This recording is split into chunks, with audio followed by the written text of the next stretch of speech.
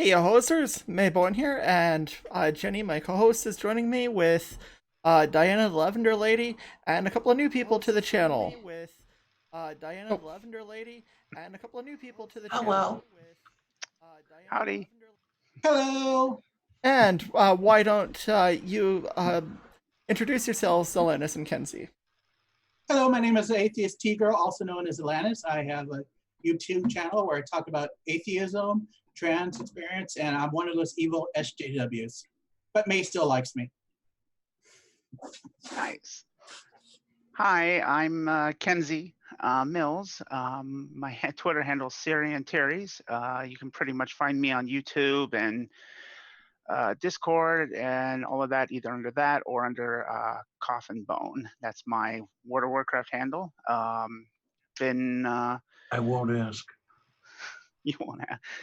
It's a story, but I've been playing WoW since like 2005, so I wasted how many years of my life doing that. So, but I just began a relationship with Ellie O'Dare. So if you've seen her YouTube channel, so check her out as well. Okay. And you have a thing that you usually say, Diana. Hello, ladies, gentlemen, and everyone in between. How the heck are you? I am Diana Clarion, the Lavender Lady. Welcome to the show.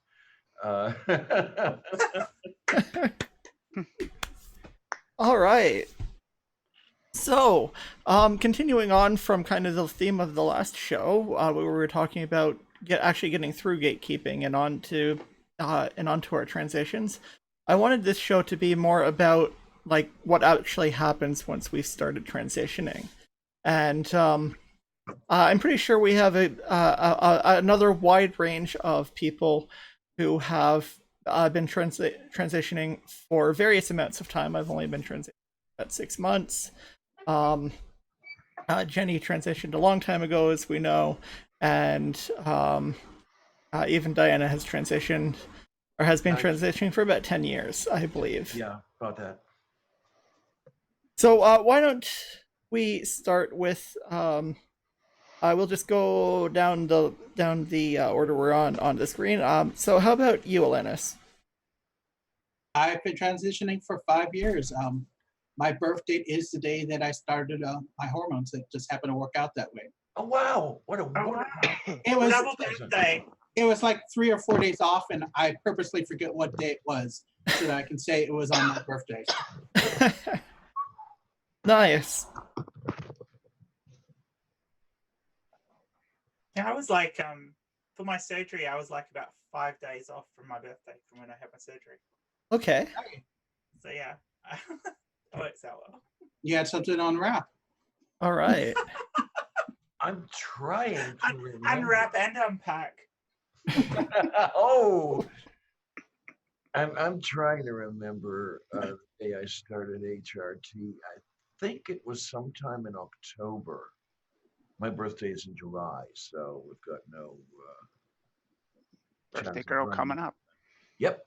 I will be celebrating the 62nd anniversary of my birth and the 50th anniversary of the first manned lunar landing simultaneously. Nice. Really cool. And I may even do a live stream. I did last year. I may do one this year. We'll see what happens. Sounds like fun. Count me in. Yeah. If possible, absolutely. And how about you, Kensi?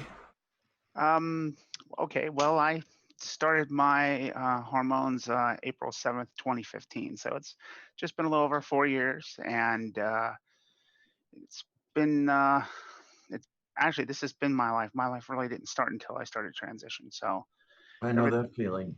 There was a lot of exciting things I might have done or I could have done or I had done, but I wasn't really living. I was just kind of like there. So now I'm alive and things have just gotten better and better and better since. I can really relate to that. Yeah. Yeah. All right. So yeah, I'm definitely the baby in the room again. Yeah, I started hormones. I started blockers on the 2nd of January, and estrogen on the 18th of January. So yeah, I'm Well, you're I'm about 6 months in. All right. So we all So, have to start sometime. yep, You absolutely. know when I started? Donkeys years ago. Yeah, Jenny started years ago, right? Yeah, I'm not that old. So, so what? Let's ask a question. I was hoping to have some people who either weren't trans or weren't on hormones in, but one of them didn't show up, and one of them had to. One of them couldn't make it, which is okay. So, what was the first changes you noticed, mental or physical, once you started hormones? Mental. uh, They're all mental. Yeah, I have a little story Mental- about that one. mental and physical about the same, but mental was a little quicker. I had that block that seemed to be on my head for all those years. That one block that wouldn't let me access and do anything. It's just like some kind of mental block. Hmm. It went real quick. Good. Then I started noticing my skin a little bit after that started to change. That was the first signs of something happening. I went on in a two-stage process. I went on estradiol first, which was a lot of, didn't feel like much of anything to me. And then about 3 months later, went on spironolactone. Took some time to get the dosage up to operating level, and it was like getting hit with a brick. A euphoria like I had never experienced before. I mean, to the point where at one point no, not almost passed. At one point I did pass out. It was that significant. It was that strong. And the way it happened, I happened to do that in the office of the gender counselor, who starts making noise about, wait a minute, are we going to have to take you off this for a while? But fuck you, no! Don't even think about it. The first time I went to go get a prescription, I had a terrible migraine. I used to have them, and I show up and I throw up in the middle of the doctor's office. So I got put on hold for a little bit.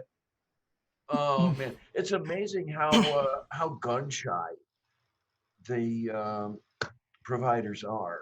I mean, any little thing doesn't go right, and it's like, okay, should we be taking you off of this? I mean, I'm getting this right now. I was diagnosed with chronic kidney disease back in February, and I saw my doctor yesterday, and he's starting to make noise about, have you ever thought of maybe going off a spironolactone? And it's like, no, what are you talking about? Because right now, this is how I keep the testosterone at bay. I'm not rich or anything like that. I can't afford surgeries. Although I may have to, at this point, I may have to look into getting my nuts cut off, because if Pierre or whatever. Oh, we're not monetized. We just lost our feed. We just lost our feed. Okay.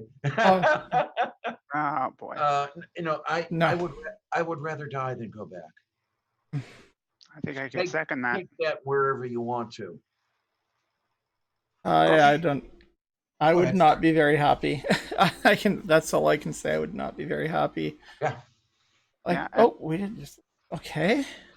As someone who's been gatekept so much in this process, and then told her when I started this, and you gave me this whole process to start, why are you complaining now? And it's okay. it's So ridiculous. we actually did lose the feed. I didn't have. Yeah, I'm just. I just restarted the stream. Let's see if that helps. You need to wax your modem, make it go faster. We broke the system already. The internet's broken. So if nobody minds, I'll go back over my story, because I noticed Mark Caesar is asking a question, which obviously he didn't hear my story, so we must have been off the line at that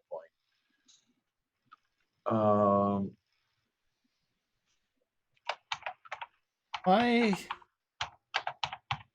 My stuff is all good.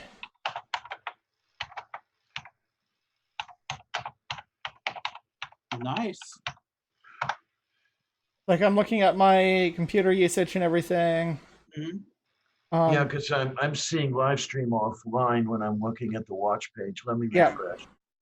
It took a minute to, And the conspiracy says they still see us. what? Okay, you're okay, Jay? Okay, Lizzie Beth says it's fine again. Okay, Okay. kids, did I'm just you gonna, hear? I'm just gonna wait a minute. So yeah, just go and, yeah. Well, I can't Uh, see it, but that's okay. Kids, did you hear my talking about talking to the doctor and his wondering if I was? There we go. There we go. God, we've got a latency here. Latency Yeah. problem. I don't know how many of you folks in the audience heard this or not. I was just at my doctor's yesterday, and I'm going to address what you asked, Mark, Caesar, with that whole kidney problem thing. It's stage 4, so it's pretty bad. He asked me, "Have you thought about possibly going off the spironolactone?" And I'm like, "Screw you, buddy." But he's already asking, "Do I want to go off?" And okay, I'm going to have a plan B going on here because I'm not going back. Testosterone is not fun. And I think I wonder if the comment I made earlier when I said I'd rather die than go back got us thrown off the air. But that's the way it is. I would seriously just rather cash it in. So we're gonna have to see what happens. I may have to look into how much it'll cost to get my nuts cut off. I mean, I can't afford everything I'd like, but at least that much. For me, the first thing I noticed was I lost a lot of my anger. I'd already been working on it because I had pushed down a whole bunch most of my life, and it came out as anger. And the more open I was with me, the less anger I had. And then when I actually started the hormones, it got a lot easier for me not to have the anger because it was just gone. Nice. Yeah, everyone keeps saying that estrogen makes them like cry and everything, but it seems to make me. It's having an entirely different effect on me. It's making me like get ragey, like really ragey, at times when I would normally be like mildly annoyed. I don't know if any of y'all ever saw the movie Junior, but there's a movie where Arnold Schwarzenegger gets pregnant, and they fill him up with hormones so he can keep the baby. And at one point, there used to be this old Kodak commercial about this guy's watching his daughter grow up, and there's some pictures of his daughter as she gets older. And he's watching it, and he's just crying, and they're like, "What's wrong? It's the hormones. It's making you so sad." I'm like that now. I'll watch them like, ah. You know, I can't. No, I'm sorry to cut you off there, Alanis. You were starting to say something again. That was actually me. Oh, you. Okay, sorry about that. Okay. But yeah, like the first thing I noticed was that all my acne went away, just like all of it completely. It was really bad. I would grow a beard just to hide the amount of acne I had. Or I wouldn't shave it because I was too lazy and I hate shaving. And then I would go to shave it. I'd go to shave it and there'd be so much acne. I'd just be like, no, I'm just going to leave it. Every time I shaved, I lit up like a Christmas tree. I'd get all red. I'd look like I just went like 1,000 bees just stung me. Okay. And so yeah, I know that feeling. And also the acne. That changes quickest for all of us. Yeah, so that was the first physical thing I noticed. And the first thing that I noticed is about 2 weeks on blockers on Cypro, I found that I actually have emotions other than meh. Because that's really, aside from the odd, what would probably now be a much more intense emotion, all I felt was meh. Or, well, I guess since my mid-teen. I'm 34, so yeah. I remember 30. I had, after the anger, I had my libido go from here down to here, which Oh, yeah. I actually didn't mind. I was enjoying that because it was such a change from hormones like all the time. And then about 2 years in, it went all the way up to here. It's probably about here now. Mine went up a bit and changed a little Yes. bit. It's just different, and I think it's about the same as it normally was. I don't know. It spiked when I was like 1 month into estrogen, though. It was really weird.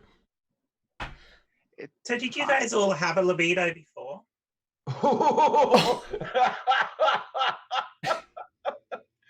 Only in private time. I'm trying to think of the word here. You're a horny little devil? Yes. I was so sex driven that it got me into trouble. I ruined a marriage that way. And See, because I can't identify Do with that tell. at all because I hated sex. I I absolutely hated it. I couldn't deal with it. I hated the thought of it. I mean, I've got 2 beautiful daughters, but I still hated it. And I hated having sex. I mean, I aside from doing it once, because I was pressured into it because it was what everyone else was doing, I masturbated once in my entire life up until when I got married the first time.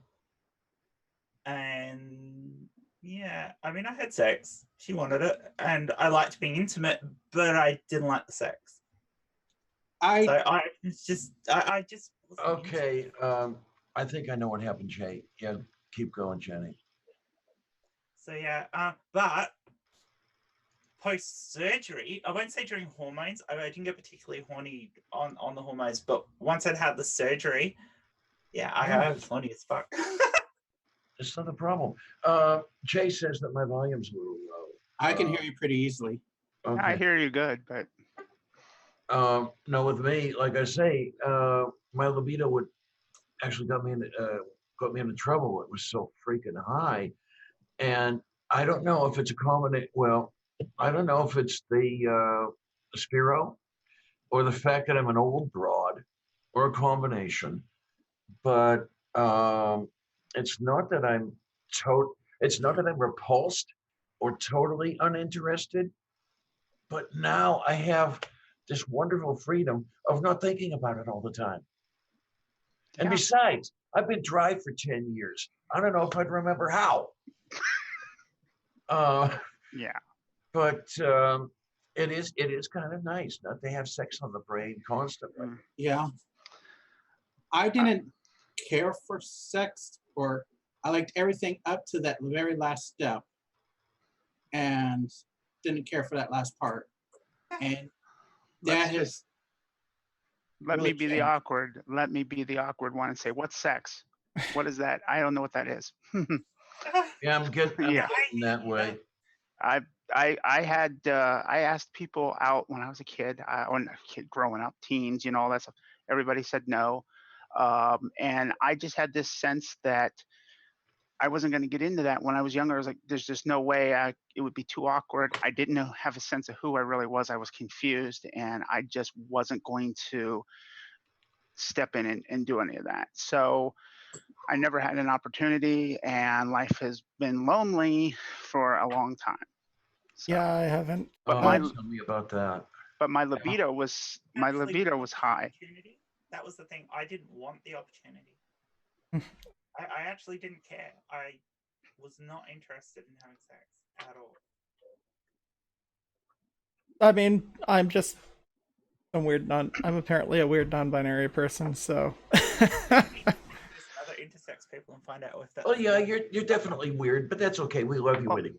Yeah. It's ironic though. It's ironic though that I should bring up that all the years I ignored it, didn't care about it, didn't want anything to do with it. and now I get 40 years or close. I get 40 years in the transition, and suddenly I start to get unexpectedly lonely, and it starts to hit me harder and harder and harder. And I'm like, Tell me about that. so then suddenly I find someone finally, a girl that's so unbelievably into me, and we have so much in common, and she's wonderful. And it's just like, where has this been all my life? I can't. Never experienced anything like this. I've been telling people I've never been happier, and that's true. I mean, I was really happy when I started transition, but now I'm super, super, super, super happy. I don't know. My envy you. Yeah, like well, I went from being a extreme introvert to being a, s- a I'm a lot more extroverted online than I am in real life. Okay. I went to I'm the introvert to same. running for office, so I guess you could say I got a little extroverted. Yeah. Um but like I basically had that, but and I probably would have been fine, but I think that actually my being I think that the person who I was with was kind of true scummy, so that didn't work. Mhm. Mm. Yeah, like just no to non-binary people, and like I was comfortable with speaking about it with her, and she and her friends just didn't like it, so that was that kind of hurt, and that was even before. That was actually before I started hormones. So, yeah, that was rough. Sorry to hear that. Yeah, well, I think I Sorry. kind of dodged a bullet there too. So, I think I caught the bullet. No, you talk about that stuff. I don't mind being alone. I hate being lonely. yeah, And believe me, there's a Yeah, that difference. makes sense. Okay. And then you have this sort of thing. Who was it that was talking about? Oh, Kensi, you were Yeah. saying about finally finding somebody. Hmm. When you encounter two people that you feel like you really click with, so easy to talk to, with an IQ above room temperature, the whole thing, 35 years apart, and unfortunately neither one works out, and it's like, ah, shit. I'm well, that meme that you've got going with, there's the three check boxes, and at the top is married, in the middle, and the checkbox is empty. In the middle is dating, the checkbox is empty, and at the bottom, will die alone with 72 cats. That's me. Okay. I could just see it coming. I can't have cats. I'm too allergic to them. Oh, Oh, you couldn't visit us dogs? I'm actually considerably more allergic to dogs. I can deal with cats most of the time, actually, depending on the cat. But dogs, just dogs kill me. So if I brought the dachshund into the feed right now, would it bother you? I would I'm just probably, kidding. I would probably start sneezing. No, I won't even try that then. He's too Yeah, comfortable over in his bed anyway. Oh, After I came out, I got a divorce, and being 35, overweight, divorced, and never having lived by myself because I lived with my family until I got married, I jumped right into a relationship, and like within a month and a half, had moved in with someone. Oh my. And it was terrible. I went into a relationship with no debt except for my student loan and $20,000 in savings, to no savings and $20,000 in debt, and on the hook for a rent-to-own house. So Oh, scheiße. that's terrible. Wow, that's horrible. so after that, I did want to be alone for a while and Well- stop. But now I'm back to like, I would be nice to have someone. Yeah, Oh, I mean, it would be nice to have like a romantic relationship as well, but also, it would be nice. It's like I do more things with my friends now. right? Like I don't just sit at home and play video games all the time. I actually go out and do things with people. Um, I envy whereas you. before I would not. It'd be like you'd have to drag me out of the house kicking and screaming to get me to do anything. I had a time period where that happened. Yeah.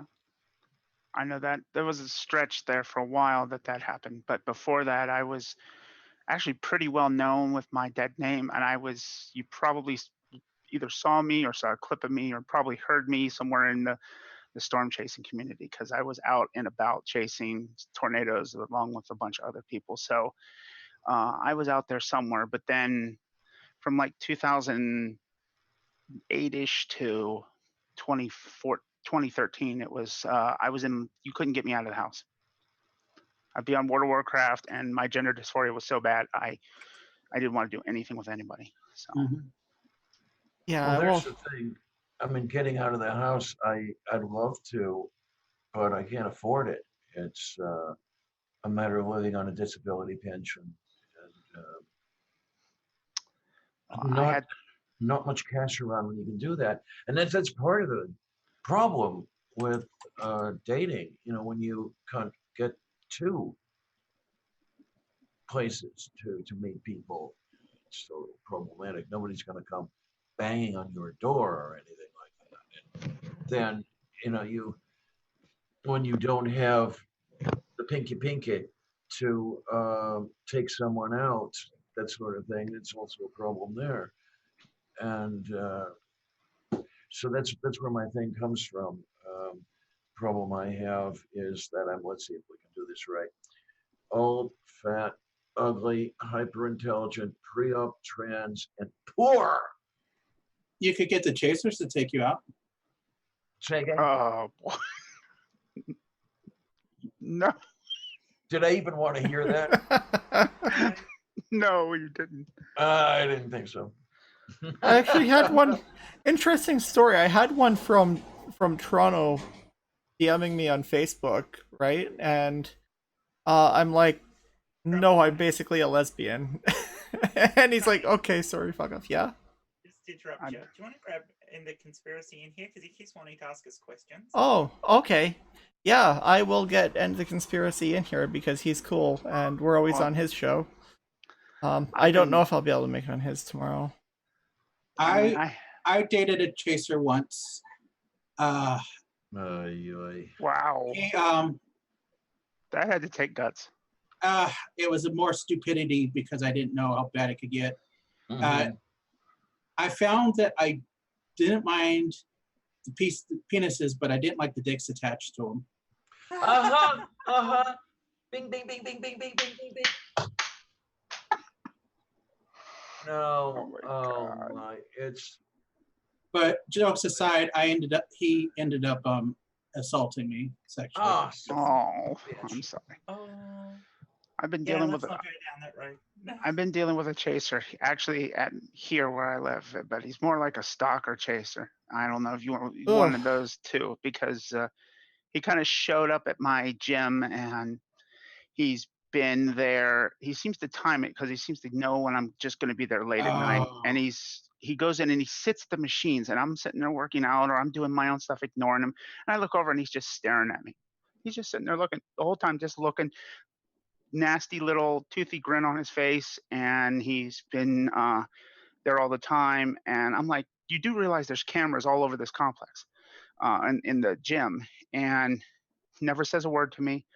Then I was just fed up last week. I think it was last week. I was on the treadmill. He gets on the treadmill right next to me.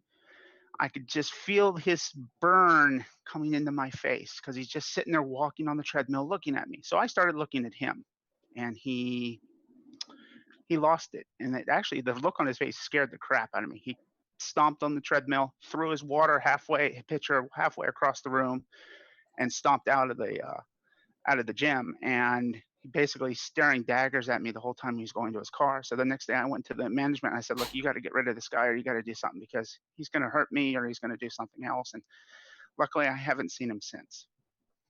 Spooky Bed here has a question I actually didn't realize not everybody knew. Spooky asks, what's a chaser? And let's see if I can get this right. Basically, a person who is interested in you simply because you're trans. They're Yeah. actually Yeah. fetishized. Yeah, It's pretty much. the way I put it was they don't want to date you. They want to date the trans experience. Yeah, and Quite often they're gay looking guys who for what won't admit they're gay. That's them too, yes. they're Yeah. looking for what they think is the dick between your legs because they want that whole. I'm going to say it, so be They ready. want and a have your chick with a ears dick. covered. They want the she-male thing going on. They want a chick with a dick. Yeah, Yeah. Yeah. They think that's really what we're all about. That's all who we are. That's all we are. They don't care about anything else. And if you try to tell them, hey, that's not me, they get seriously pissed off about it. And I mean, that's even not what happens. even I'm not like that. Okay, even I'm not that shallow. Although it may seem like it on Twitter. But even I'm not that shallow. I mean, like, yeah, I have a dick, whatever. It's not going anywhere. But like, if that's all you're looking for, I'm actually No way not that isn't interested X-rated. in. No way that isn't X-rated. Yeah, like I'm not interested in one night stands. So if that's Yeah, all you want, then yeah, forget that shit. no. And I am so old, I just realized I've been out for 7 years on hormones, Ooh, not Oh, 5. wow. Oh my, getting Yay. old there. I don't know. And I see that Silver Lena is here. Hi, Silver Lena. Hi, hi, hi. I love her so dearly. I forget what I was going to say. And you're all thankful. She shut up now.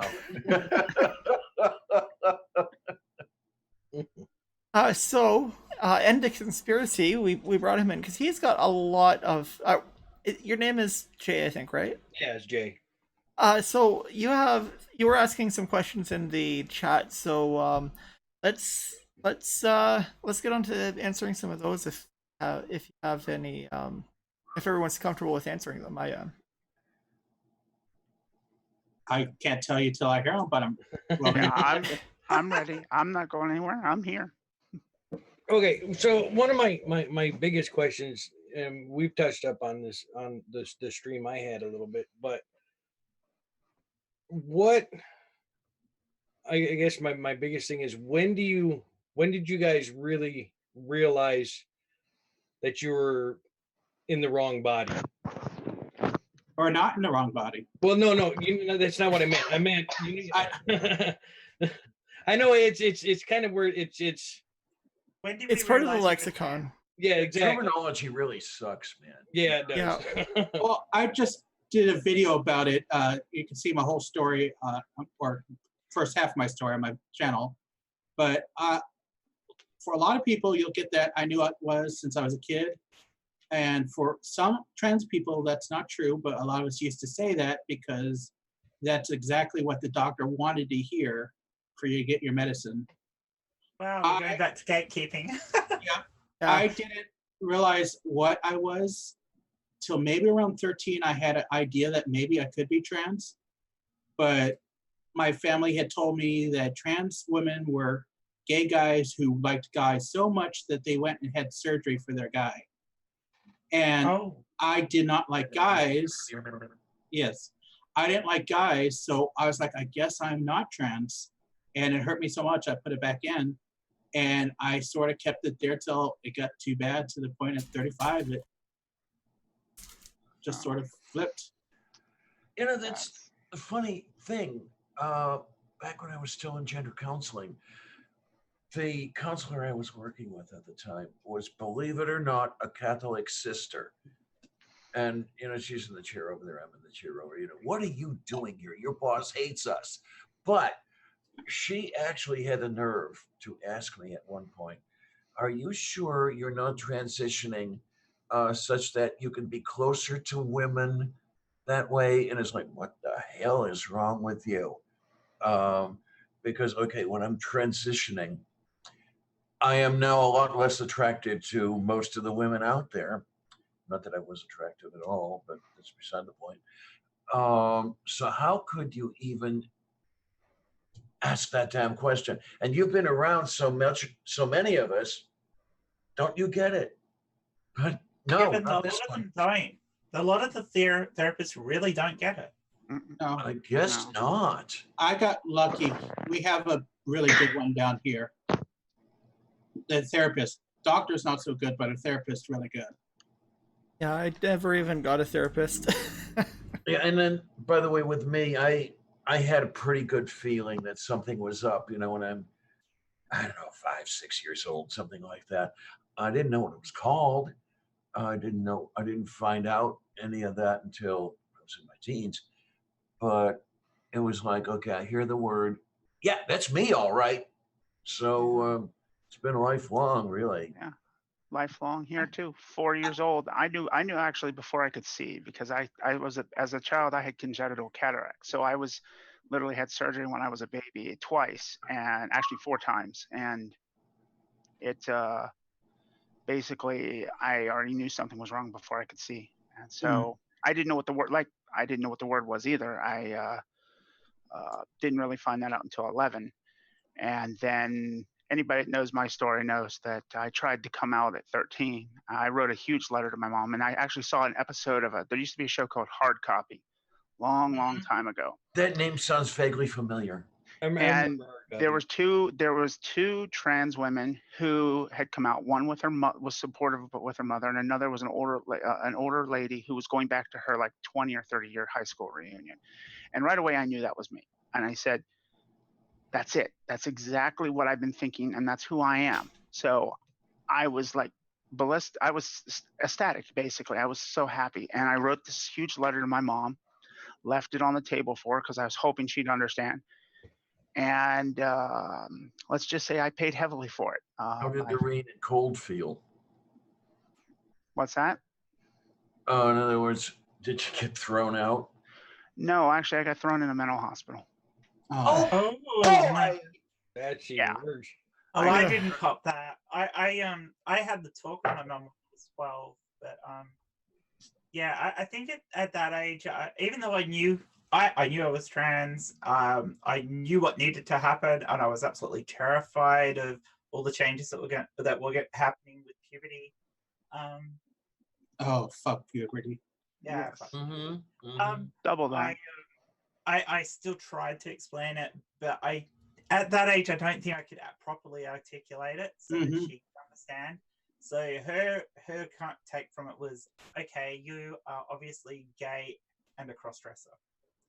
To which I said outright, no, I'm not. I'm definitely not that. But she because I wasn't. So but she couldn't get it. So and then of course That's kinda all the way- stuff that happened with my I brother and wish I were a I cross-dresser. can't It deal would with be a this. lot I easier. just went into hiding.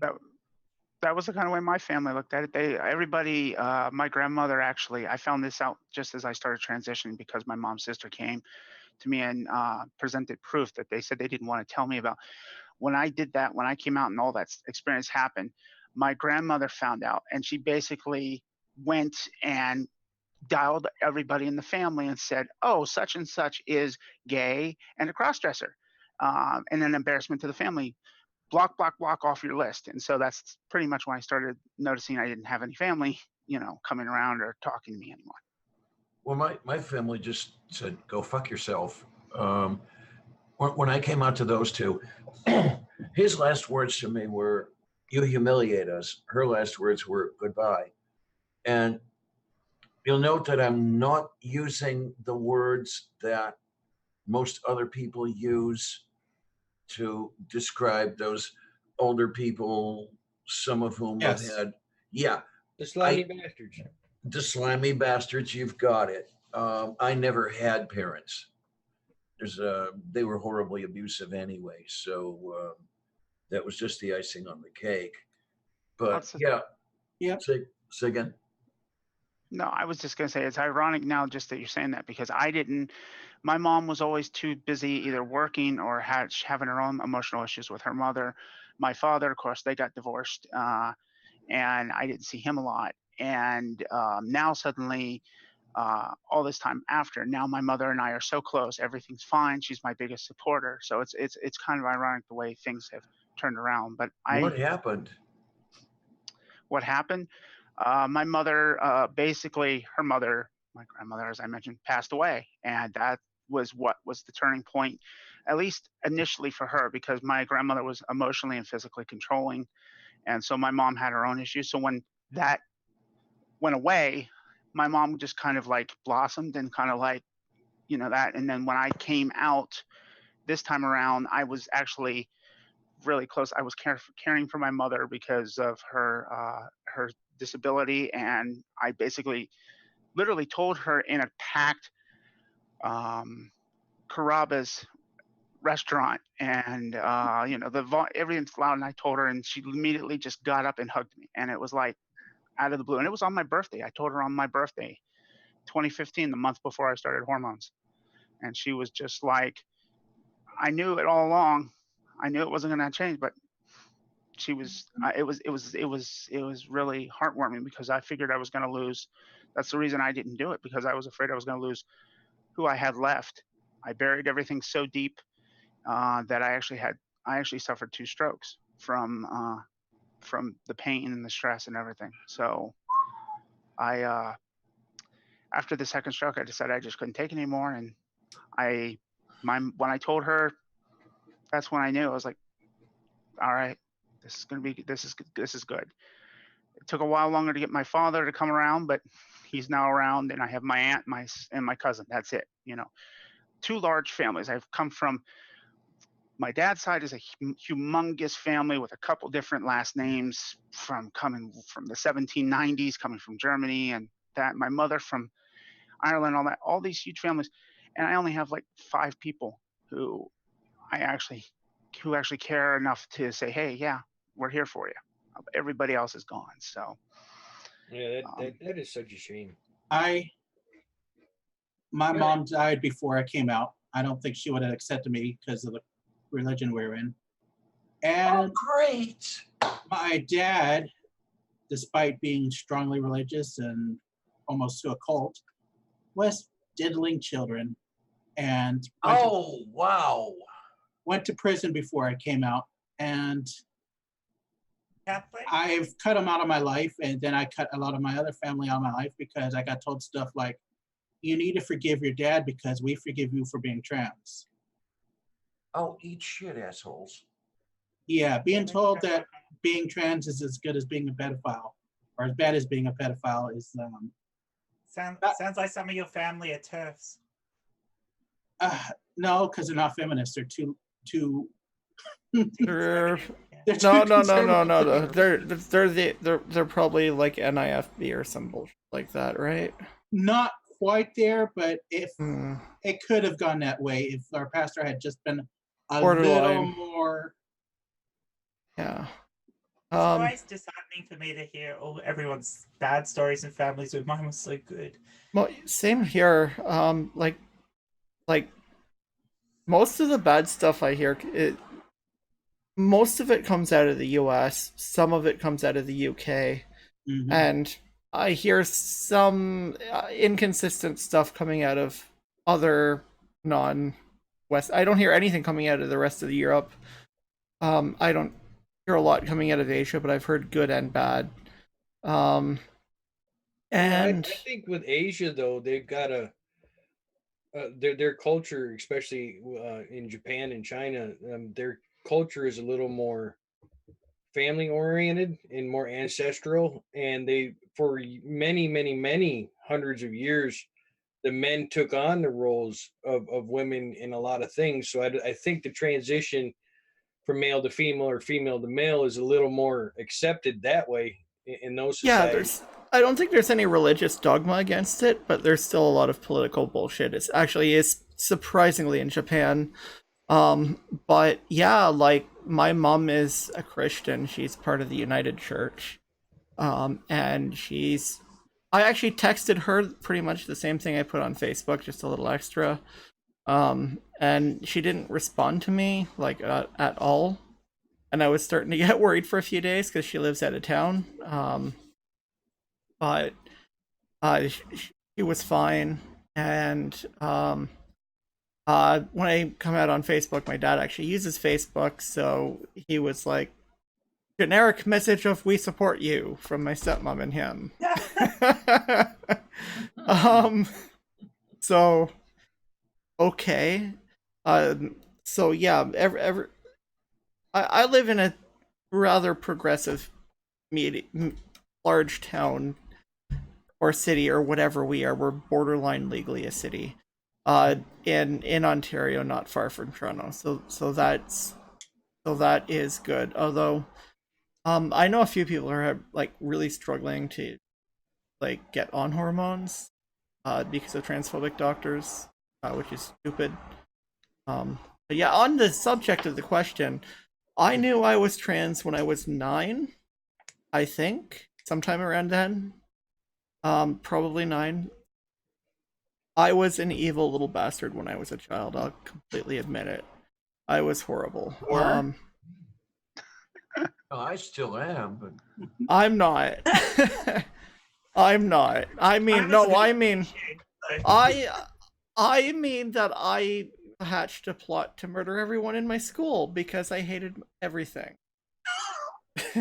Wow. God. I don't know if I Okay. should say that on Twitter. That that might get you. Well, Yeah, that was this that video was is going away. that was 23 years ago. Okay. Yeah, you're better at planning now. I'm also not so evil that if you cut me, I would bleed black. Okay. All right, so no so- Chucky movie for you then. So yeah, so like I knew sometime around the time I hit puberty, and just it would have been one more thing for me to like, just one more thing that I thought would have got me in trouble. And I actually don't know how my mom would have reacted to it. My parents were split at that time. And sometime I like the dysphoria got so bad I just couldn't deal with it. Almost, but there was other things that were worse. So that, yeah. But like in my mid, like say 12, 13, it was really bad, and I so wanted to come out, but I didn't know like anything about anything. I had only in passing even heard trans people were in existence. This is like the mid 90s here. And this is a small manufacturing slash farming slash our colleges were not as big as they are now, actually. So, and the gateway to cottage country and a whole bunch of other shit. So like I wanted to come out, but I just thought it would be one more thing that would cause problems for me. So I didn't. But yeah, it was like it wasn't even like for me it wasn't even like I slowly came to realize this or anything. It was like turning on a light switch.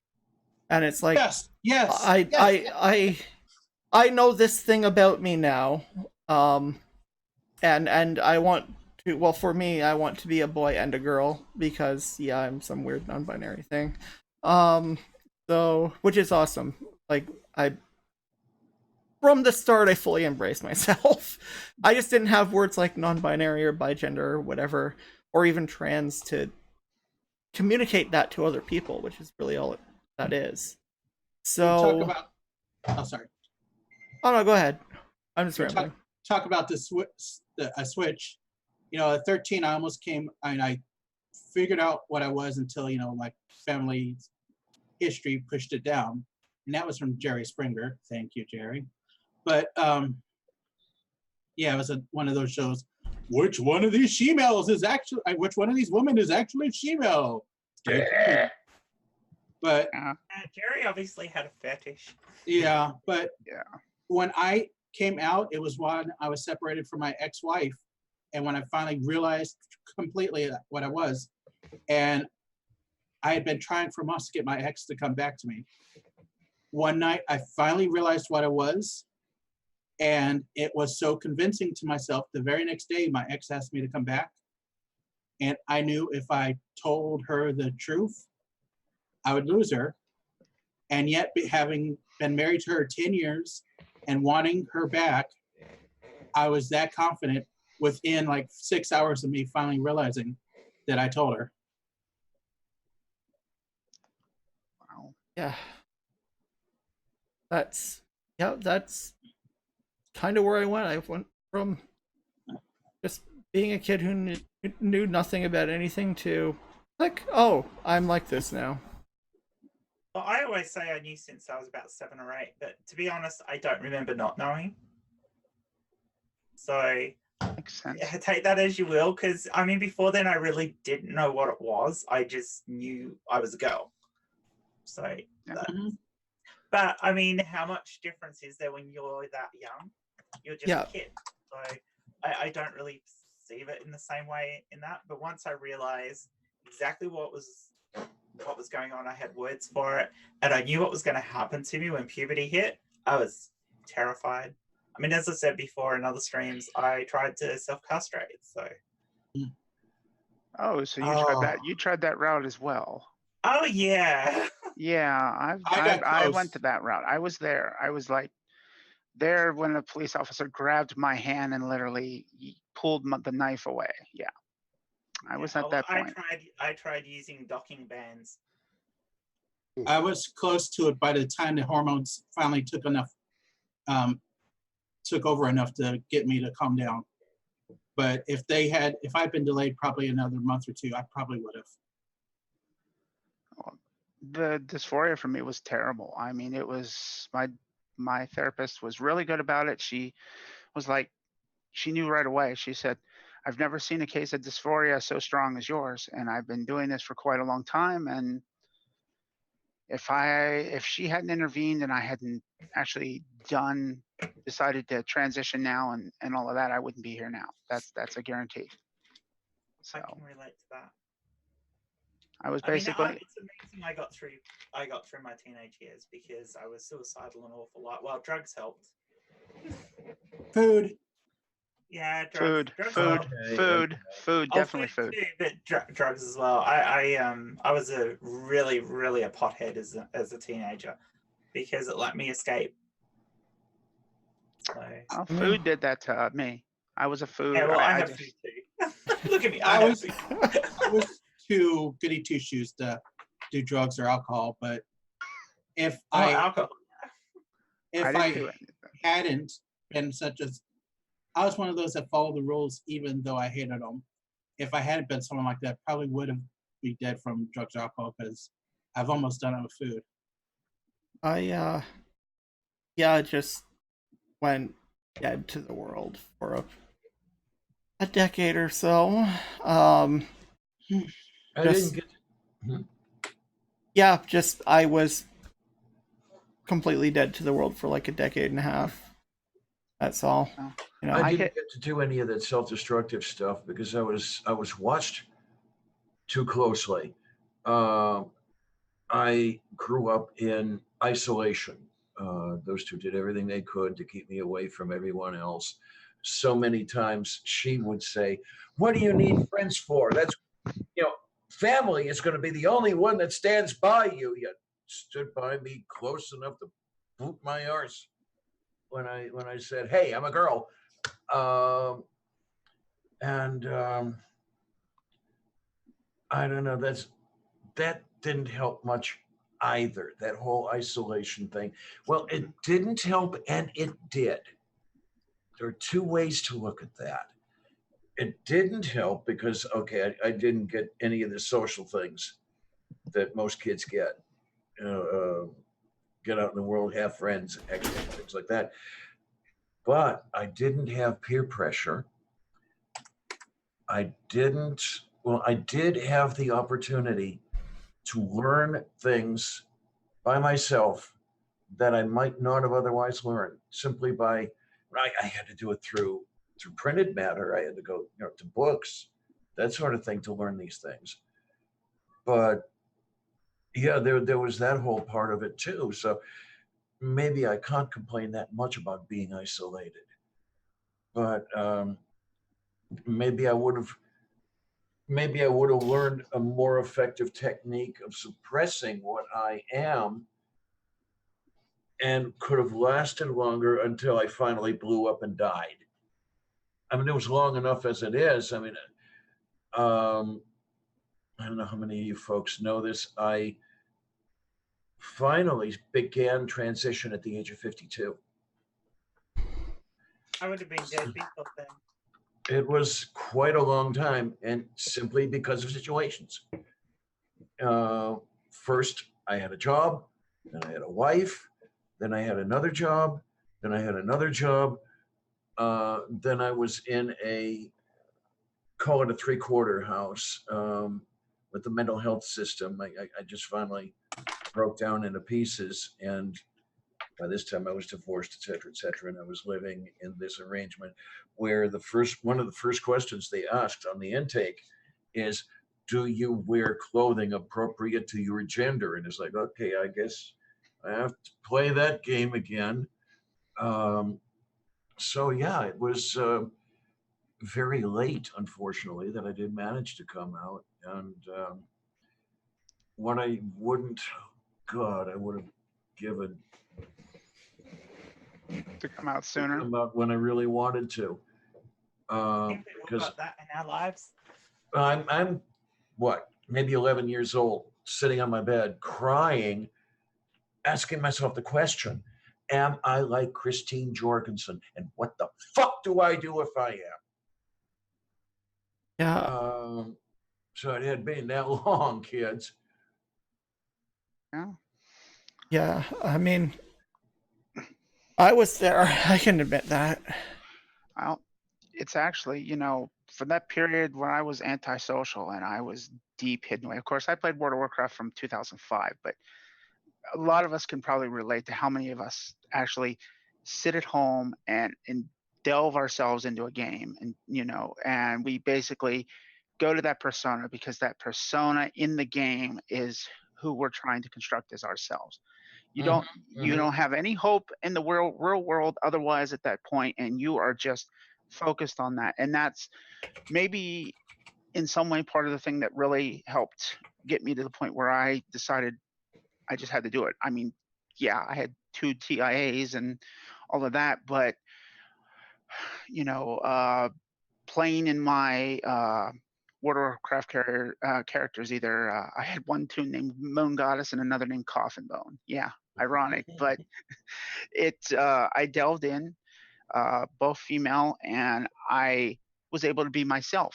And up until, you know, here the last couple of years, where people are now on Discord and you have video and you have all of this other stuff that you can do, you could basically be yourself and no one would ever know if you were male or female or not. So, I mean, it's just a matter of recognizing how many people literally play games to basically be themselves and who they really are. It's pretty crazy because there's a lot of trans That's people. many of us are geeks. Yes. I was always the girl character if I had the choice on it. Yes. That's interesting. When I came out, my brother said, "Is that the reason why you always picked the girls' characters?" And you're like this. Yeah. That's all right. I used to play a lot of D&D and stuff like that before I transitioned, and I always rolled up female characters. I kind of do whatever And I'm feeling. Live with other people, so they knew I was doing this. I rolled mostly female, but I did a few male. Yeah, I did do a couple of males just to not look so. Yeah. I do an even split. That was interesting. The very few games I would play. Yeah, I never realized this before, but it would always be female characters. Mm-hmm. I usually there is one game that I will always play a female character in, and it has nothing to do with anything other than just the male sprite looks dumb and ugly, and that's the original 2 Fallout games, where the original Fallout sprites were a slightly ugly chick and like the stupidest looking goon dude that there ever was. So, like for those that would always play a female character, but and I probably go you're 70% that if I have the I have the chance. But no, I do dude characters. Whatever suits my fancy at the time, I guess. But yeah, I'm weird. Well, everybody, at least a lot of the trans people I know, they went for the blood elf characters because they were the most beautiful in game. I mean, some went to the humans, but humans suck in World of Warcraft. I mean, the Alliance sucks in general. But hey, I'm prejudiced. So. Horde. I've never played Warcraft.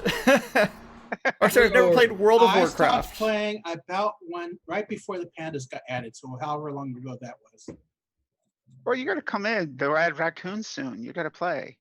Raccoons. Well, something to raccoons. I don't know if you could call Volpira raccoons, but I do have 7,100 games in World. To be honest, when did World of Warcraft come out? 2004 was the beta. Yeah, see, I'd already transitioned, so Yeah. so I never really got into playing that. I was more into playing things like Diablo and that prior. And Oh gosh, I probably put 500 to 600 hours into Diablo 2. Oh boy. I I hate love Diablo. Diablo too. Literally, I had someone ask And me, I like Diablo 3 as well. Yeah. how much time have you put into your characters? How much time you played?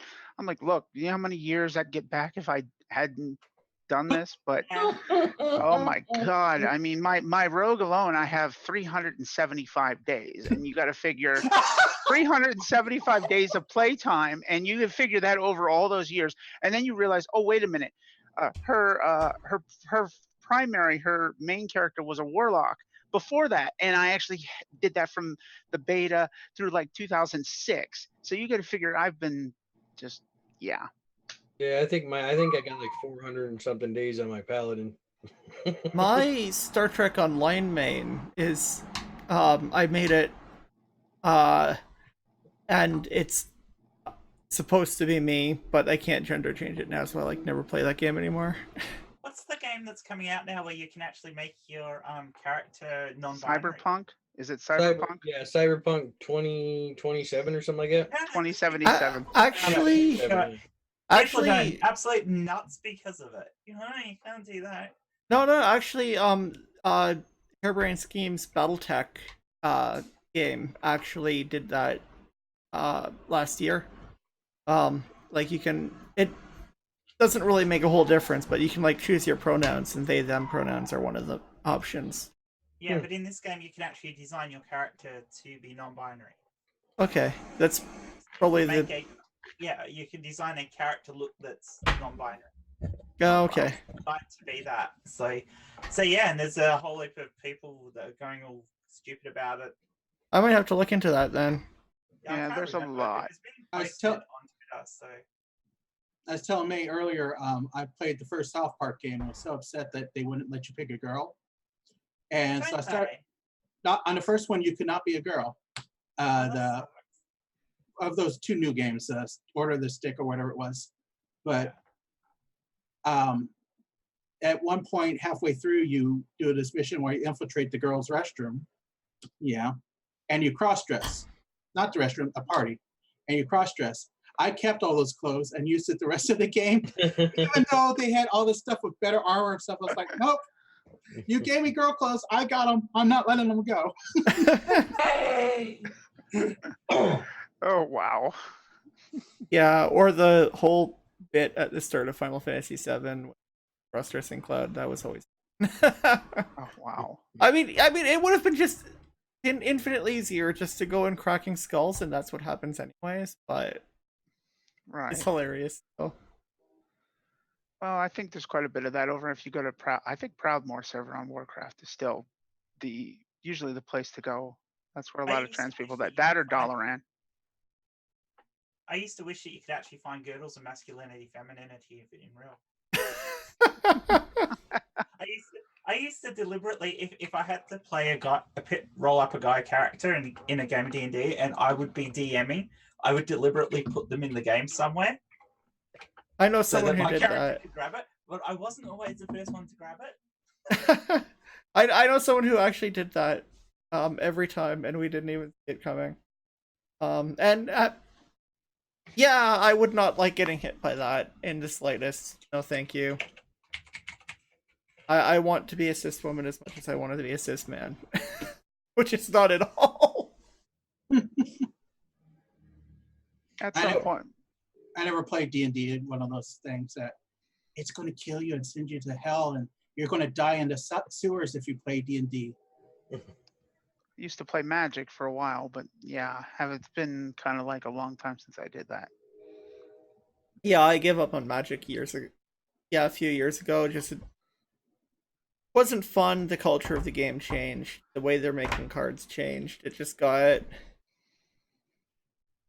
toxic, so I stopped playing that.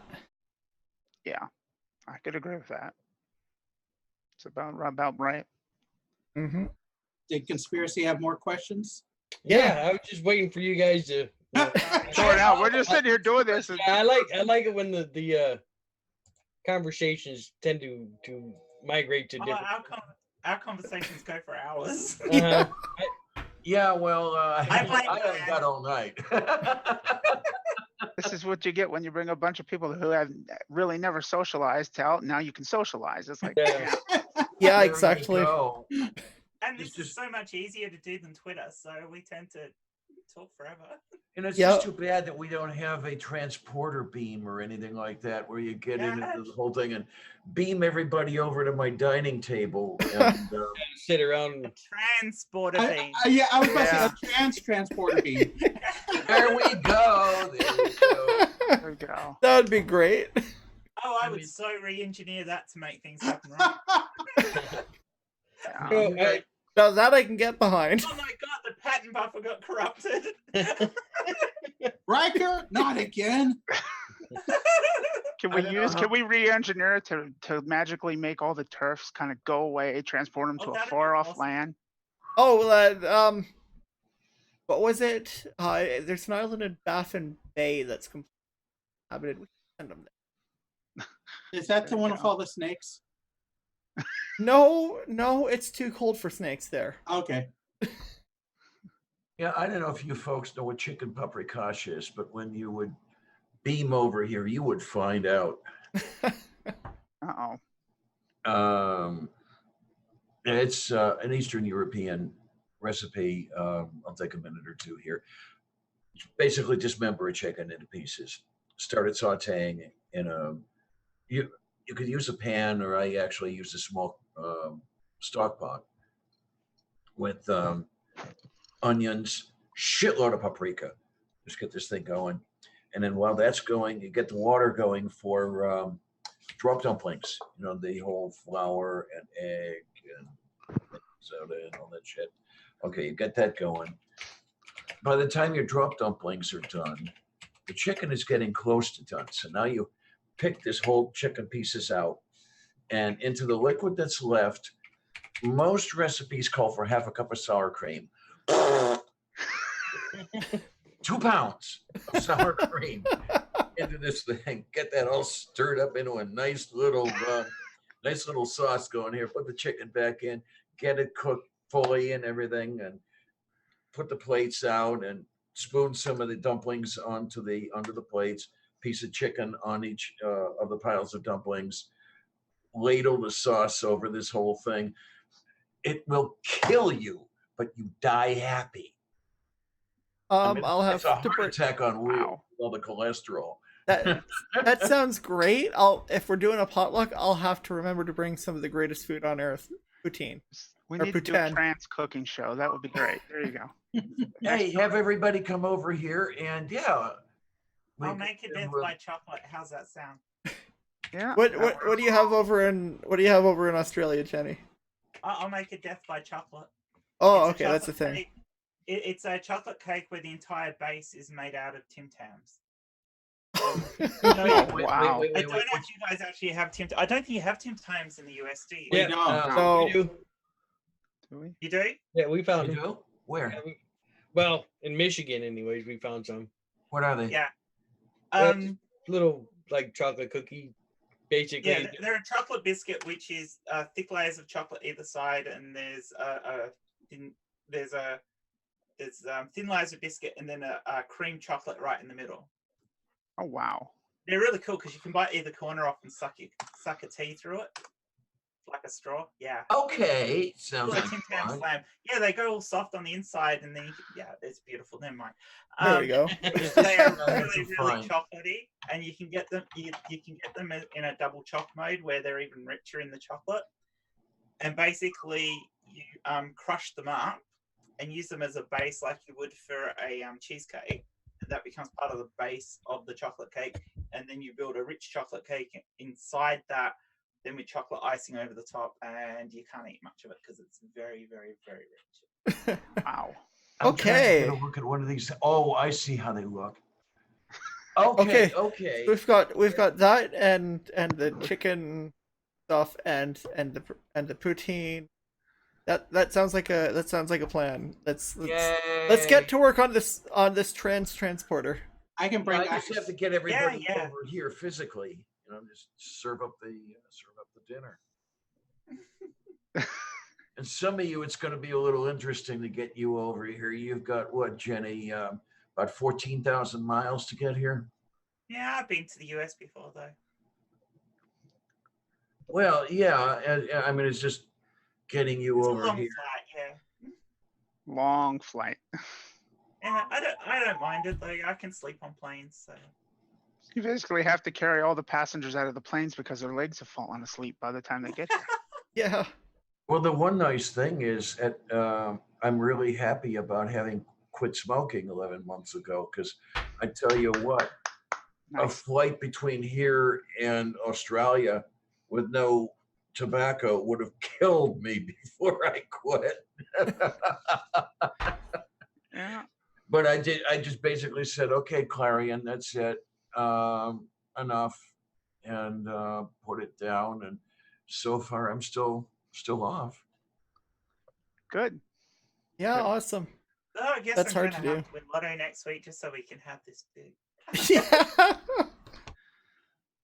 Yeah. All right. So, what other questions did you have, Jay? Okay, so I only got one more, and then I gotta go. I got company coming over, but I just wanted to ask, how much does the estrogen actually change your body?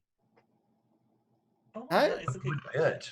Yeah, it's Slowly, quite a lot. I mean, a lot of people, especially those, particular ones we reference every so often that hate us, think, oh, it's just an outer appearance change. It's just, oh, you're doing it to bullshit.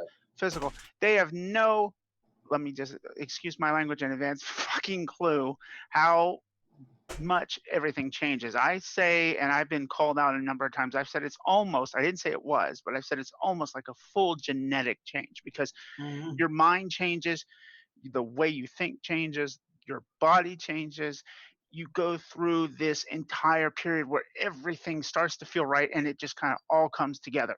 And even people don't realize that it's not just outer appearance, it's not just mind, but stuff like, hey, our hips actually, if you transition to before a certain age sometimes, or it may even go on, I don't know for sure if it goes on beyond say 50 or so, but your hips actually will rotate backwards into a normal cis female position. And yeah, it's pretty dramatic what can happen, but it takes time.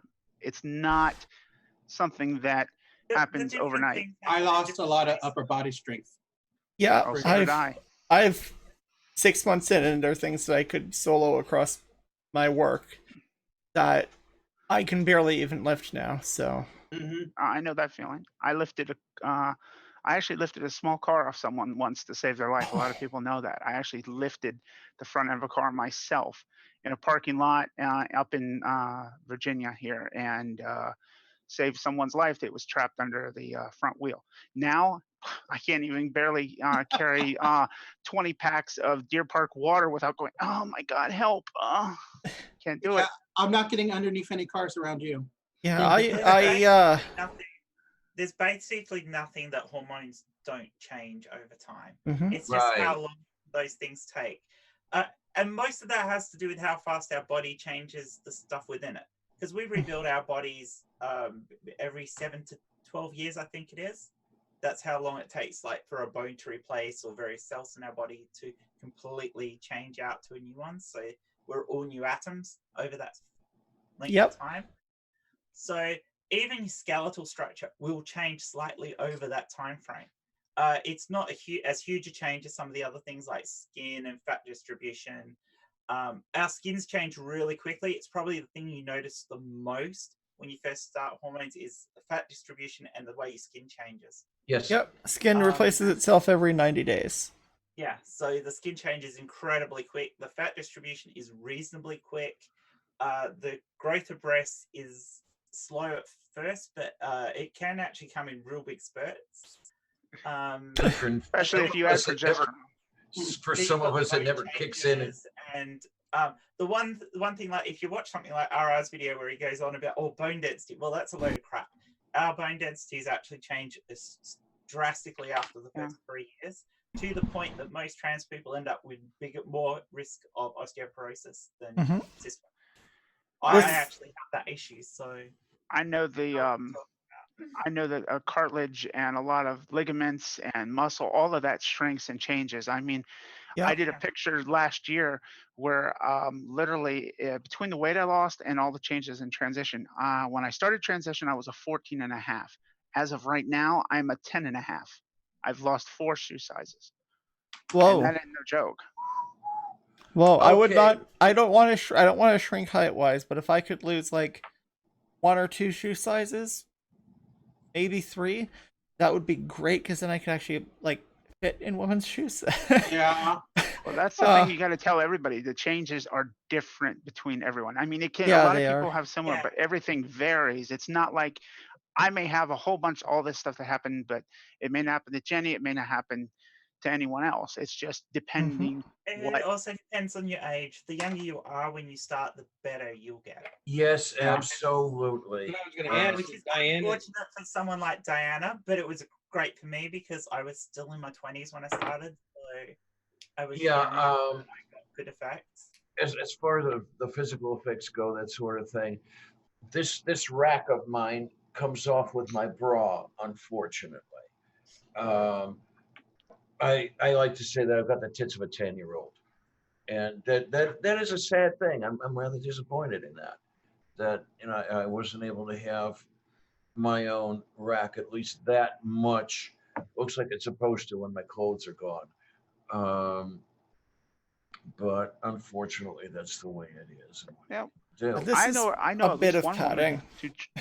Sorry, I was just going to say, I know at least one, more than one woman that transitioned in their late 40s, early 50s, and they have pretty sizable chest, but it just might have been a genetic thing. I don't know. But for me, I mean, I didn't have, going into 3 years, I was still an A cup. And then I finally convinced my doctor, hey, let me go on progesterone. Provided him with some evidence and said, hey, look, it can be beneficial. And they blew up. I mean, in the last year, I've gone 2 cup sizes. So it's like. Nice. I was an A cup before I started. So I am barely double A. I am trying to get on progesterone. My doctor basically said, okay, I don't know anything about that. It's not in the Sherborne Health Guidelines. Let me get back to you after I do some studies. But she'll probably give it to me. It's just like she didn't know anything about it. So she had to go and look up what dosage should I prescribe, what advice should I give, yada yada yada. Doctors usually go too low. That's the problem with progesterone. That's why a lot of people say, oh, I don't see any effect. It doesn't work, because if you're going at a 25 milligram dose, or you're going at a 50, you're going too low. You need, for a trans woman, you're not cis, so you're not a cis woman. So that's what they try to go by standards. They have to go higher than that. For me, I have to go 100 milligrams twice a day. I know some other women who use 150 milligrams or 200 milligrams twice a day. And that's where you technically have to go to actually see any real development. Now, there might be some people that get it out of a less effect, but I haven't actually seen that. I'll have to take that into account then. Yeah, it'll be interesting to see what happens with me over the next couple of weeks. my doctor is retiring at the end of the month, so Uh-oh. I get to train some fresh meat, Uh-oh. and then it's going to be really interesting. If you get a younger I one, like the that chances fresh wouldn't the chances of if you find a younger doctor, wouldn't the chances of understanding be better for that with the newer generation coming in than having to deal with the older generation so stuck on their ways? Well, Marty's pretty cool about that sort of thing. He has a trans son, so it's not that he's unfamiliar with this world. But as far as the medical stuff goes, he's always been by the book, always very conservative. Oh God, he was after me for years to get an anal probe. The new person I Listen, had, man. I have met the person who will be taking my case. She seems nice enough. It'll just be interesting to see how things go when we settle into the routine. Okay. So, just two quick things, real quick, before I got to take off. Two acronyms have been mentioned tonight. One was CIS and one was TERF. Can you guys, for the audience watching later or watching that don't know what they are, can you describe what those are? Oh, Yeah, sure. sure. Perhaps they're Oh, assholes. yes. This isn't an CIS. acronym. It's a Right, it's a gender. Latin thing. It's actually, if I remember correctly, it comes from chemistry. When you're talking about double bonds, you have cis and trans.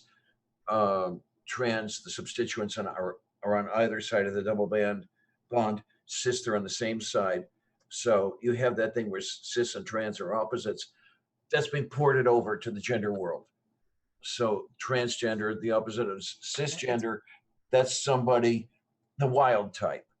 Yeah. You know, the And it's person. become standard medical terminology now. So Yeah. Yeah. doctors are writing reports on things, they will use those terms, cis and trans. So And then the turf. and their prefixes. So basically, in the easy way, cis means not trans.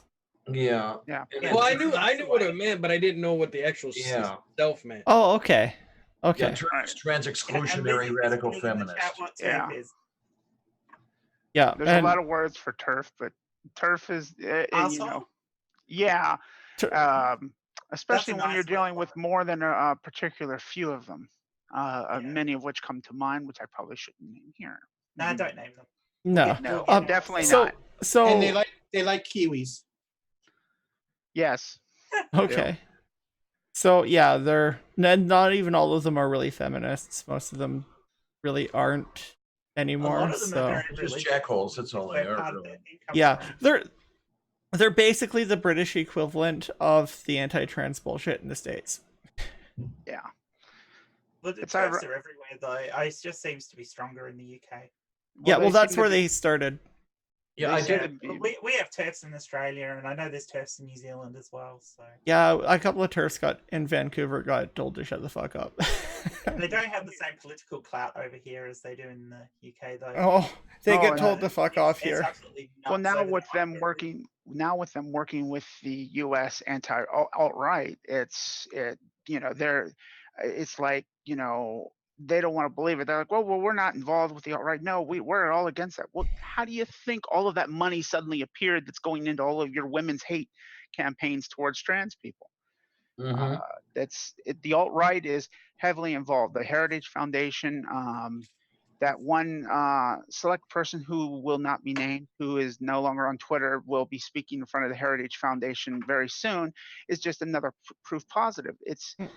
They're working together to, they may hate each other in the end, but they're working together because they hate us for whatever reason. We're just the The Antichrist. enemy of my enemy. Yeah. Yeah, I was about to say the same thing. Enemy of my enemy is my friend. Yeah, and the alleged pumpkin fuckers too.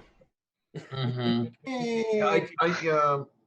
Back in my archives, I did a show on TERFs complaining that we are erasing women, because we're basically faux women. We're supplanting women, that whole thing, and they'd like to see us go away. I believe, yeah, it's called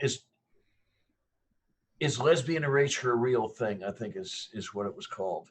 Oh yeah, that bullshit. I watched that. That's the one I watched where Bionic Dance was on.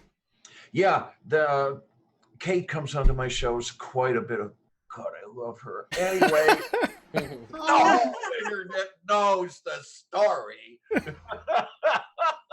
Yeah, one of my first real, the video that really started me going every week was a video I did on a turf named Terry Strange. She looks like a gender swapped Harry Potter, and I saw that too.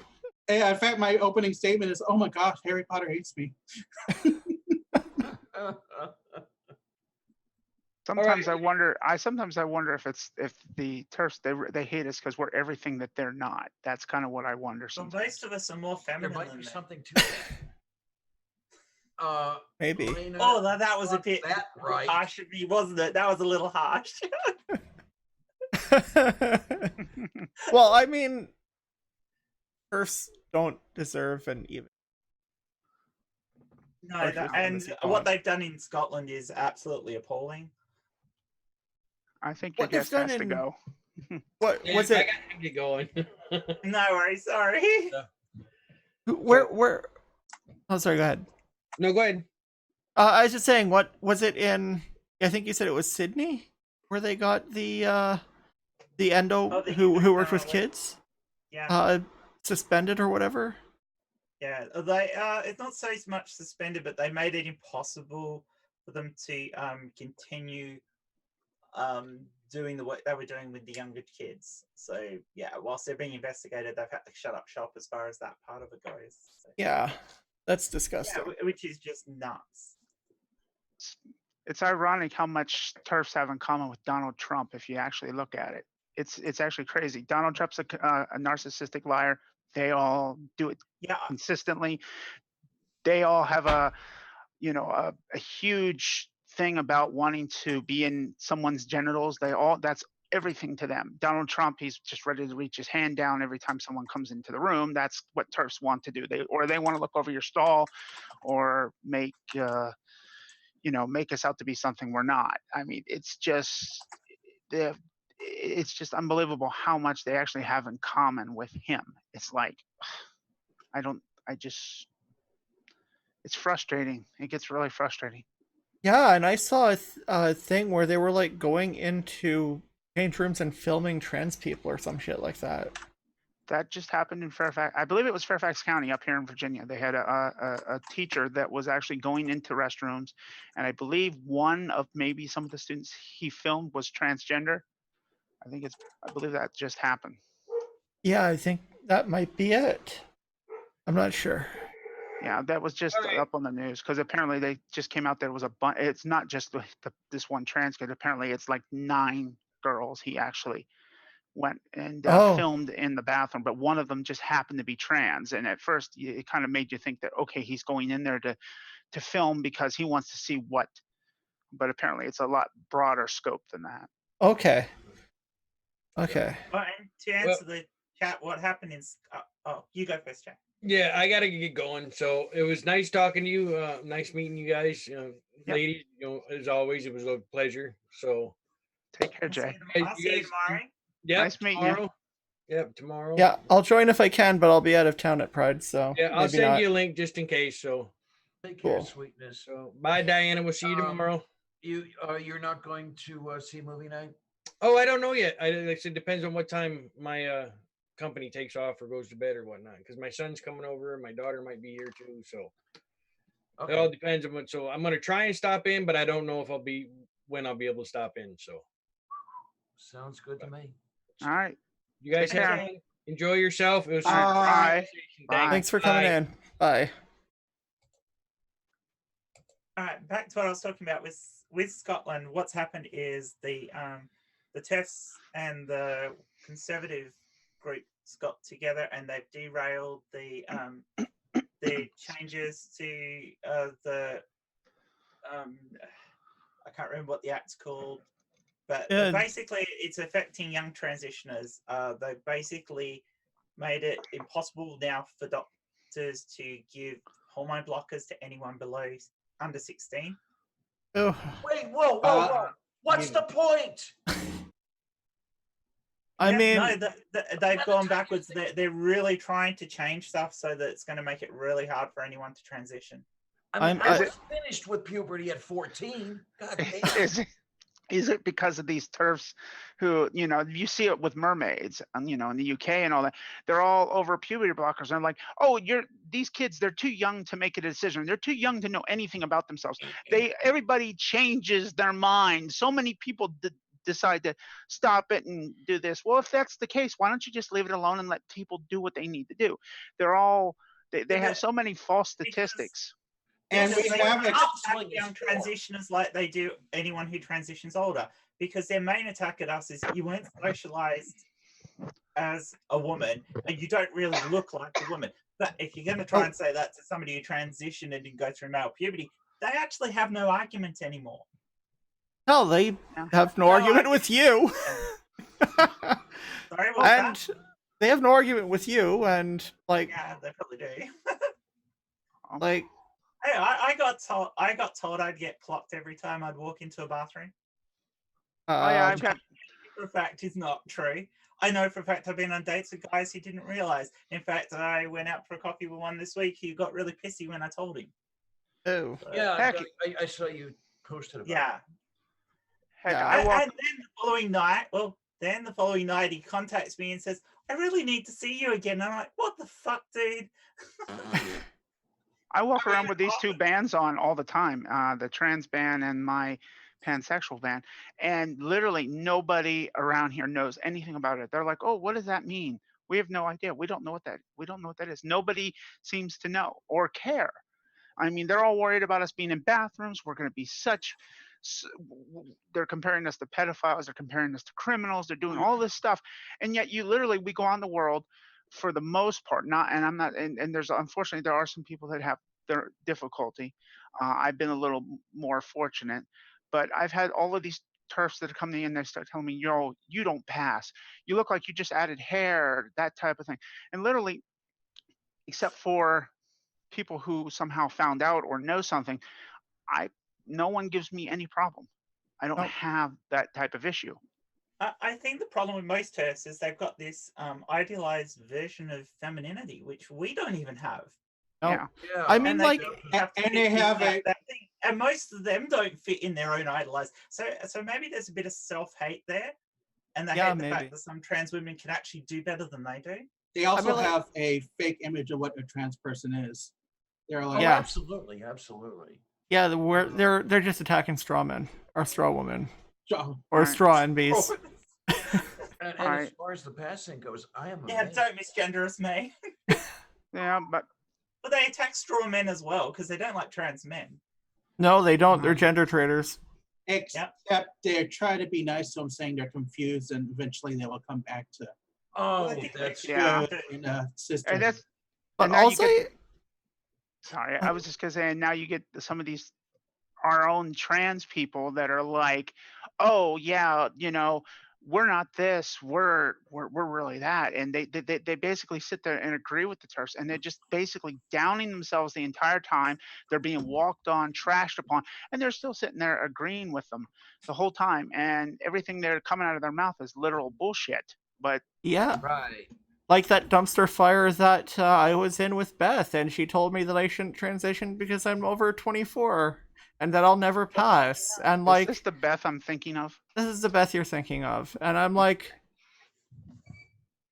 if I really try, I can pass right now, and I've been on hormones for 6 months.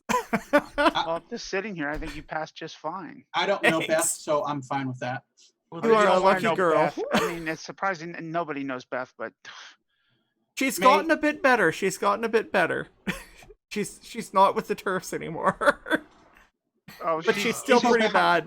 She's coming around. She's not as bad, but she has a pretty seriously bad history. So you have to be very careful around her. Well, she comes to me, but I know where she's coming from because she is a hardcore Catholic. So, You want to send Lizzie a Yeah. oh yeah, Oh man, I've gone round and around and around with the Catholics. Oh, Uh, I'm an ex-Catholic as well, so. oh no, she's a devout Catholic. If you get me on Twitter, and my Twitter is in the description box. If you message me on Twitter, I will definitely. Fine. How to take care of a It's- trans kid. I'm amazed at how little problem I've run into. I mean, you should have seen me 30 years ago. Maybe you pass fine, Diana. You do. You Well, pass that's what I'm perfectly saying. fine. Is I'm amazed at how well I do pass that whole. But it's kind of funny.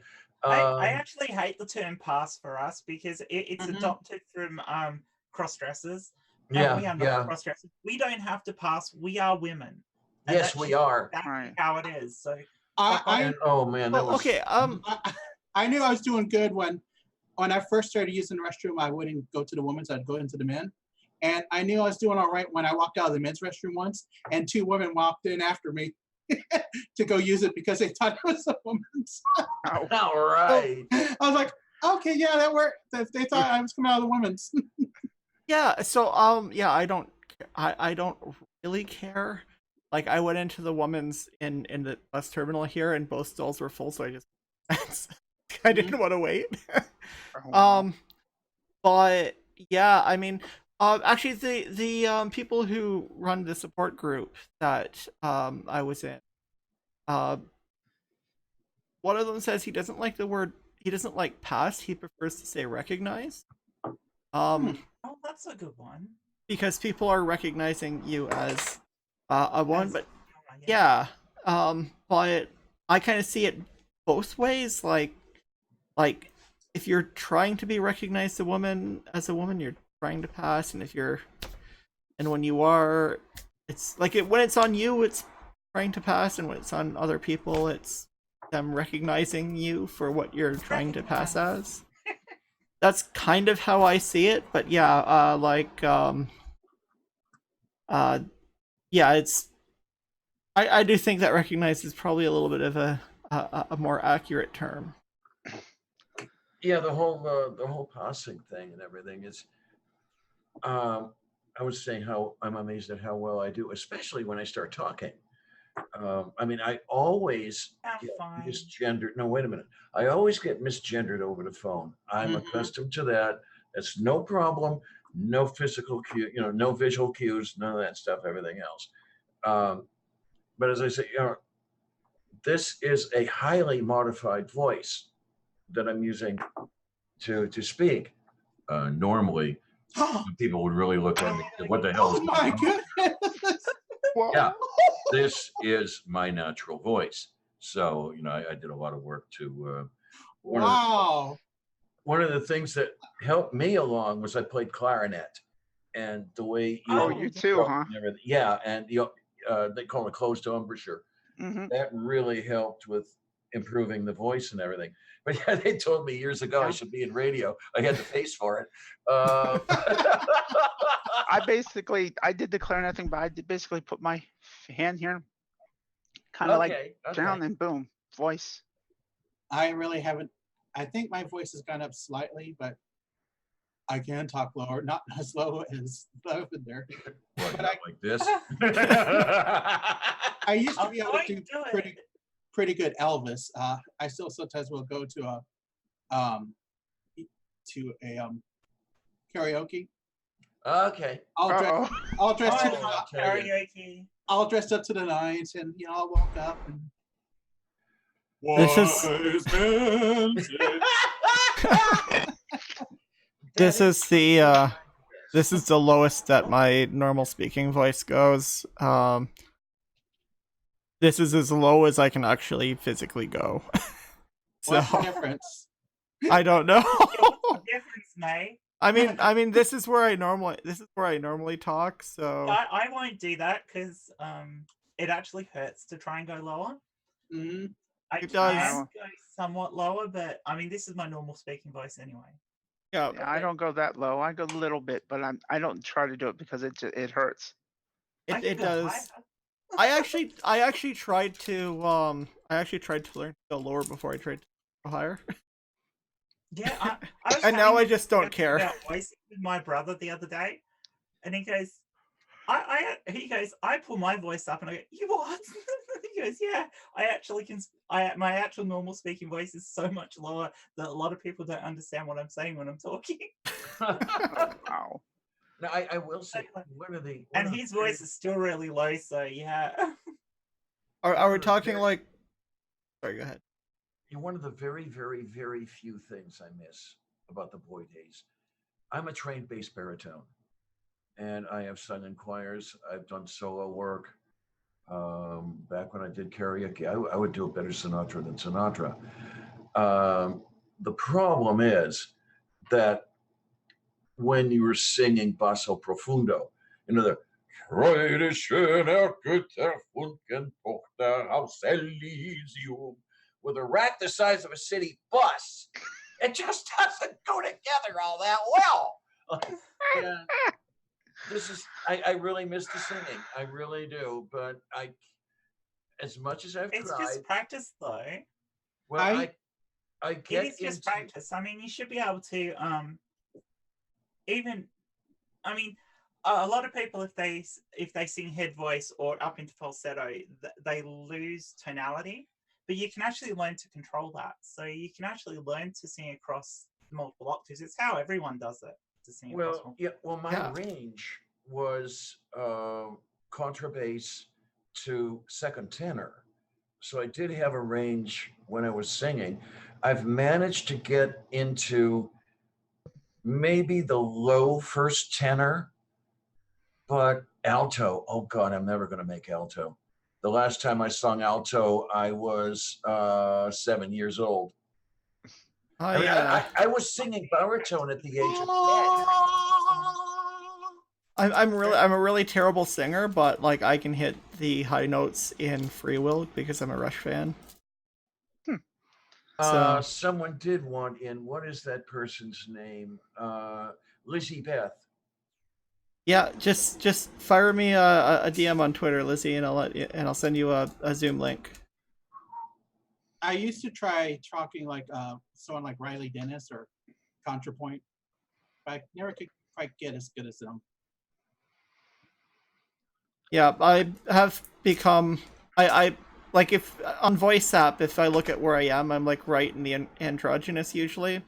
So it's like, Same. okay, fine. It's just I'm gonna leave it the way it is. It's my NB voice, whatever.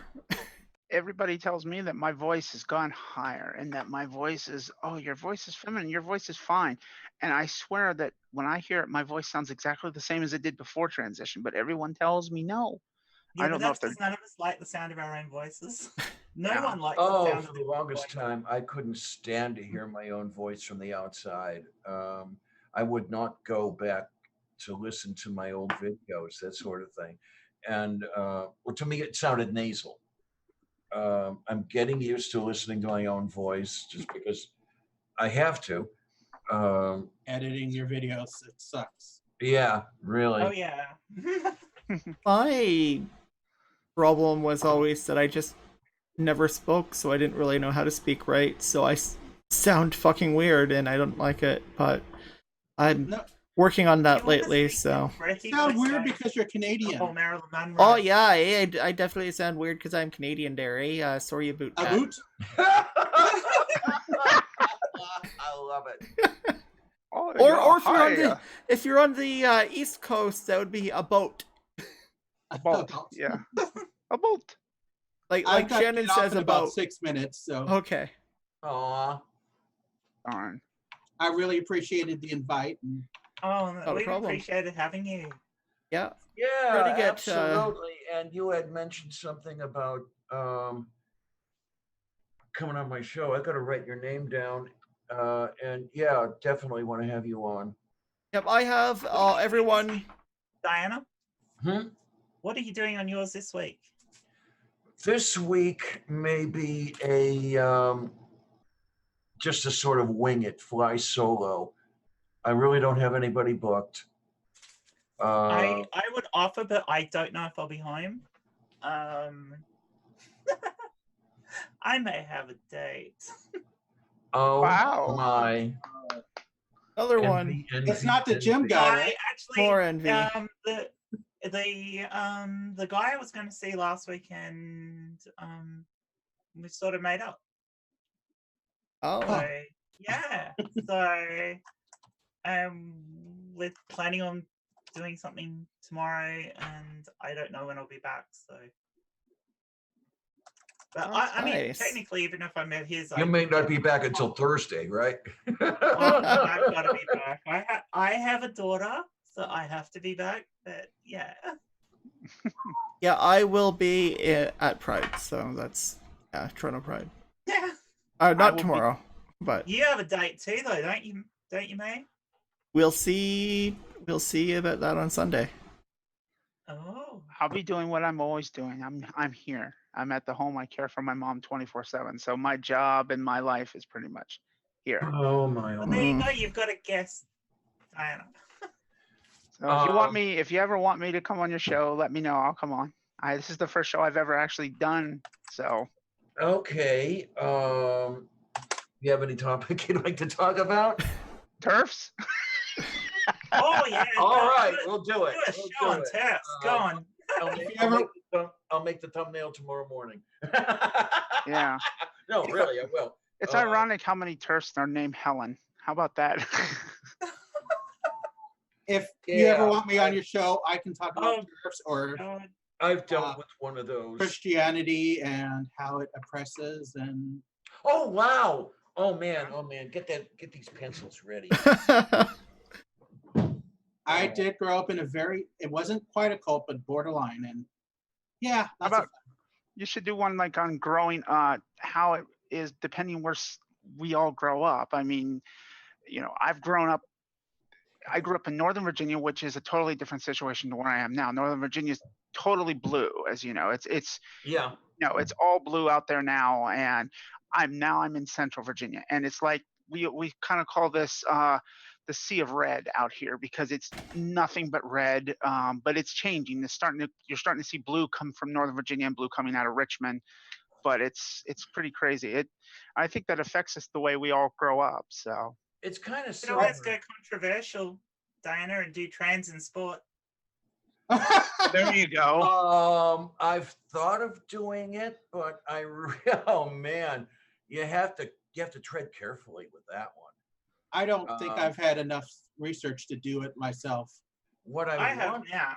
what I want to do is once Marty is retired, Marty is my doctor, I'd like to have him on, and I'd really like to talk to him about trans and sport, among other things, Yeah. because he's a bit more knowledgeable than rationality rules and essence of thought. Oh. And yeah. Well, rationality rules just follows the turd logic that comes out of Noel's head.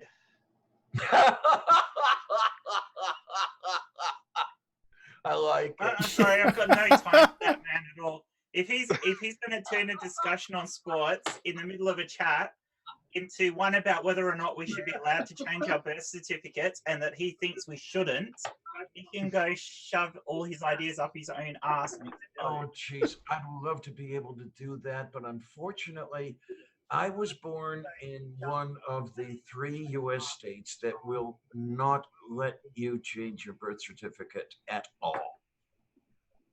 I've never been really? concerned about my birth certificate. I was born in Ohio. Oh, I'm sorry. I have to change. I know. I have to change mine, or I can't change literally anything else. Oh, that sucks.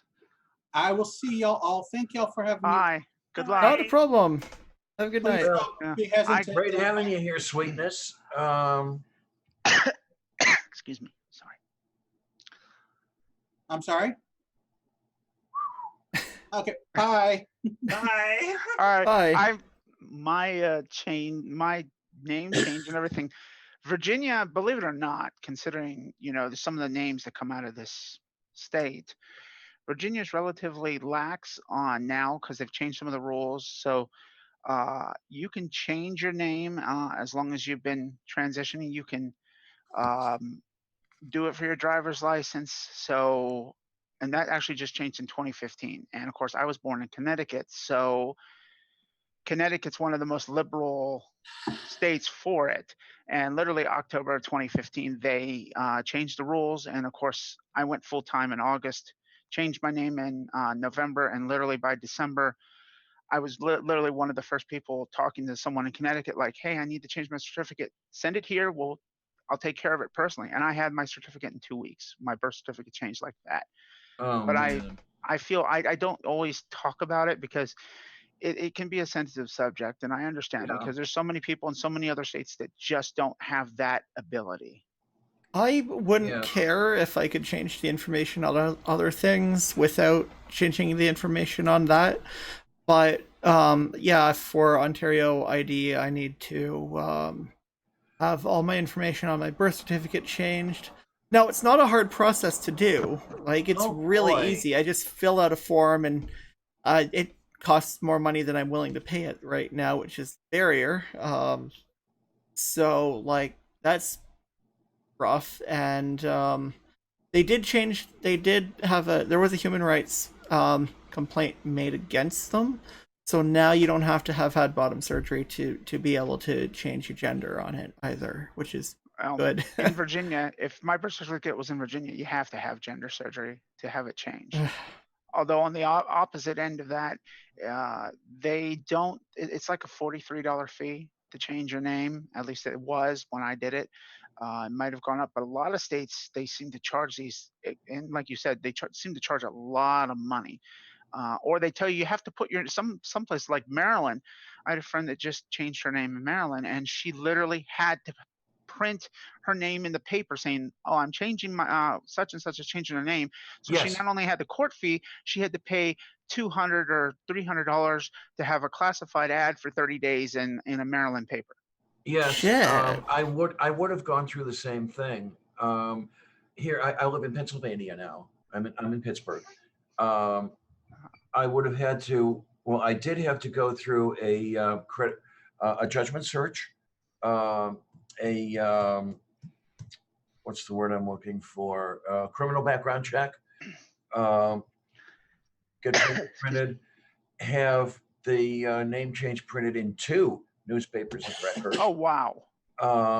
What really helped me is I found out about something called the Name Change Project, that's run out of New York City, where if you're lucky enough to live in certain U.S. cities, you can have an attorney assigned to you pro bono. When I was talking to the attorney 10 years ago, and what I lovingly call Transy 101, this was a series of talks presented by physician, attorney, a few other people. It was a 6-week thing at my gender counseling place. The attorney told me, "Yeah, I'll do it for you for 1,200." That's 1,200. Geez, I'll have that in about 1,200 years. Through the Name Change Project, all I had to pay was $40 for the fingerprinting. God, I was so lucky. That was 3 years ago that I finally got my name. Nice. It Yeah, was absolutely beautiful. And what was really nice too, though, was here in Pennsylvania, no problem with PennDOT getting the driver's license changed. All I needed was a note from Marty, so they would change the gender marker, and then of course change the name once that was changed. And with state, when I got because as soon as Trump got elected, the word was going out, all you trans folks who can get a damn passport, because of the whole gender Yeah. marker thing. And I kind of regret that. all I I didn't do needed, it. all I I need to do needed, that. all I needed was a note from Marty, and I got my F on my passport, and it was lovely. A whole lot better than trying to do anything in the state of Ohio. I grew up in Cleveland, by the way. Right. So what can I tell you? I went, I was going to use one of those projects, like you said, that there's one in DC. I forget the name of the group that runs it, but they do I think it's every month or every 2 months, they do a group where people can come in and they'll actually help you get your name changed. But they never got back to me. So Oh man. I actually went, I sent several messages, never got a reply. So I actually went on the website for the National Center for Transgender Equality. They have a ID document center in there. And you can literally just go on the map, pick your state, and it'll bring up your state and it'll say how you change your name, your driver's license, your birth certificate laws. And if your birth certificate, of course, if you're from another state, you can then go to that state and look at their laws. And it's usually kept up so well that you kind of know things in advance. That's how I knew about Connecticut, because the site actually said laws are changing in October to do that. They used to be you had to have gender reassignment surgery in Connecticut. Now you don't. You just have to basically have a signature from your doctor, a signature from your therapist, and you're good. Yeah, we need pretty much the same thing. We need a signature from a doctor and a second doctor, which I could get easy. It would cost me about $130 to $150, but I lost my original birth certificate, so I have to pay $95 to get that replaced, and then I have to send that back to get a new one with the new information on it. It's kind of stupid. Right. Well, one but, thing that no, go ahead. I'm sorry, I didn't mean to. But other than that, it would just normally cost me $95. One thing that it's gonna might affect some of us that a lot of people don't know about, especially here in the States at least. The Trump administration, they've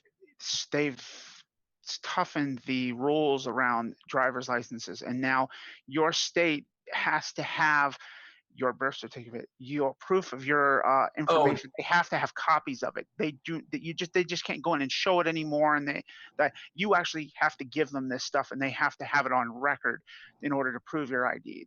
They're going all out to try and do that stuff, and it's getting worse. Yeah, Hey, hey, that's what we do. Hello. We need to Hello. get the Bye. hey. I'm actually very interested in what you guys are talking about, and it took me a second to like get everything downloaded and get joined in on you guys. Yeah, Yeah. this thing is on Zoom, so it's a little bit of a thing to do when you first get on. Yeah, but it's easier. And we have Liz as well, who just came in. Hi.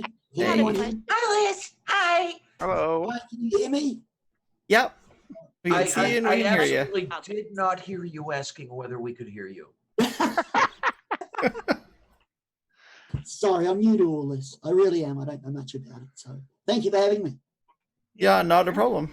Where are you I have a seeing? question I wanted to Conversation. ask you guys, because everybody was talking about changing, their birth certificates and the IDs and everything. So the only question I would have is, what if there's like an emergency or something, and you have to go to an ER where doctors don't know you or something like that, and like they treat you as a woman.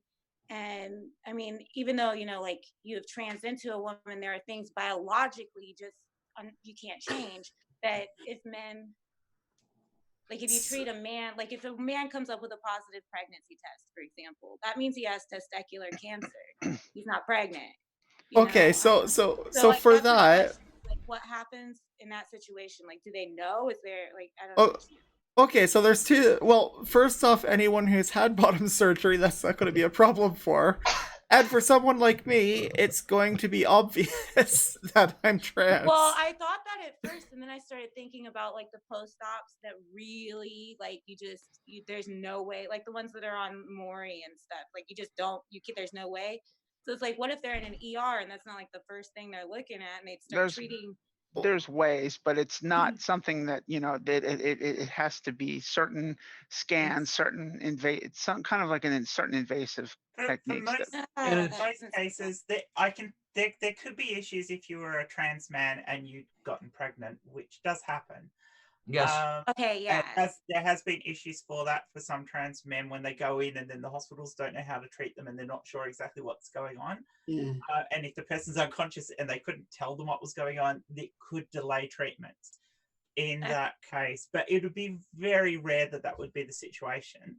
For most medical treatments, being trans actually makes no difference, and if Right. it That's what I was actually about to makes say. no difference at all. That Oh. apart from for reproductive services, there is Yeah. nothing that's going to make a difference at all.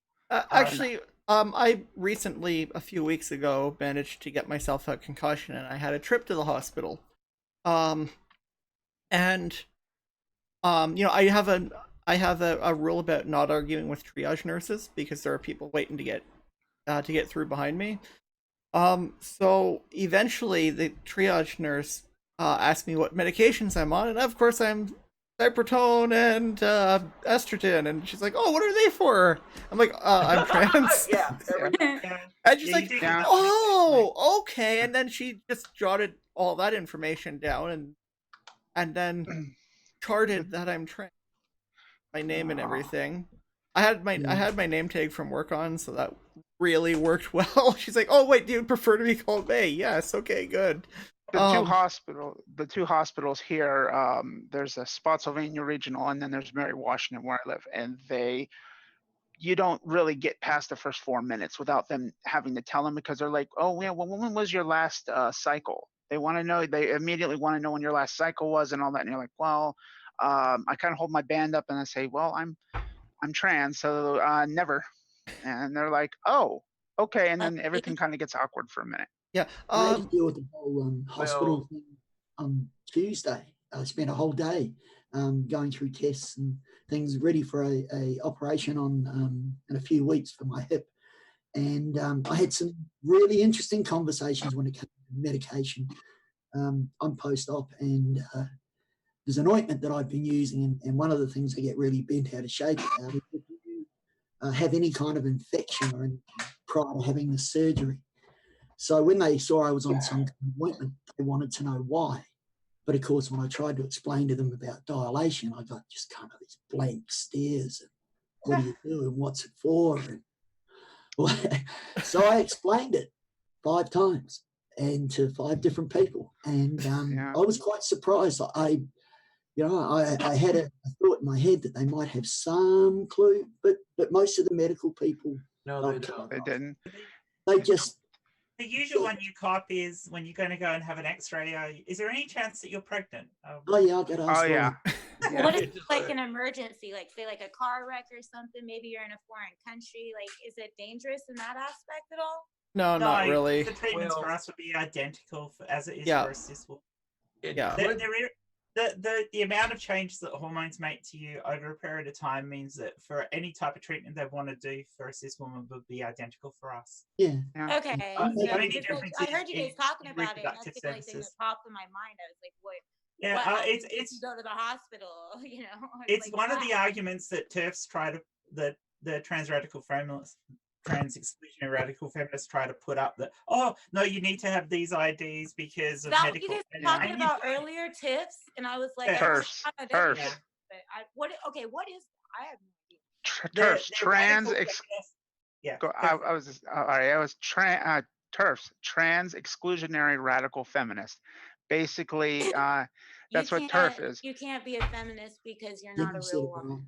No, No. Yes. General Yeah, that's idea. what they say. yeah. Yeah, that's basically Something what like they that. say, and they're basically, Well, they're everything assholes anti. anyways, so who gives a shit what they have to say? They're just mean.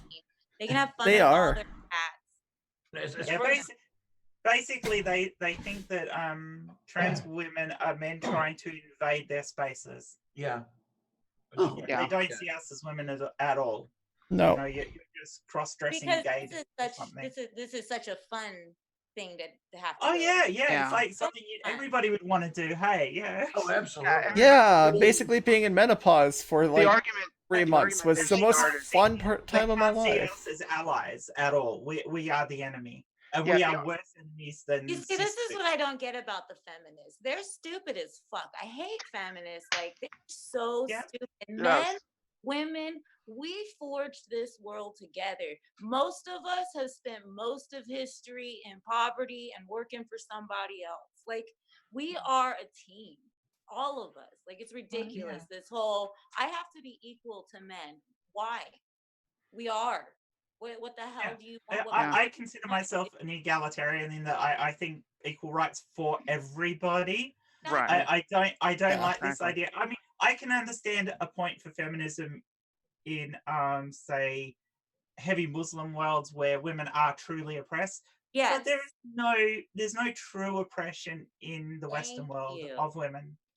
Thank you. I just say I stop at the for so dictionary long. definition. Yeah, I mean, there might be some systemic oppression in some things, but in general there isn't, and we offer as much oppression back to guys as well for some things as well. Oh, So, absolutely. I mean, men are always taught that their lives are expendable from birth. Their lives are Yes. expendable. Yeah, very much so. You know, they are not as important as we are. I lived That as a is man why for birth. I lived as a man for 34 years. Well, and a boy, whatever. I've lived as a male presenting person for 34 years. I'm still waiting to cash in on some of it. Yeah. Yeah. Oh man, because it I doesn't like- exist in the same way as it did. Like it's I mean, when it's feminism first started, it was needed, At but Yeah. its relevancy second now, yeah. the relevancy now is minimal, and I think they're just clutching at things to try and make themselves relevant. I think when you start talking about younger generations, like my daughter's generation, they're in a far better position than, say, their mother was. And I think that's progress. And if we don't recognize the progress, what's the point in the struggle? Exactly. And I was actually told not too long ago that I myself am a drain on the economy because I'm a stay-at-home mom and I don't contribute anything to the economy. I have 3 kids, and Oh wow, you don't contribute? How about 3 kids? And how much bigger contribution to society can you get than raising children, raising them properly? I'm a drain on society. Oh my. That's how crazy they've gotten. Like, they're wearing vagina hats now. It's like, stop it. What are you doing? Yeah. If you look at the argument back in when I first started socially transitioning in 2013, 2014, right around that time, it was all about how they were strong, they were independent. Women are, all the right words. Now suddenly it's everything about how we're bringing them down, we're stealing their sex-based rights, we're trashing their ability to do anything in sports. Oh, they've worked so hard to earn this. The rights of that, and we're just coming in to quash everything. It's like they just totally, the arguments change, and they're just trying to go over any type of argument they can, because every time they bring up a new one, it fails or it loses or they screw it up tremendously bad, and they're just, They're angry. They're angry because there's something about themselves they don't like, and that's what it boils down to. They're insecure with themselves. There's something about themselves that they don't like, and they project that onto the world as if it's everyone else's fault, and it drives me nuts. Yeah. It drives me nuts. The one that we had in on that Twitter feed the other day, who was having a go at Caitlin, telling her that she'd get clocked every time she walked into a toilet or whatever. Wait, was this person trying to say that Casey, like Casey? No, not that Caitlin. No, the other Caitlin. Oh, okay. It was too many Caitlins. Yeah, there's too many Caitlins. They were saying that she'd get clocked. Now Caitlin transitioned younger than I did, and she looks absolutely stunning. There's no way anyone would ever clock her. I don't even get clocked. But I mean, she there's no way she get clocked. I don't even get clocked all the time, and I don't even talk. Okay, so wait, I'm guessing that means that's when someone recognizes you. That you're trans. Yeah, you're trans. Someone spots you. Okay. Yeah.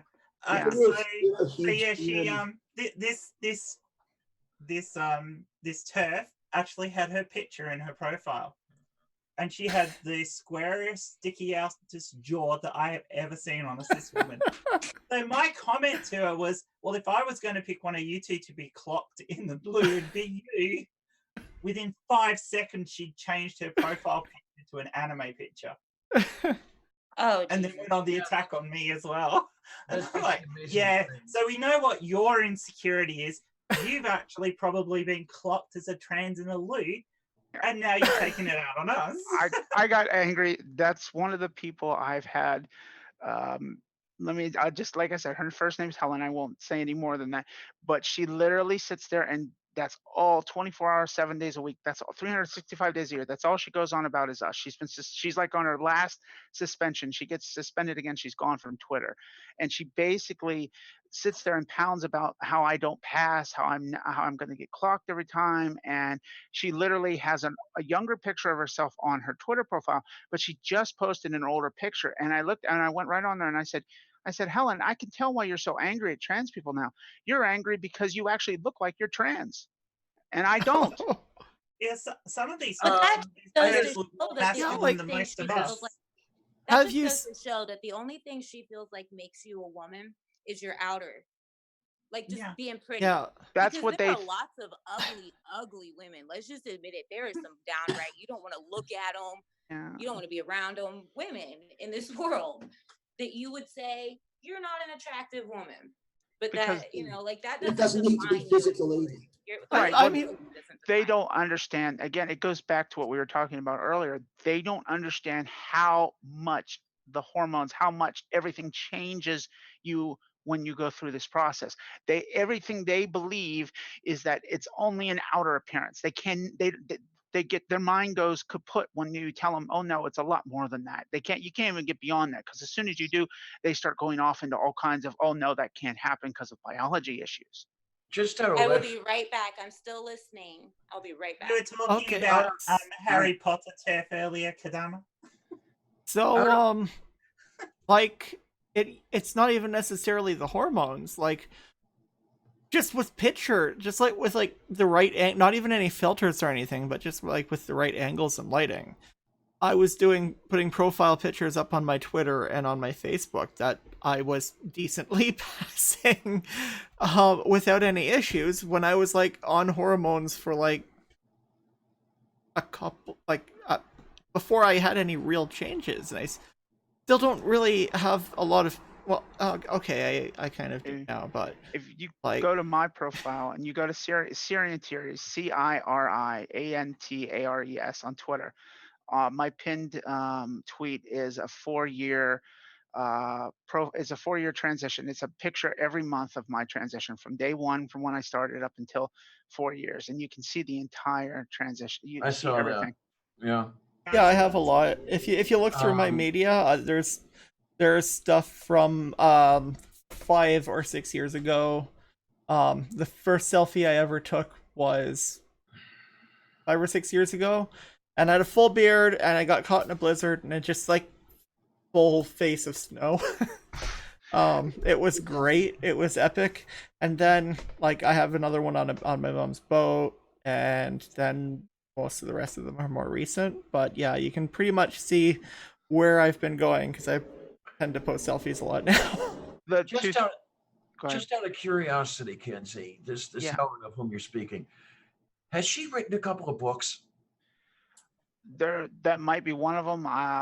I'm not sure what she's done. All I know is that at least in England, she's in England, and she's more than. Oh, it's not the Helen I'm thinking of. No, this is a different Helen, but she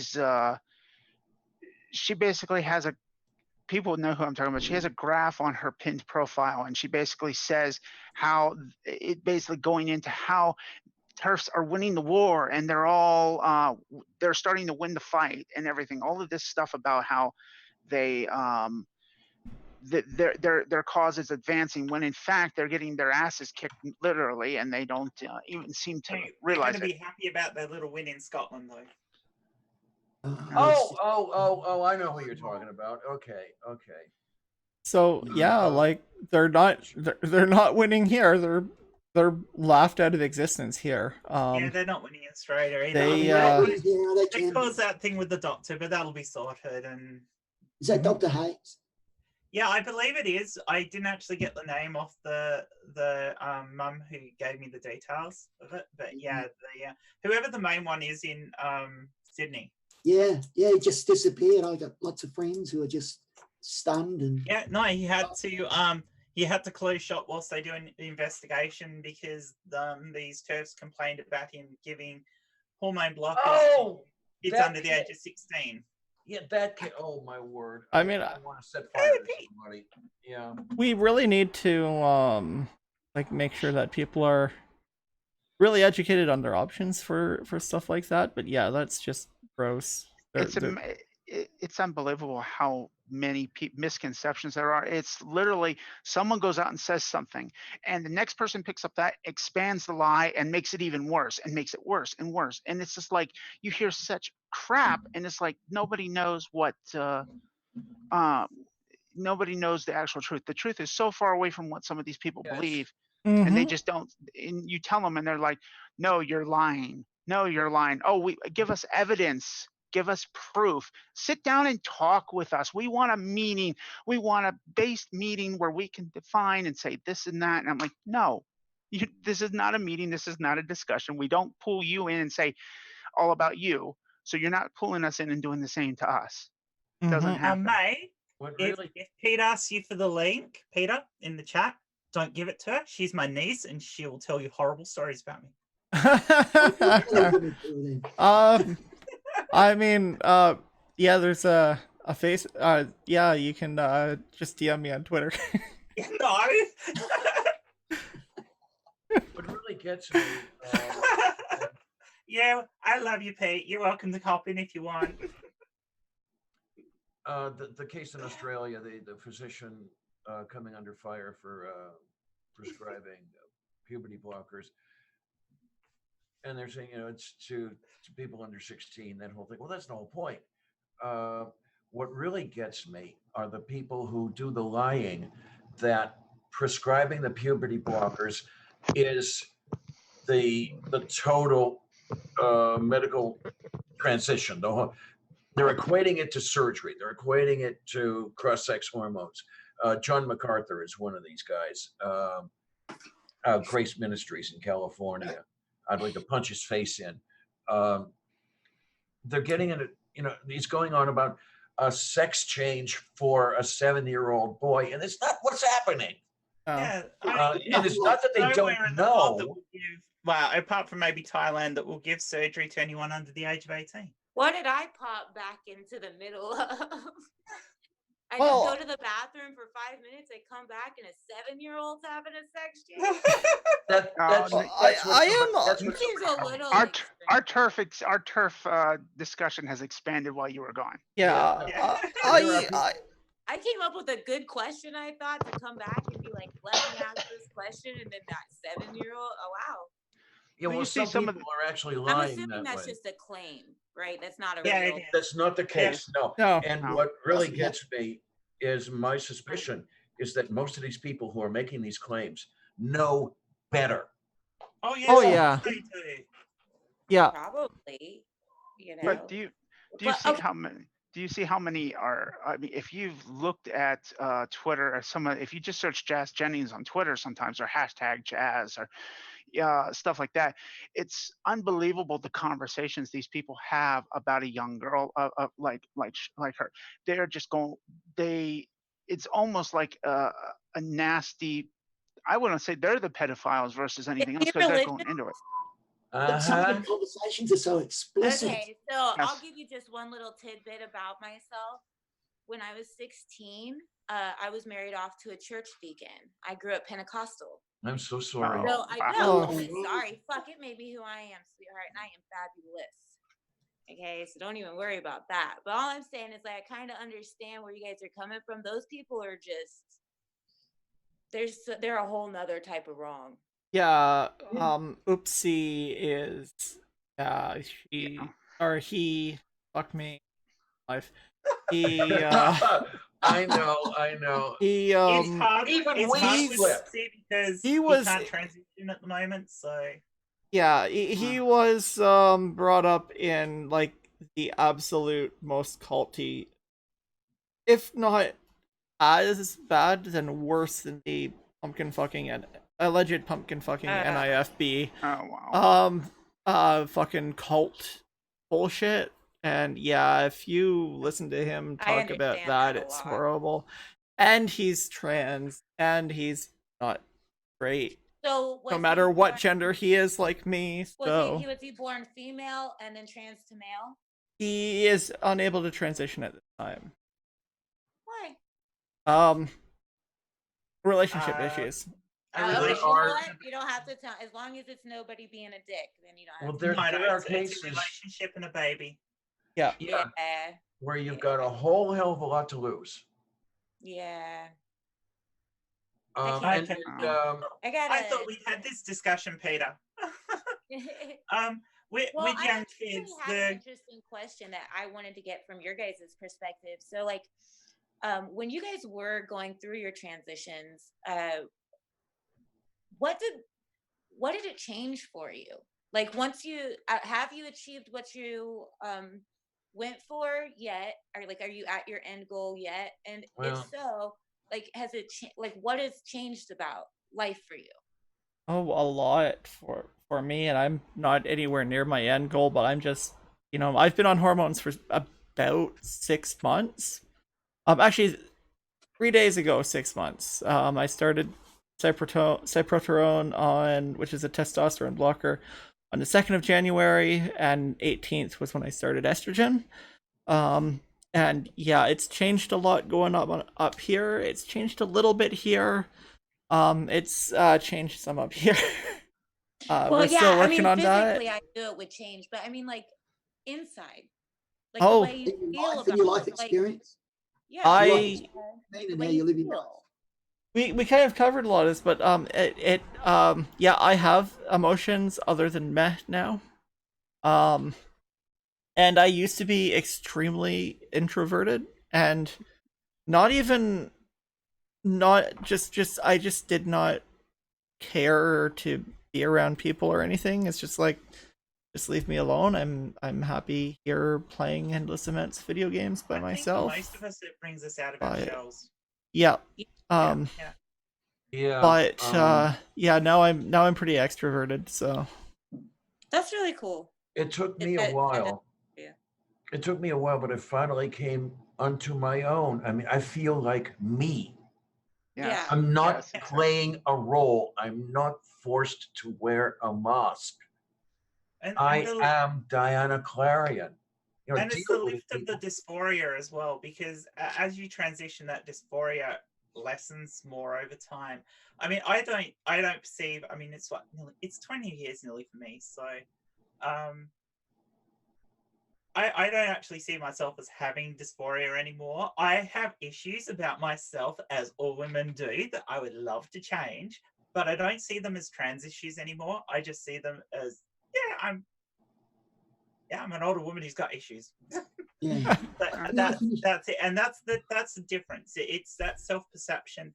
You know, you were a woman before, but now I am a woman. I'm a woman for everyone else. I'm a woman in general, and I get to live my life that way, and that is the thrilling part Get of to be it all. happy. Well, that's kind of Yeah, you interesting. get to be If happy. you think about it, society doesn't look at trans women as women. That's why they separate them and call them trans women. So, like, as a whole, like, society has created a whole other category instead of just women, just like you've trans, so you're just woman now. You're always a trans woman or a trans man. Like, they've created subcategories. Well, that's that the Yeah, best of you're it. not but quite that that. but it's only like that for most of us. Like when we're doing something like this, we're talking about being trans women, or Mhm. if we're talking about this stuff on Twitter, or if you're talking to your doctor maybe, and it's an issue that actually matters, you'll be a trans woman.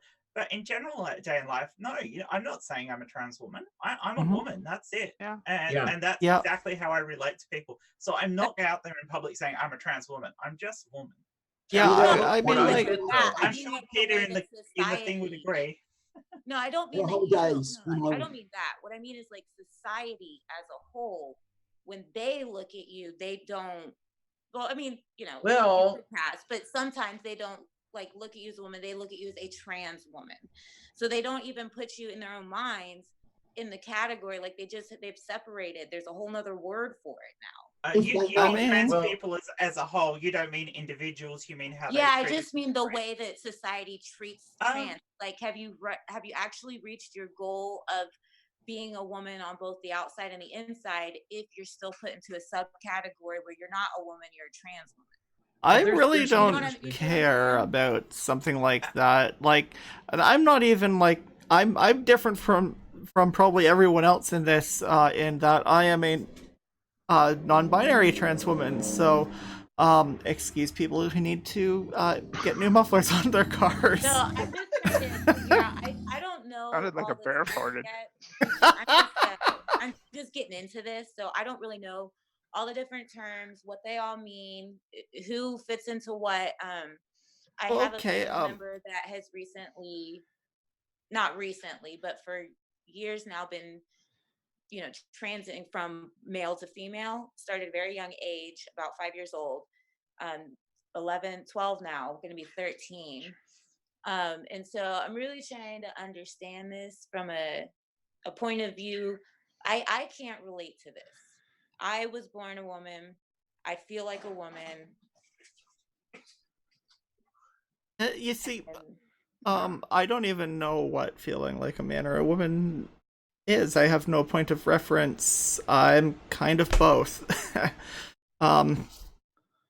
I need to change my body on the outside to kind of be more on the woman's side of things, right? But really on the inside, I'm kind of know.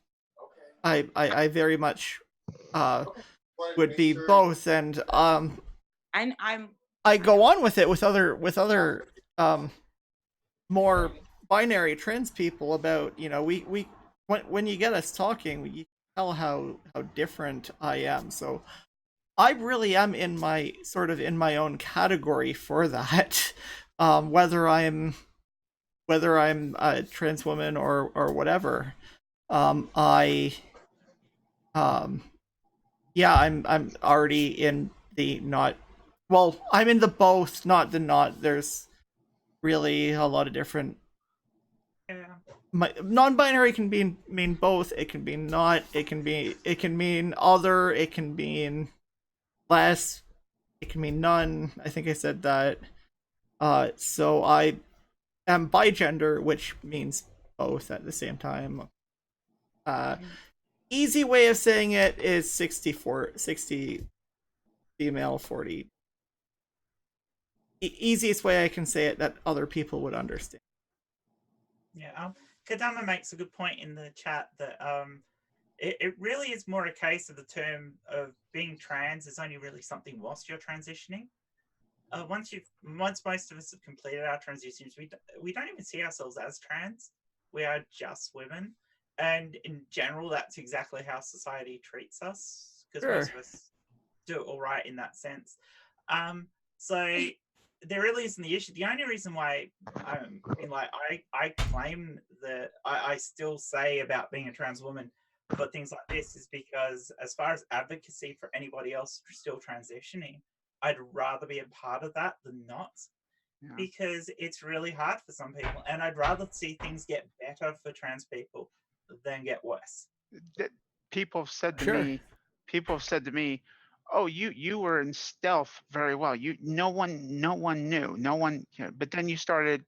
I'm like, yeah, because I went into Walmart and I noticed a 450-pound guy ready to pounce on a trans woman because, for whatever reason, I can't remember it was. And I was just like, at that point, I was like, no, I've got to step up because I'm not going to I don't want that to happen to anybody else. I don't care if I want to pass. I don't want to get into trouble. I don't want to have problems. I want to be able to live my life and be who I am and be happy and do all these things that I'm able to do now where I wasn't before. But I've got to be able to say, hey, step up and say, I'm here for everybody else. I'm not going to go and hide from all of it and not pretend like it's there. I'm going to step up and stay with you all and say, hey, this is me. For better or worse, this is me. Here in the statistic. And then people go, oh, there's no trans people. And that was a long time the thought. I mean, they used to think there was about 0.3% of the population were trans, and now they think it's about 1%. So I've been probably using higher than that even. I've been using 2% as the number, split evenly between trans, masc, and trans. I've been going about two. I'd say about 2 to 3% is what I've been kind of guessing at. It's a large percentage of the population who are non-binary, gender fluid, or trans in some way. Yeah, and no, I'm not even talking about people who like don't want to, like who don't want to transition. I mean like trans femme and like people who want to actually transition. You're actually only number. talking about people who transition. So yeah, the number would be higher if you include people like my coworker who is who's gender fluid, but she doesn't want to change her pronouns or transition or anything. She just very much expresses herself in different ways at different times. Right. And Well, it got a lot. okay. Okay. Yeah, I So, just want to. Okay, with such a large amount of trans people now, how do you guys feel about that study that I forget which college did it. It's one of the fancy ones. How do you guys feel about that one that said that 42% of all trans people, regardless of how their life goes, whether they get their operations, whether they're accepted, like no matter what, across the board, at least attempt suicide? Yeah, at but some point in their life? that's I very never true. thought of it. But what you got to remember about that is it also includes pre-transition and possibly during transition. Not everybody's Yeah. transition goes as it's expected to go. So Yeah. you may come into transition with residual depression. You may have had a suicide attempt. I know during my history, it could easily be construed that I was included in that. But I'm not suicidal now, and I haven't been for many years. So I think it's a bit of a misnomer. So do you It think is. maybe it might be something that happens when you're younger, like when maybe like puberty hits It and you're was trying to for me. figure yourself out? Yeah. The biggest risk for suicide is during puberty because of the way it affects trans people, because it's Yeah. puberty and That's exactly how it it's was. absolutely dreadful. Exactly. And most of us have either attempted or at least seriously thought about killing ourselves. If we I were would forced like to through see that puberty. study further to include the ages of the people when they Yeah.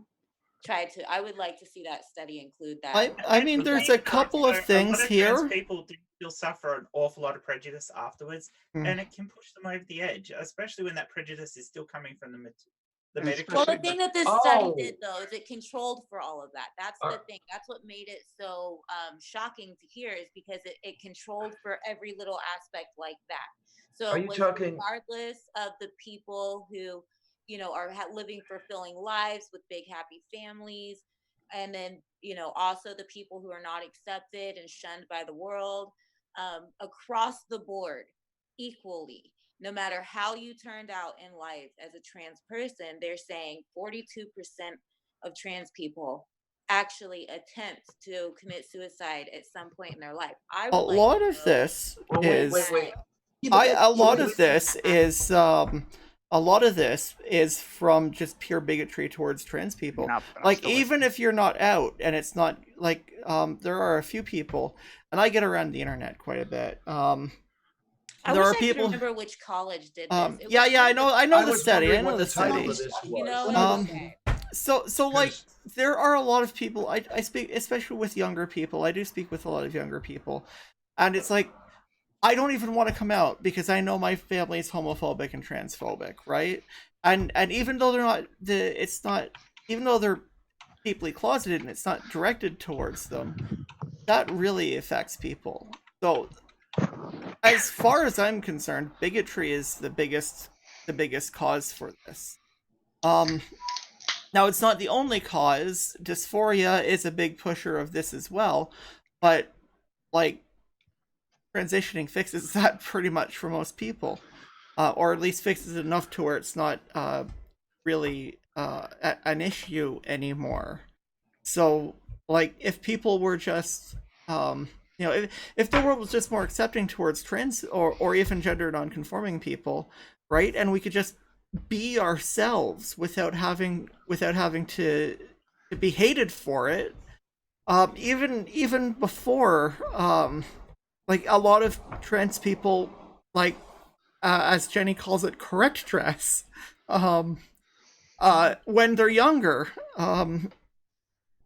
instead of correct dress instead of cross dress. A lot of trans people do that when they're younger because it makes them feel like they are whatever gender that they are. woman, man, non-binary, agender, whatever. Like, but most people have to do that extremely closeted, and can't do that, out in the real world.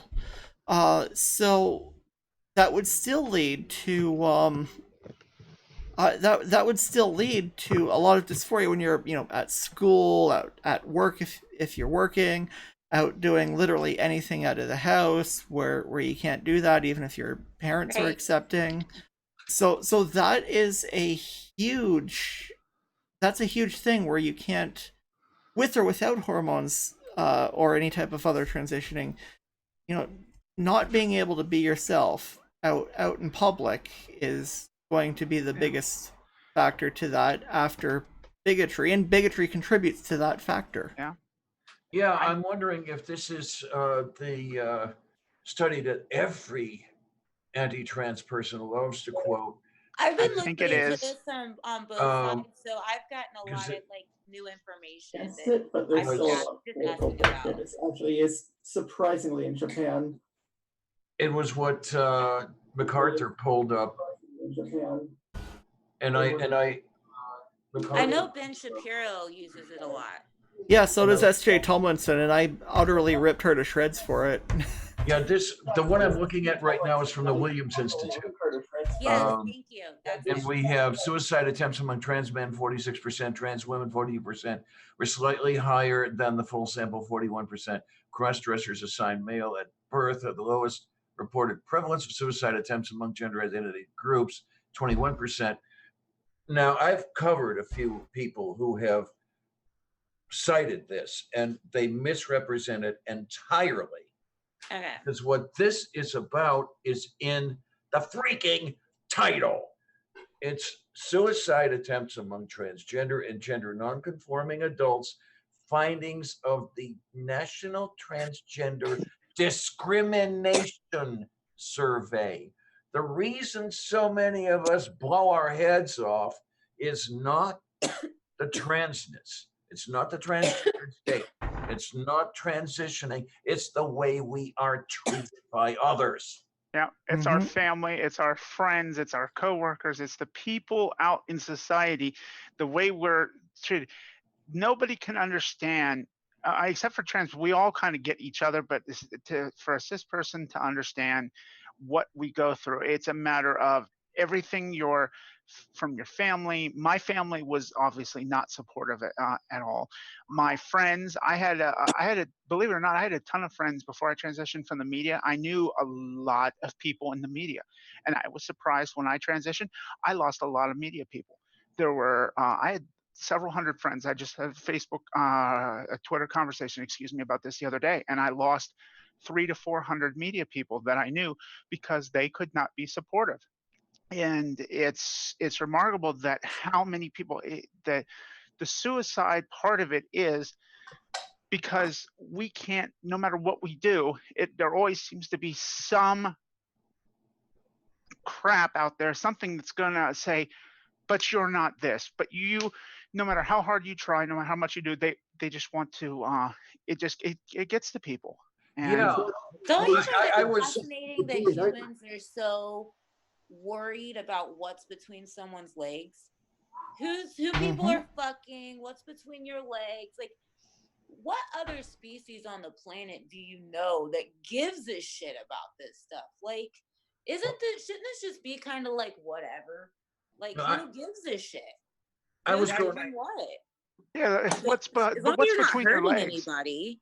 What's It's not between your even legs doesn't matter. I mean, let each person, what's between their legs, let that between them. If they have God, if they don't, their support, their family, whatever, just leave it between them. You don't need to get in someone else's genitals. Exactly. It's not needed. Yeah, it's between me and whoever I'm trying to sleep with. Yeah, that's And true. your doctor, you gotta whole go idea And to that's the- it. Literally between. When has I that gotta ever roll been? a cigarette. Sorry, I'm one of those people.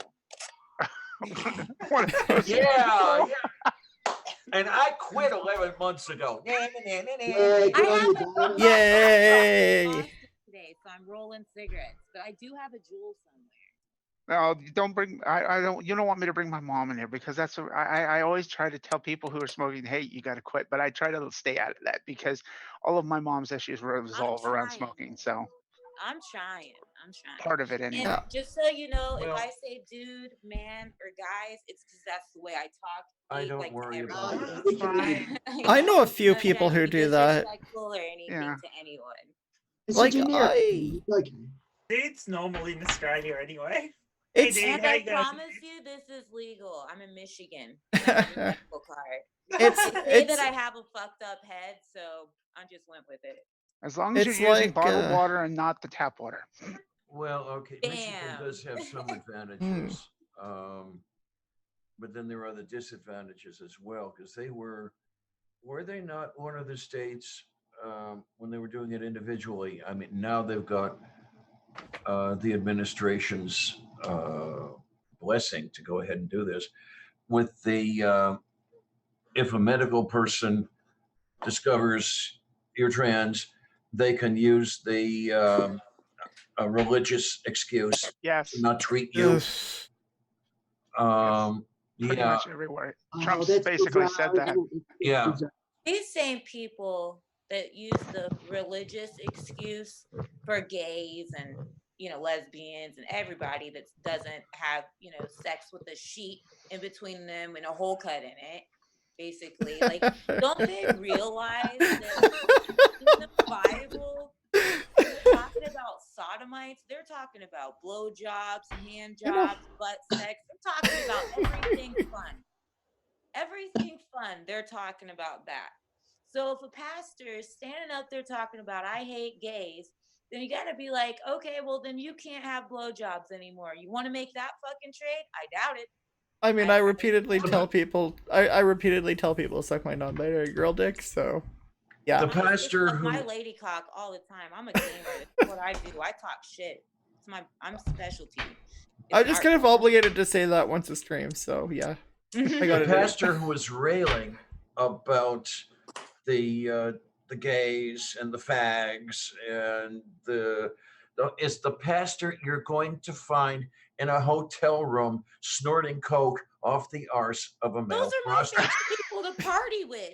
Wasn't that case Ted in point, Haggard? Ted Haggard. They tell you really funny stories. They say Hey, slavery. hey. Ted Haggard, I read up on him. He went independent, and his church is, like, at least somewhat accepting. Yeah. Oh, really? Oh. Yeah. Like, he's like, yeah, if I were younger, I would call myself bi, so whatever, I don't care. I'm there. That's news Go to away. me. I mean, that's. I mean, if he's lightening up, that's great. I mean, he you know what said that it sounds right. like It to says me? it right He on his figured Wikipedia out that page. There's a whole other market to tap into that everyone else is missing out on. That's all that is. It's money making. I'm gonna get everybody. I love the gays. I love the transsexuals. Come to my church. Fill No, my he's pews actually lost a bunch out of it. But bi is best, so whatever. Well, I look at it this way. I know a lot of people say if you're bi, you've got twice the chance of getting a date on the weekend. I just In my look at it as case, being stingy. where I buy, I'd have twice the chance of getting turned down. Yeah. Yeah, really. Being Being the bi is just being stingy. It's like I don't want to pick one. I want it all. not that I'm Screw you. not that I'm proud of it, but yeah, I'm bi, but I'm basically the goody. I was the goody two shoe, and I'm basically the honorate example, the big example of the 40-year-old virgin. Because yeah, I've never been there, never been close. I don't. Yeah, and maybe that won't be around for very long, but yeah. I'm Yeah, gonna start well. using No, can because you it's so gotta much get. You nicer. gotta get. What are those accounts where you swipe? What are the swiping accounts where you swipe them? Tumblr. Ew. Yeah. What? Get that shit. No, Somebody's gonna Grinder go and for it, Tinder. man. No, Tumblr. I've Ew. got, What did I say? Tumblr. as I said earlier, for the first time in my life, I've got a girlfriend now, and we committed to a relationship together this week. Oh, okay. I didn't know. So I it's my just- first. It's actually for the first for both of us. So it's the first relationship she's had, and the That's first I've had. so cool. That's awesome. Rare. Awesome. That is rare. That's so cool. You hold on to that because that's special. People don't get that very often anymore. We're really connecting, so it's That's a really it's a cool. really good thing. It's a That's really really good thing. cool. I was lucky enough to meet my man, and we connected in such a way that, man, it's a special thing when it happens. You got to hold on to it. Yeah, Yep. yeah, And That guy's our, my absolutely. Well, there's the thing is, I said it earlier in the show. I met that special person twice in my life, 35 years apart, and neither of them wanted me. Ah! Oh, that's I'm, harshness. that's That's hard. I super guess I'm one of harsh. the lucky ones. I have a partner of over 33 years, and she's just amazing. And Oh, that's she Why? looks out for me, and you know, we met, and 3 weeks later we moved in together, and we haven't been apart since. So if you want to hear the story of first love or your soulmate, I think I found mine. Oh Yeah, my that's gosh, no, but that's so close to ours. Okay, so we met on Twitter like 2 years prior, okay? And we talked for like a month, but then we each had our own thing going on. So we went our separate ways. And then like 2 years later, somebody was doing something, and I just happened to like think of him and be like, hey, you want to work together? I just started a YouTube channel. And he was like, yeah. So we get on camera, and then we spend the next 2 weeks always talking. And then I fly Okay. from Houston to Michigan 2 weeks after I met him with my kid and move in here. 2 years have Wonderful. gone by. We just had our baby girl, and I know one day he's gonna ask me. Okay, Nice. so wait a minute. Beautiful. Are you That's the great. person are you the person I just subscribed to? God's favorite atheist? That's me, yeah. Yeah. Yep. Okay. Fine. Okay. Yeah. Oh yeah, that's my YouTube channel. I'm God's favorite atheist. He told Well, me himself. I Yeah. took it. This whole thing's with, you know, she doesn't, I don't think she minds. Ellie, her name's Ellie. She's a YouTuber. Like I said, she's a long haul truck driver. And the whole thing for me was, I knew how I was feeling. I knew how lonely I was, and she kind of put it out on her Twitter, and you could just kind of tell that she was really lonely. It was really hitting her. Yeah. It was visible. So I just took a chance, and I asked her a question about if she was lonely, and don't you ever feel like you have the right to have a relationship, or that you need to have a relationship? And she says, yeah, but I don't. It's been this way for so many years. It's like I don't even know if I want to do it. So we basically started just texting back and forth. And literally, she's like, okay, you're going too fast for me. I'm like, well, I'm sorry. I don't even know what fast is. I've never done this either. So we kind of timed ourselves up, and we started talking and texting for 2 weeks, type of 2 or 3, 4 weeks, something like that. And then literally this week, my mom went to the hospital. She was in the hospital, and she calls me and says, oh, well, I accidentally slipped and told one of my girlfriends that we were girlfriends. And I'm sorry, I don't want to rush anything, but would you like to be? I'm like, yes, no problem. Yeah, I would love to. Yes, absolutely. That's kind of how it went. It started. And we've been talking for hours every day since. And the smile hasn't left my face. It's just like, I can't believe how many things we have in common, how connected we are, to Man, in so a many world different full of things. hate, love is just a beautiful thing to find, isn't it? I haven't asked her yet if it's, Yeah, I want to yeah, ask her if it's true love, because it almost feels like the Princess Bride with the true love thing. So That's my favorite movie. that's Like a of pretty that good genre, movie that's my and book. favorite movie. It's not my all-time favorite movie. My all-time favorite movie is Gentlemen Prefer Blondes. Love that movie. Well, nice. yeah, the But problem I that's have, beautiful, man. That is especially beautiful. especially lately, is that the people who ring my bill are like 18 years younger than I am, and on the other side of the country. And it's like that doesn't help Yeah. things. I don't know. Yeah. He played me a song, and I got on a plane 12 hours later, and I was here, man. I was here. And then when I saw him, I knew I Okay, that man, especially now, I have done this in the past. I have jumped in headfirst into the wading pool, that sort of thing. Mhm. And every time I've done it, it's gone. So I'm gun shy at this point of Yeah. something like that, of Well, see, just here's the thing. diving right in. Here's the thing. We were too, because both of us had a lot of bad experiences in relationships. But, we were both at a place where we're like, we're not even dating. We're not dating anybody. We're not trying to get in a relationship. I was trying to work on my YouTube channel. He had his thing going. You know, I wasn't in that place. He wasn't in that place. But when it hits you, when you've got it with someone, it doesn't matter what place you're in. It doesn't matter. And it doesn't matter to either one of you. That dive that you take, you'll watch the other person take it with you. You'll do it holding hands. It'll happen to both of you. It won't be one-sided. The real thing is never one-sided. I'm kind of getting that. I'm kind of getting that gist. I'm kind of in that area where she's kind of going crazy because she can't believe she has a girlfriend. I'm going crazy because I can't believe I have a girlfriend. It's just a matter of every time we find out something more about each other, it's just like, wow. And unfortunately, it because of her work and where I live and having to care for my mom, it's going to be a long distance relationship. It's going to be that way for a while, but we believe that it's going to work just fine for both of us. We're kind of saying, okay, well, we won't get to see each other initially for a little while, a month or two, but it's going to help us to become best friends and then that help into that relationship. So I think it's a good thing. I think that anything that makes you feel like you love is a good thing, because it's so easy to be filled with hate. So anything that makes you fills you with love, that's a good thing. Oh. Yeah. It's a matter of, it's just a matter of we were so excited. We came out and told, announced it on Twitter, announced it on Facebook, got all kinds of people. And it's ironic that the two people that had the most, I don't know, negative or basic blah reaction were both of our dads. Everybody else was so excited and has been so thrilled and happy for us. But her dad was like, oh my God, no, absolutely not. And then my dad was like, oh, okay, well, yeah, that's nice.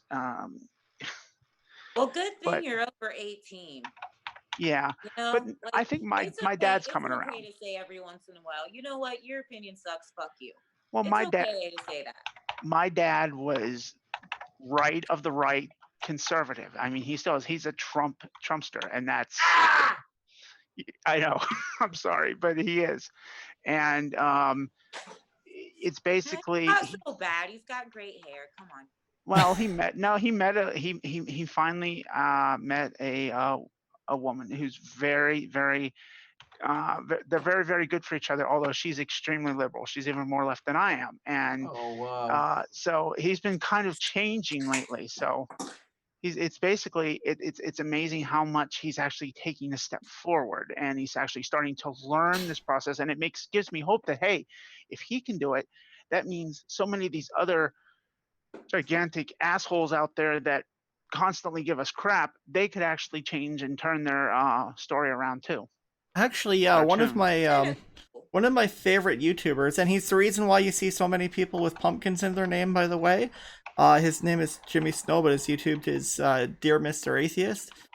He speaks about this a lot. He says that he used to be the biggest bigoted right-wing asshole until he came out of Mormonism, and now he's the absolute best trans ally. And he's pan, and he's the absolute best trans ally in existence ever. I swear.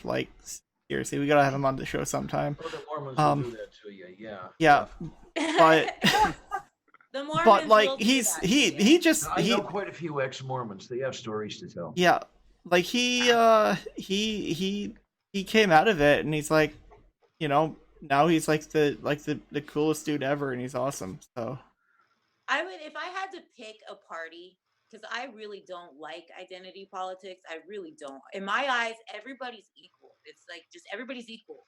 Everybody gets the same rights. Everybody's equal. Treat everybody equally. Period. Right. The law, So I think the party I most closely identify with would probably be libertarian, because I'm all for small government. I don't think the government should be involved in things like marriage and stuff. That should be between people who want to get married. I think that should be something that is offered to everyone still. Everyone can still do it, but I don't think there should be any laws on marriage. The government shouldn't be in that stuff. They should be handling our national defense and stuff that's going on abroad and inside our country. I think it would be really nice to have more localized involvement in in our communities from our local governments rather than have the federal government tell us what's up, because they don't know what each individual area is like or what it's like to live in certain areas and how one law could affect one area positively and another area negatively. And these are things that are local problems. The local government should be covering them. I mean, this is kind of how our government works in a way, but like, yeah, I call myself a far left libertarian. But when I say libertarian, I don't mean like capital L, all government and all that libertarian. I just mean that I believe that it's the government's job to run the country. We put them in charge so that they can manage the company or the country. No, you're right. Oh, you're right. The company. Yeah. We put them in charge so that they can keep everything running. You know, I mean, the American government has a terrible record at this right now, but whatever. Especially with Donald Trump and his company now. Yeah, I mean, feelings about Trump. I don't know. But I was a Bernie or bust girl, but I hated Hillary. Okay, wait a minute. I mean, I voted for Miriam Monsef. But yeah, there's the difference right there, eh? I had a serious Canadian. I had a serious problem with the Bernie or bust movement. I really did, in disregarding anyone but Sanders. A lot of votes for Hillary were lost, and I know. I held my nose and voted for Hillary too. But the whole thing is, perhaps we wouldn't have had the piece of shit in chief right now. Well, here's the way. I would have voted for Hillary. And I rewatched the Hillary Bernie debates about 4 months ago because I've changed a lot politically since then, my ideas and the way I think that things should be. And so I rewatched those debates, and I actually realized that the first time around, I watched those debates with blinders, because this time around, when I was actually listening to what she was saying, it made sense to me. More like Bernie seemed to not have answers for really anything except for tax the rich. That was his answer for everything: tax the rich. And in our country, economically, the rich already pay way more in taxes than anyone else. Like if you make under but they get $1,000 a year in America, you actually get money back. Like you get I think it's like they pay negative 58% of taxes. So like taxes isn't really going to be an answer. And then I started listening to Hillary, and the way that she put it out there, I could have gotten on board with, because she didn't want to do everything right away, but she wanted to set things in motion to get there. The problem is that the rich are technically paying a certain amount of tax, but they basically get out of it and don't pay what they would be paying anyways. Here's another one for you. I've gone through this a lot with economics. I've actually gone through this a lot. They get out of a lot of it, but they still end up paying way more than anyone else. They pay about 58% of the taxes in America. Yeah, like they have 90% of the wealth in America. They have 90% of the wealth. Like that's our tax system. Like that's the way that they've. I guess it all crumbles out. But then we have like two different budgets we pull from, so people don't understand that when you're talking defense budget and you're talking like medical or healthcare, those like medical and healthcare come from the same pocket. Discretionary spending, and military comes from discretionary, and the social programs come from mandatory. So they only get to vote on mandatory programs like every excuse me. And then discretionary gets voted on every year. So like even if we said let's take money from the military budget, like that's not just the military, that's our vets, that's any kind of anything that has to do with the vets, anything that has to do with defense, anything that, I mean, you're basically disarming America by doing that. And I would say that's a very dangerous thing to do, because we keep peace in a lot of areas for people. And I know that's a hard pill to swallow because the media just doesn't make it seem that way, but things would be in a lot worse shape right now if we didn't have as many military bases as we did in the places we do. It's very strategically placed, each one of them. So it's like, Well, if people would just understand the Cold War was over, and I'm not just pointing my yeah. fingers at the at you Yanks there, then there wouldn't be a problem. But some people just don't understand that that ended. But let's bring this away from politics. This isn't a Oh, yeah, political sorry. channel. Yeah, we kind That's of all got right. off the trans tracks there, didn't we? Yeah. This is the trans train, not the political train. I'm sorry. I don't You even want remember how we political? got started. I'll tell you where to go is Luciano's Logic. He does a lot of political stuff and is really good at it. Yeah, and I'm not even, and Jenny and I aren't even in that political system. I mean, I just have to deal with it because like you're neighbors, eh? And Yeah, I when- feel for when- you guys. I when- really do. I mean, when- having us. Honestly, when the U.S. I'm catches a actually, like, cold, we're the first ones to get it. minutes away, Uh huh. 30, 45 minutes away from Canada. What? Huh? We're about a half hour away from Canada. Hmm. I mean, I'm almost, I'm about. So wait a minute. If you're You're a half closer to hour- Canada than I am to Toronto. If you're a half hour away from Canada, where are you? The UP? No, no, we're not in the UP. We're in Detroit. So like Oh, that's Oh. no half hour. Oh no. The other is to Windsor. to Windsor. Detroit borders Windsor, the Detroit River. Oh, that's right. I'm thinking north, but yeah, you just have to cross over the river. Yeah, Yeah, there's like a big bridge. I keep forgetting that. I yeah. really There's do. the bridge in Well, it's Windsor. been ages since I've been to Detroit. That's the problem. Yeah.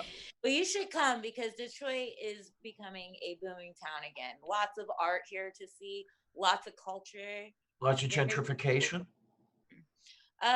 Not that I've noticed, but I haven't really been paying attention Cheap until hockey now, tickets. so I don't really know, honestly. Well, I don't know. How are the Red Wings playing these days? Well, I don't know much about the Red Wings, honestly. I know that they got a captain, and I know they're not doing well. I just pay attention to the Habs and the laughs, because I'm a Habs fan, and well, I like seeing the laughs lose. Oh, and Boston. Boston needs to lose like every game. For the Boston rest. needs to lose. Yeah. Do you That's guys a good still one. get to Fuck have Boston. enforcers in your hockey up Ye- north in Canada? It's the same thing as it is in the States. Is it? Well, I don't know. I don't fucking know. Well, it's the NHL on both sides of the border. Yep, NAHL, NECHL, and Damn it. I was WCHL, hoping and if we tuned into Canadian hockey that you'd still have people knocking teeth out. well, Well, that I'll still tell ya. happens, just not as often. I went don't to. know anything about hockey really, but I can tell you that I've some of the best fights I've ever seen have been watching hockey. I went to. This is the fun part. I went to a fight once, and a hockey game broke out. That must have been in the 70s. Actually, I'm a baseball girl, but that's beside the point. Ew. Basketball On girl. topic. The Peter fight was I've asking seen. a question before about young transitioners and what the medical fraternity actually do. Yeah. So Wait, what? Peter was asking earlier about young transitioners and what the medical fraternity actually do for young transitioners. That was a while Basically, ago. it was a while ago because we really got sidetracked. Yeah. Uh-huh. I do that. I'm sorry. That's No, my we all fault. do it. Look, we just go into every kind of conversation, and it kind of branches out from there. That's how the show generally works.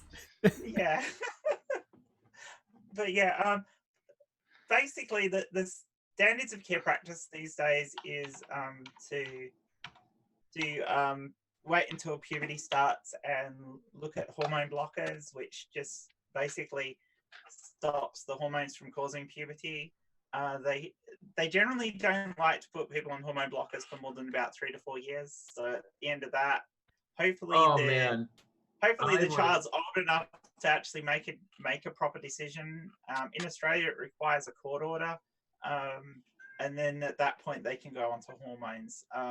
Yeah, there have been cases of people pushing really hard, young people pushing really hard to get on hormones, getting on them, and then deciding they were wrong. But that's minor. Those situations where people transition who shouldn't have are very rare compared to Yeah. those who transitioning. How do you actually have. wait? Yeah. Wait. How do you know that? Wait. How do you know when you're supposed to transition and when you're not. Like if you feel it on the inside, like you feel, like you are a woman on the inside. If somebody goes, how do they know they're not supposed? Like, what is the line? Like, I don't understand That's that. Okay, realistically good. speaking, I mean, if that's what counseling is for. Yeah.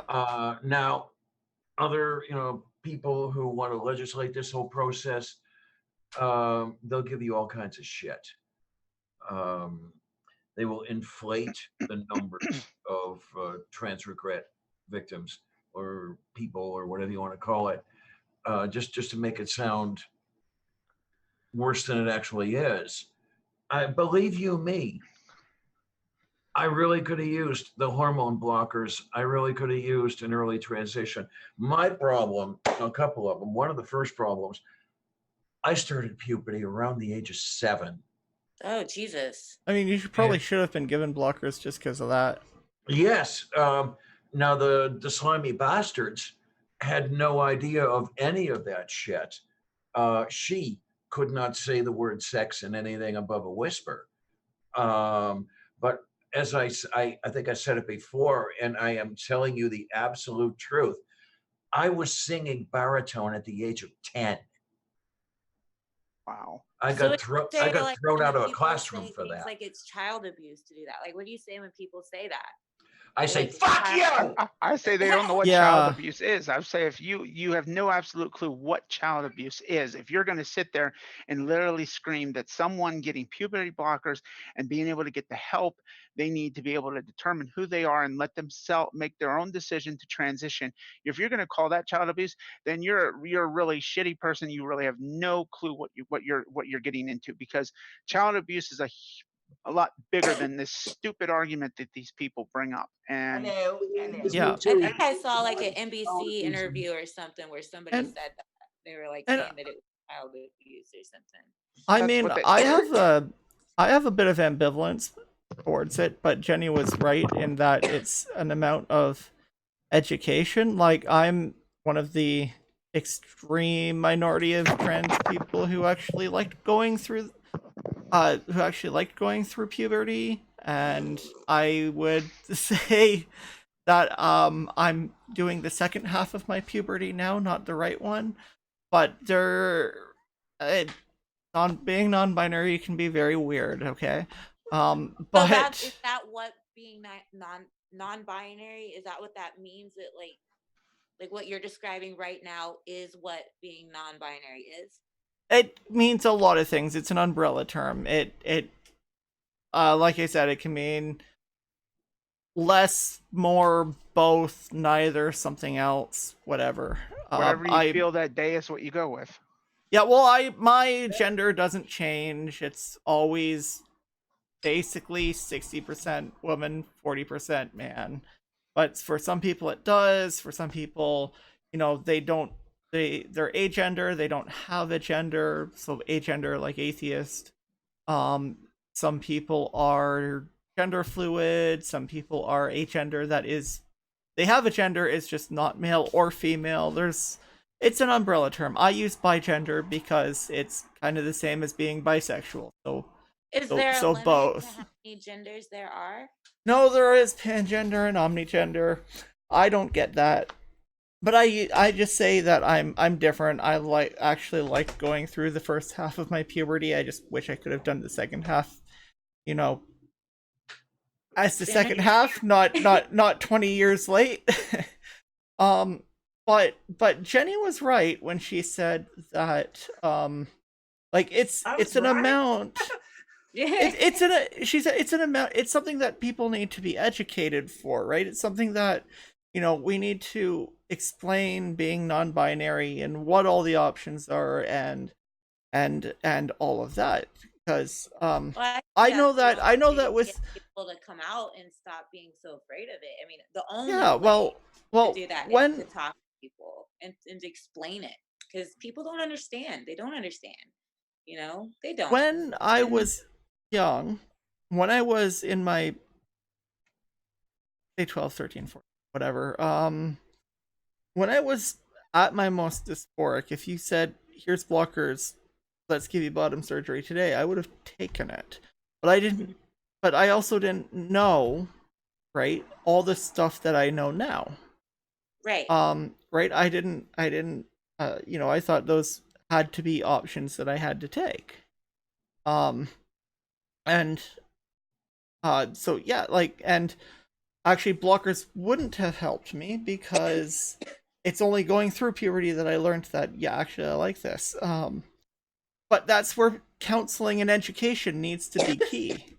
And I am admittedly a very, very, very, very, very, very, very, very, very rare trans person. Like, there's not a lot of people who are like me. Everybody seems to would have preferred to be born like a cis woman or a cis man or whatever. I would not be happy being either of those. I So think that people are just confused. I want to hide now because that's not a very popular opinion.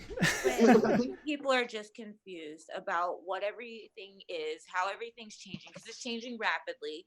Like, language is changing rapidly, words are changing rapidly, everything's getting a new definition. So people are trying to keep up, and it's so odd and so out of the ordinary of what society has traditionally been, you know. That it's like, typically when people find people like that, historically they either made them into, slaves or clowns. It was like, you're either in the circus or you work for somebody because you're weird Yeah. and you're different and you don't fit the conformities of everything that's going on. So what were you saying, Lizzie or Liz?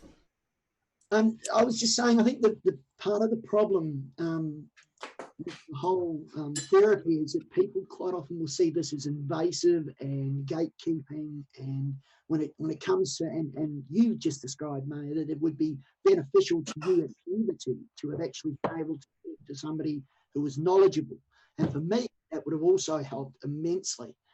And I think the stigma arising from counselling and therapy is a bad one. I think it's something that we need to encourage a little bit more of, because I don't think it's going to change necessarily a trans person to a non-trans person, but what it's going to do is it's going to help them clarify in their own minds how they feel, so that they can maybe express it in a way that's satisfactory to them.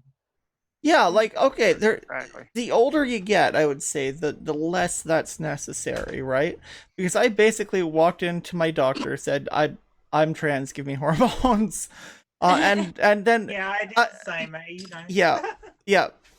Jenny did the same, and we basically both told our doctors, this is what's going to happen. We more or less bullied our way in. Yeah. So, but again, I'm 34.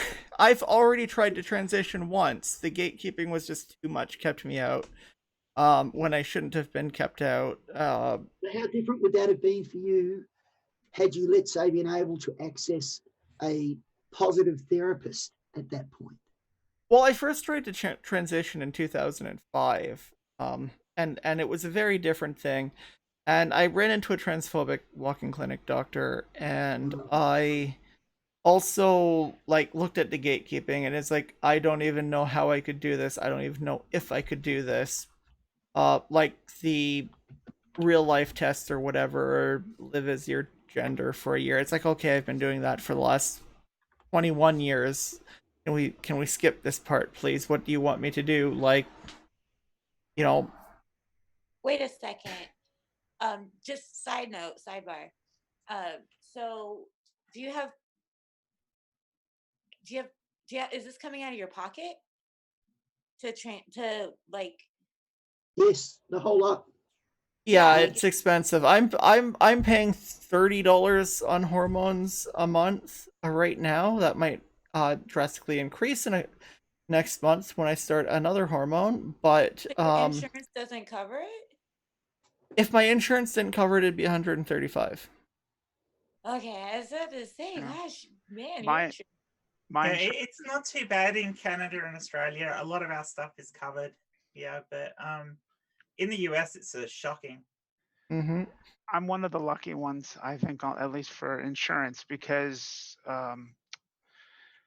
basically when I was on disability for a while, I didn't pay anything there for a little while. I mean, my except for like $1, that's what I paid for a month's supply. Now because of the situation with my mom and my caregiving for her, I've lost my disability, and I actually work like a normal person now. But my prescriptions still cost only about $3, for a supply.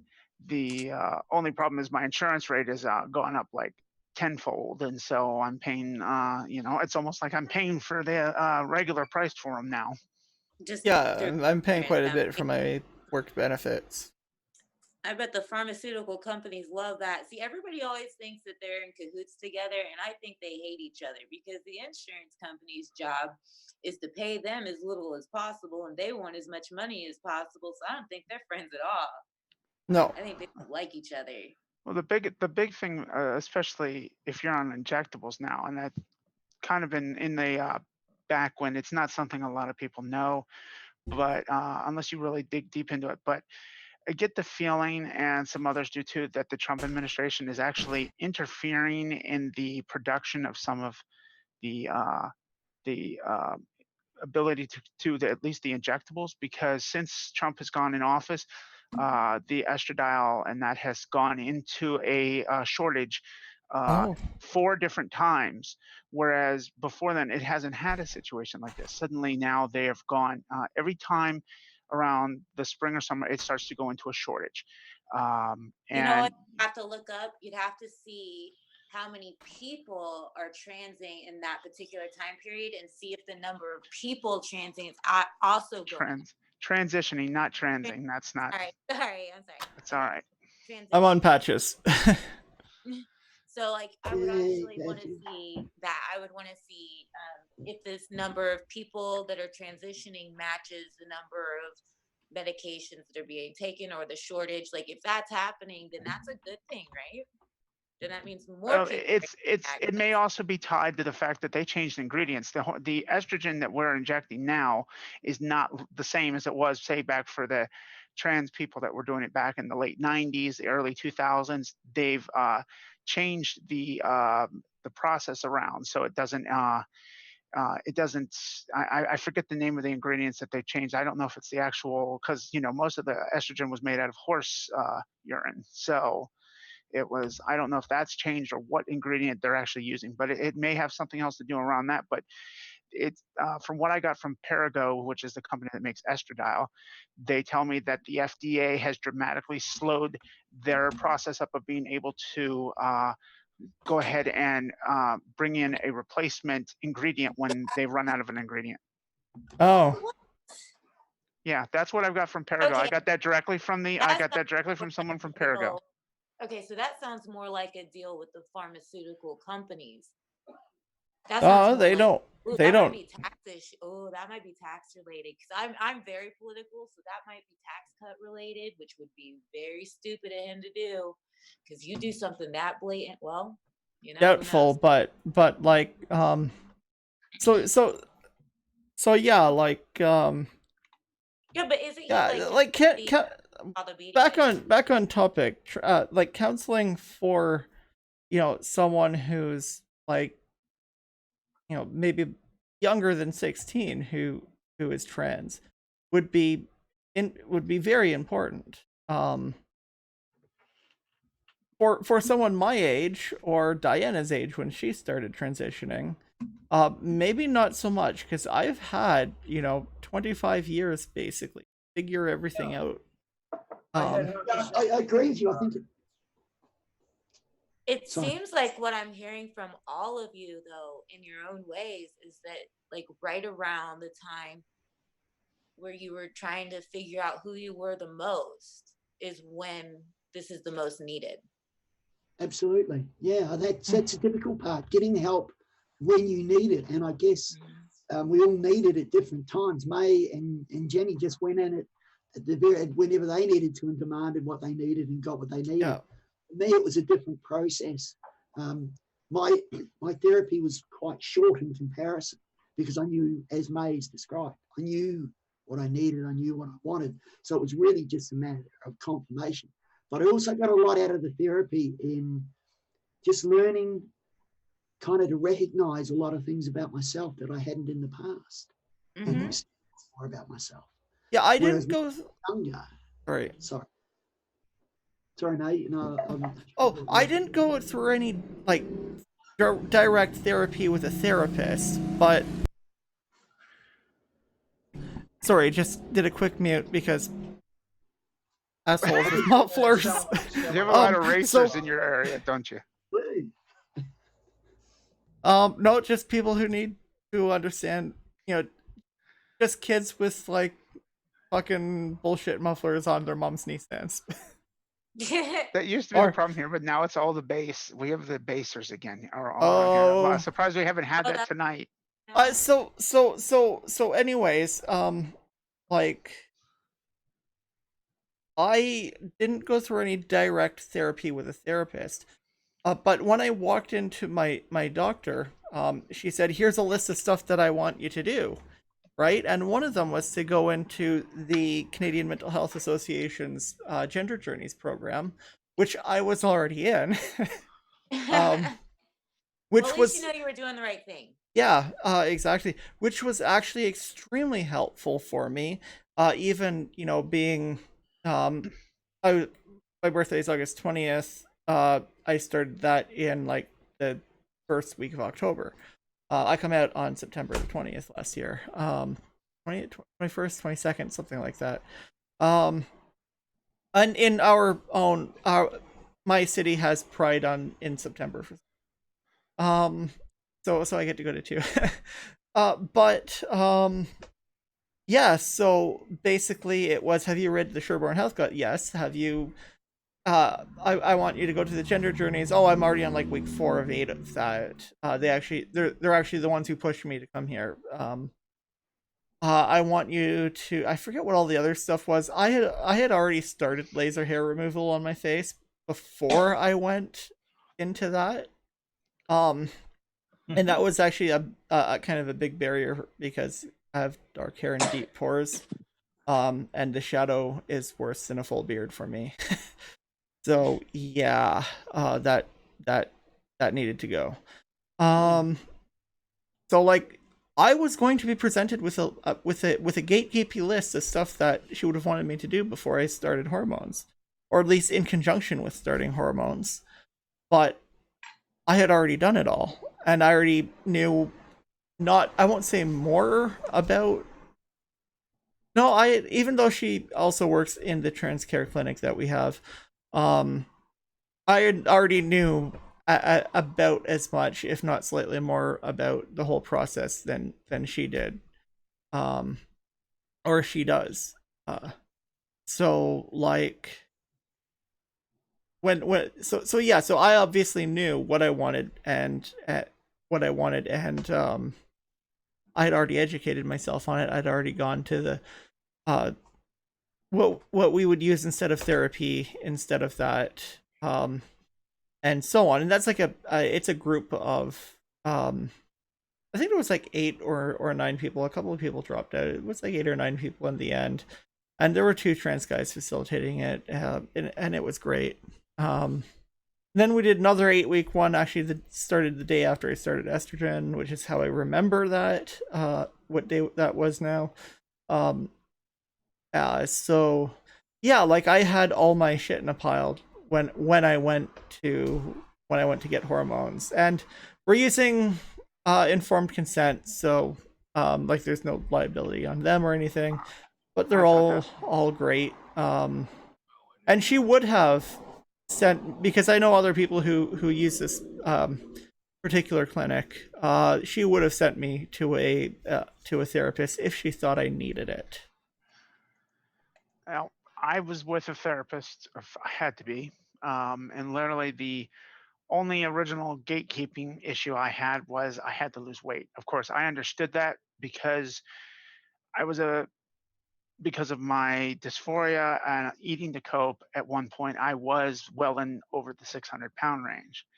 Well, So good for you for pulling that off. I Kudos. thank you, but it's been tough. I'm still doing. I'm 350. I'm 363 now. I actually was at a point I was down to 275, the lowest point I'd been since I was 13. But because my mom's issues and all of the stress and everything, I've kind of regained. But that was the thing I had to do. I had to lose weight and get to a certain point where then I could start to transition. Um, but I saw my therapist, and I had like 33 sessions with her. And then, of course, she said, I don't think you really need sessions anymore. I believe you're so confident in yourself. I'm still here for you, but just call me if you need me when you need your surgical letter. You're fine, but I think you're fine.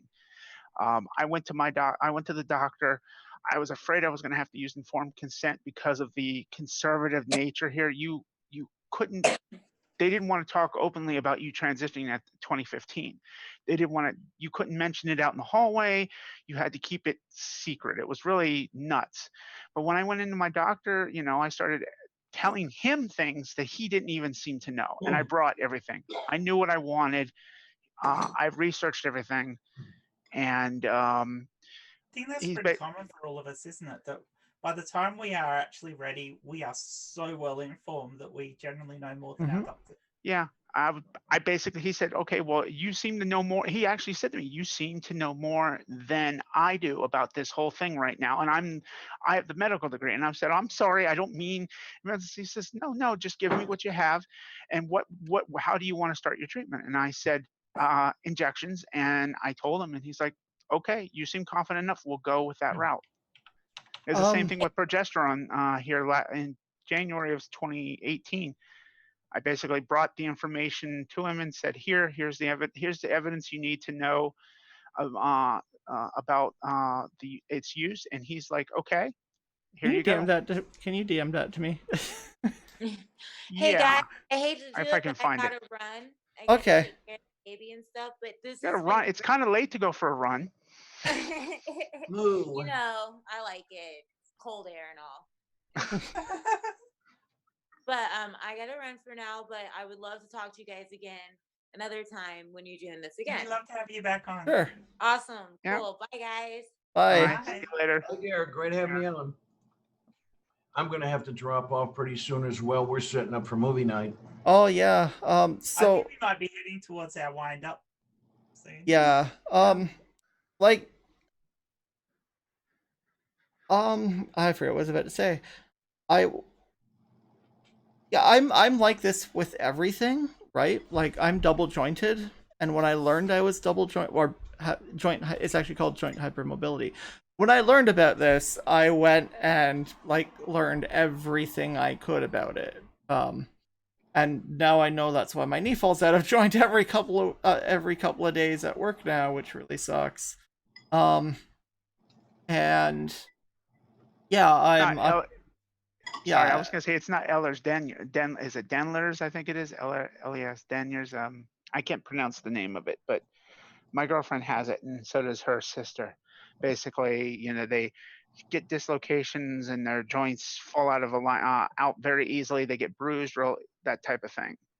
I don't easily get bruised, but that might be some other thing. But yeah, I can bend my legs backwards. I can like bend my fingers backwards. I can put my wrist all the way back like that with no problems. She literally, the one day I asked her about it, she literally twisted her arm all the way around and put her tongue up to her elbow, and I'm like, okay, I can't do that. I can't do that. There's no way. And I can twist my arm around, but I can't get my tongue on my elbow. Right. I know. I understand. What's a degree, depending on what type of condition you have or what number. Yeah. So like, I went and I forgot a lot of it now because that was a few years ago, but I went and I like really studied it, and I went and I really studied HRT and everything. When I decided for the second time, when I decided to try to get on hormones, and I expected to go through the year real life test or whatever it's called and all that, and I wanted I didn't want any part of it, but I was ready to have to grit my teeth and go through it, even though I was afraid that I would have to not be myself, because the point of this is to be myself. But like my doctor is actually really really awesome. She actually asked me if I'm non-binary when she was diagnosing me with dysphoria, when I was explaining how that works for me, which is basically I'm not dysphoric about what I am. I'm dysphoric about what I'm not. Is an easy way to say that. I understand. So, yeah, like I like all of my guy stuff. I just dislike not having the girl stuff too. So So ideally, would you like both? Greedy. damn right. Actually, you can have my guy stuff as long as I can get a neo vagina out of the deal. Oh, I love that. I told my girlfriend, I said, I want to transition. I want to go through with it all, but I am being so seriously gatekeeped right now. It's like basically they have the gate, they put steel concrete wires over it, they poured concrete all over it, then they put locks, and then they just are like, no, you're not going anywhere near it because they're gatekeeping me. If it's not my weight, it's something else, and it's ridiculous how many excuses they have to not let you make your own decision and do what's right for you. Yeah, I relate to that. I had surgery late last year, and it was Okay. one thing after another. One Where thing did after you have it another. done, Liz? Where did you have it done, Liz? Melbourne, Dr. Ives. He's English, isn't he? Yeah, I think so originally. Yeah, Yeah, he came studying over. on the Marcy Bowers. Oh, he started down the Marcy. Yeah, Oh, you're coming over here then, mate. he's good. He's. I don't know why you would go to Thailand, but anyway.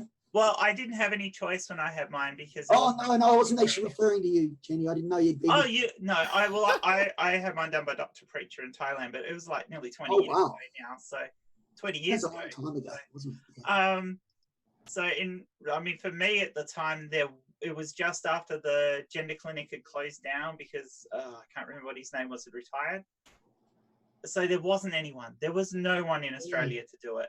So my choices was really go to the US or go to Thailand, and US was stupidly expensive. Well, I mean, and now the only choice now is Melbourne, is my understanding, or is there something Sydney doing? No, I think there is only the one. Yeah, so it's either Andy Ives or Thailand or America, and quite frankly, after my experience, and I'd be happy with Andy anytime, but you got to be prepared. Did you find it's all covered now, isn't it? Because no. No, how much? What isn't covered and what is now? Because I mean, nothing was covered when I did it. So okay, so for me, I had to get private health insurance, and I've never had private health insurance before, so there was a 49% loading on that. So my premiums were around $2,500 a year just for that. I had to have that for 2 years. Then all that did is pay for the actual hospital stay. I had to pay Andy up front, so about $15K. And then you had the anaesthetist, which was another 3.5, nearly 4, plus accommodations and stuff. I did get some back from my private health and Medicare to the tune of about $2,000 or just over. Yeah, because I thought they changed the rules just recently that they were going to cover more. I think it depends on your level of cover. I'm not really sure. Oh, okay. And I think it's a percentage too, clearly, of how much you pay, because what I paid is cheaper than what people are paying now, because I actually booked kids. 2-3 have to blow this bomb stand. No worries. I think we're going to shut down anyway. I just wanted to know what the experience was like now. And thanks, Liz. I'm of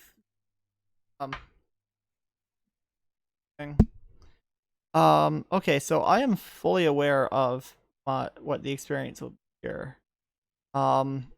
Just because we went over the whole thing in the gender truth.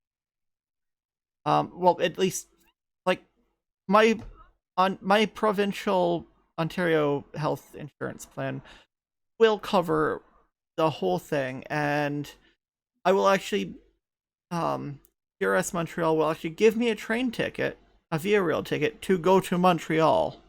Of course, until very recently, DRS Montreal was the only place in Canada that would or could do such a thing.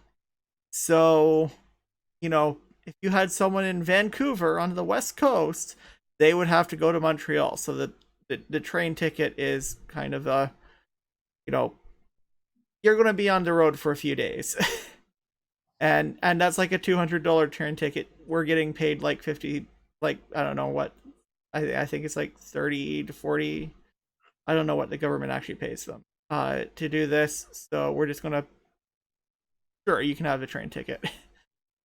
We are having there is another doctor who opened, I think, in Vancouver, so that's good. And there's another one starting in Toronto soon, but I'm not really sure about any of that. But yeah, it would be if I wanted that, I would basically get all the stuff filled out, sit on the waiting list for like another year, and then just go to Montreal and do it. And the absolute bare minimum that they could cover would be covered. Now, if I wanted to go to another doctor, like the surgery would be covered, but nothing else. So I could go to Mount Sinai in New York if I wanted to, but I'd have to get my butt to New York. I'd probably have to. I think they'd pay for the hospital stay, and then I'd have to get my butt back and all of that. So worth it though. I mean, the surgeries I offer there are actually quite impressive. Mm-hmm. I think it's the one in New York. So, yeah. Well, if Trump, if we could get rid of Trump, or we can get back, I mean, not a lot of trans people here knew that if you had Medicare, your insurance, at least as of 2017, I think it was the end of 2017 or something like that, would cover your transition, your gender surgery. The problem is, since Trump administration has come in, they put people in place that basically any letter that comes in asking about having your gender surgery, they basically just ignore it. They just basically throw it in a pile, and they go on and do their thing. And now that Trump is trying to rescind those benefits, it's like all the progress we made is kind of starting to be reverted. And Wait. You can still get that covered? You can get your gender, yeah, you can get your gender bottom surgery covered through Medicare, but you have to go through and get approval. You had to get approval from from Medicare itself. So you basically had to have your doctor basically had to send a permission form in, get the approval, and then it would be sent back. But the problem, what's happening is whoever's in the administration now over there is basically they've told everyone, if it comes in, ignore it, put it aside, don't answer it. And so basically doctors come back and say, we never heard anything back. And that's been the common occurrence. Okay, well, hopefully we can't hear you, Liz. I was just shaking my head saying, wow. Okay. Yeah, we have it so much better, don't we, Liz? Yeah, we do. Like every time I read something that's going on in the US, I cringe. I just think I'm looking really, really bad for the situation you're in. It's horrid. A transphobic asshole as the guy running the country is just so bad. And we've got a homophobic prime minister, so I don't think anyone is. The bigger problem is Pence, who is a young Earth. Yeah, he's a young Earth creationist. That's all I have to say. Yeah, I've been face to face with him actually. 2016, I crossed paths with him in Ashland, Virginia.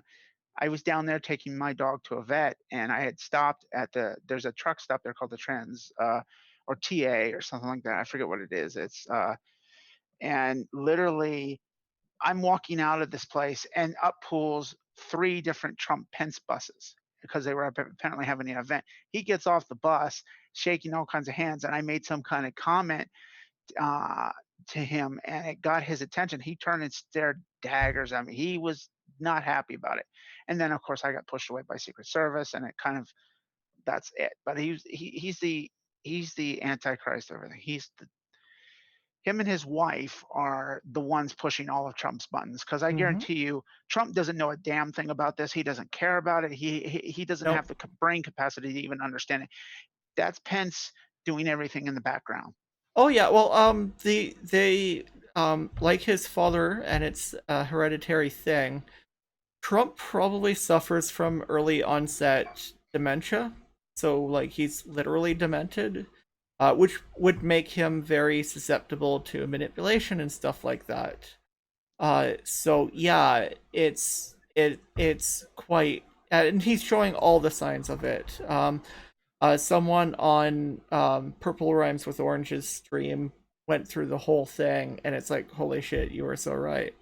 Seen a bit about it in the past, you know. Yeah. How So, he's, like, well, it's yeah, you need to get rid of them, and you know, this. But more importantly, you need to get rid of Pence than Trump. Yeah. Yeah. Well, Well, that's the thing with Pence, aren't you? the thing with That's- Pence is that he would never win an election on his own. And I the don't know other about thing, that. he would not win an election on his own.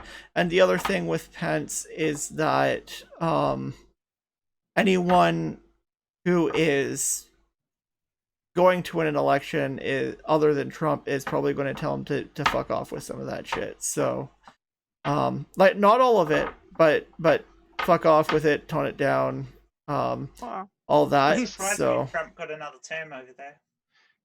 yeah, as long as whoever is running doesn't run the literal worst elections campaign in the history of election campaigns, like Hillary Yeah. did, then it's- you should be fine. the And I'm problem saying is that a lot of the country isn't paying attention just yet. But they're running this politics stuff even earlier than ever. And now we've got 25 different candidates running on the Democratic side, and it's like, literally, if I thought last campaign was bad, this year I could just see they're going to be pulling out every stop. It's going to be one of the nastiest political campaigns ever, not just with Trump, but also with Democrats themselves. And I've told people on Twitter and Facebook, look, let's all try to agree that we're not going to do it in 2016, what happened in 2016, because when you started going between Hillary Clinton and Bernie Sanders, you started getting people that were basically muting friends, kicking friends off blocking them, that type of thing, because they didn't like the fact that they were supporting one candidate or the other. This time around, we're saying, I agree that we need to come together. We need to find the best candidate and basically go with that. Because we can't afford to have Trump. If Trump gets another 4 years, it's going to be really bad. So how do you And, think it's going to be for trans people if he does? What's the end result for trans people? about that? 50 years of regression. Yeah, that's pretty much it. Because right now, what is so bad about this is that the TERFs, especially the English TERFs, the UK TERFs, the ones that are over there, for some reason, they are interacting with the Heritage Foundation so much. What's her name? Posey Parker. Yeah, Posey Parker. And then the other one that was with her that confronted Sarah McBride, is it Julia Long, I believe, or I don't know. that. And then there's Megan Murphy now, the one I talked about earlier. She's the one that's going to be going to the Heritage Foundation later this year in DC, and they're going to be presenting. They are all working, and they're basically, I've actually been in the dialogue in the background. They actually have a direct dialogue with someone in the White House right now, and they are basically talking about it and saying, look at this. And they're going and they're presenting their ridiculous feeds, and they're presenting all of our comments about how we're being violent to them, and they're doing anything that's negative and bad. They're trying to put it in and represent us as, because they want to basically regress everything. Yeah, and another thing with the oh wow, yeah, I forgot. I put you in a mental block and you forgot, huh? Oh, I just do that sometimes. But I mean, we can start with Turf Leader being a homophobic dude. Who, yeah, we're not sure how that homophobic dude is on Twitter still. And Oh, you mean who we've been talking about?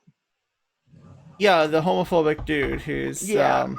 Basically, because Twitter says that he is his because he's because he was the president. If that's the same we're talking about. no, Someone else. No, it's some English dude with a pipe. Oh, that person. Nuts Yeah. with a G?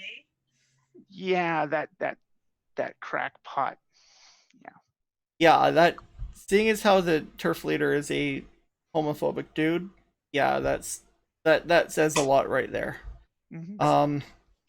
And that asshole really is. So they listen to him. And yeah, there's a couple of different versions of turfs, but they're all just there's like the super right wing. They're not Christians, but they might as well be. Mhm. Like the atheist right wing. There's the Christian right wings, who are usually not feminists, but they claim to be. And then there are the transphobic lesbians. So those are the three versions of turfs, I think.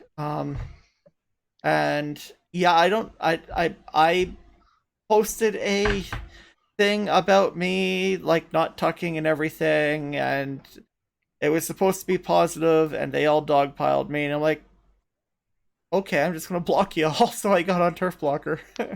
They do that. They dog that. That's how they create this hostile environment, and they wonder why trans people get so angry and so frustrated. And a lot of we can't control what everyone else does. I mean, I always try to tell people, don't threaten someone else. It's not going to be a good thing in any situation.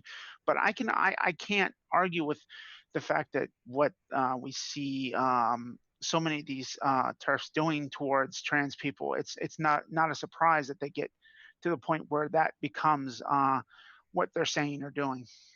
Yeah, and like like you can't they're as bad as creationists. They're unreasonable. You can't. I've tried talking with them. You can't talk with them. Um, you know, they have a not. They're just horribly bigoted. Yeah. That's the only thing I can say. Every time they want a conversation, we want a discussion, we want a conversation. Okay, if you try to give them a conversation, no matter what you say, no matter how much evidence you have on your side, they just go back to the same thing and they brush you away and say, no, this is what it is. Yep, their argument basically boils down to butt penis. Yeah. That works. That's their argument in the end, because I've cornered them into basically having to say, no, it's you were born with a penis. It doesn't even matter if you have it or not anymore. Well, it's ironic that the man with the pipe, him and that quack doctor that they all kind of go to now, because they all refer to us as AGP. That's all they go to. I mean, you could put him up on a platform and there's all sitting there doing their worshiping, bowing to him, and he's a complete idiot. Yeah. But they're penis worshipping anyway, aren't they? Because it's all dudes that they're in love with. Yeah. Go ahead. I laugh at the HEP thing.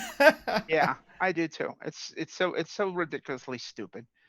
And for all these people, all these women who claim that they're feminists when they're really not, I wouldn't even give them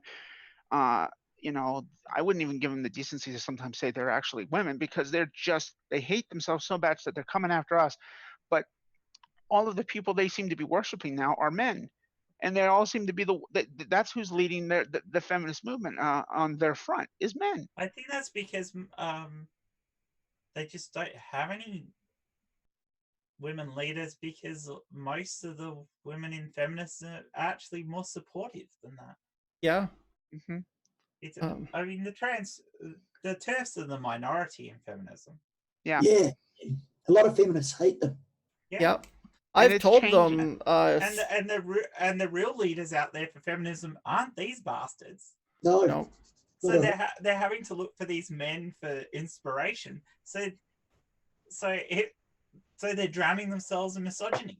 Yeah, I have told them straight up that like they are a minority, and there's about uh let's say 18 million Canadian women who would disagree with them, and like a couple of 100,000 who might agree with them to some extent, and like two who agree with them.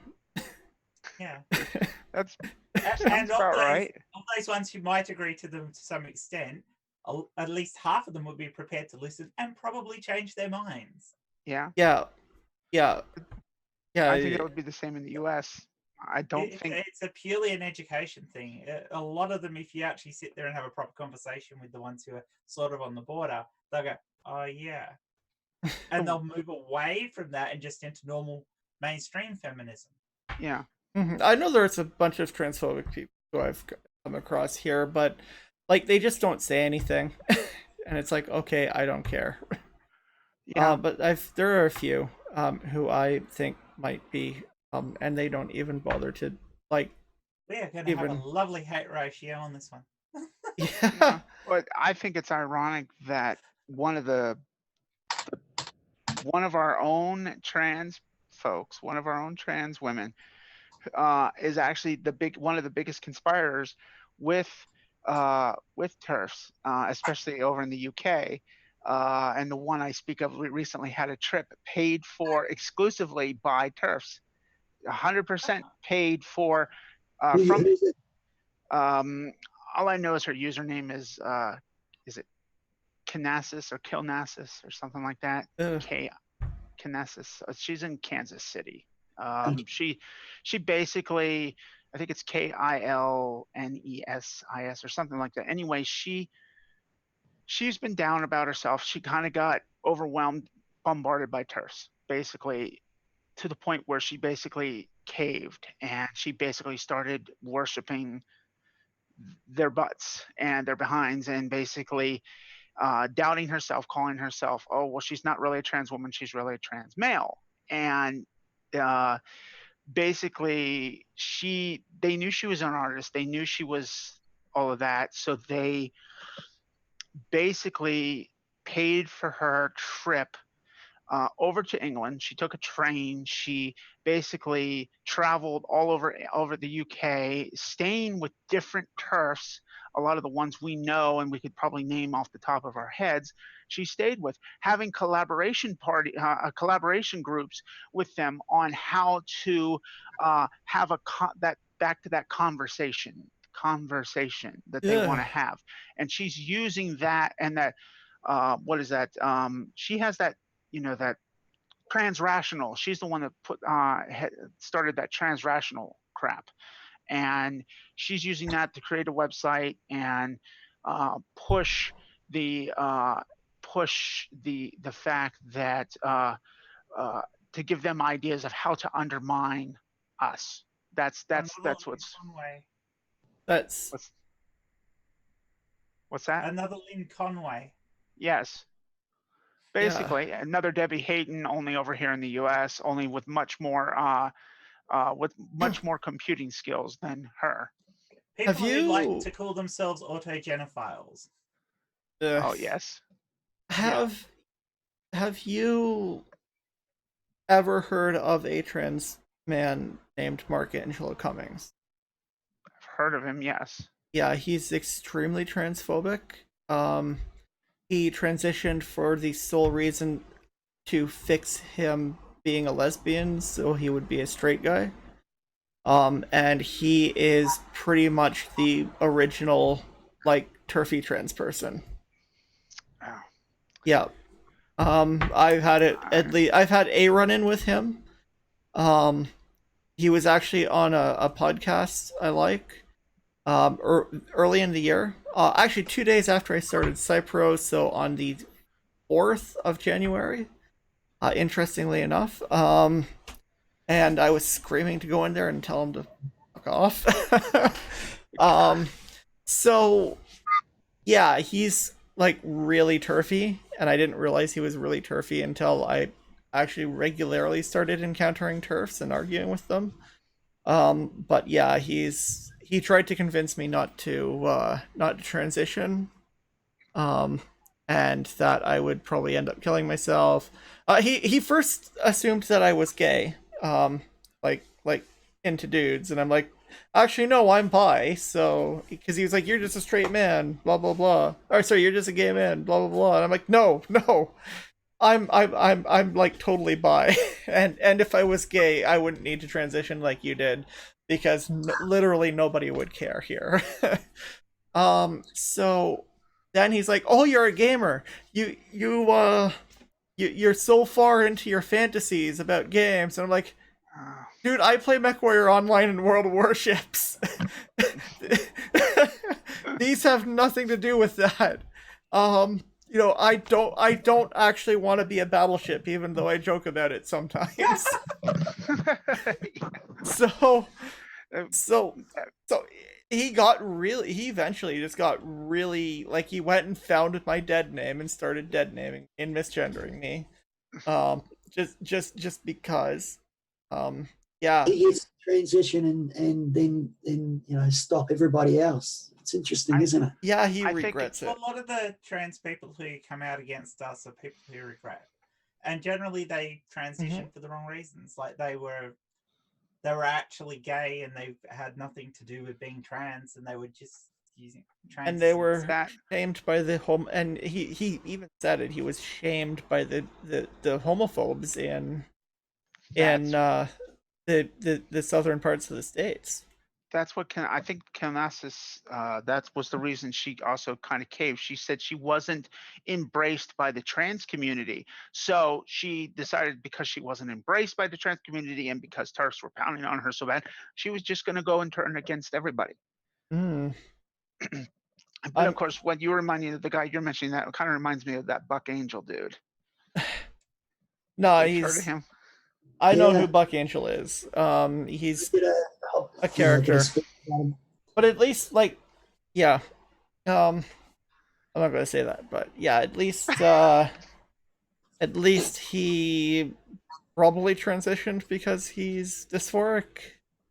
I'll say it like that. Not that you need dysphoria to be trans, but that's the most polite way I can say that. I just got to know what they hate. I really think that there must be something that they hate about themselves. I think Jenny mentioned that earlier. I think it has to be something internal that they hate about themselves to go the route they go.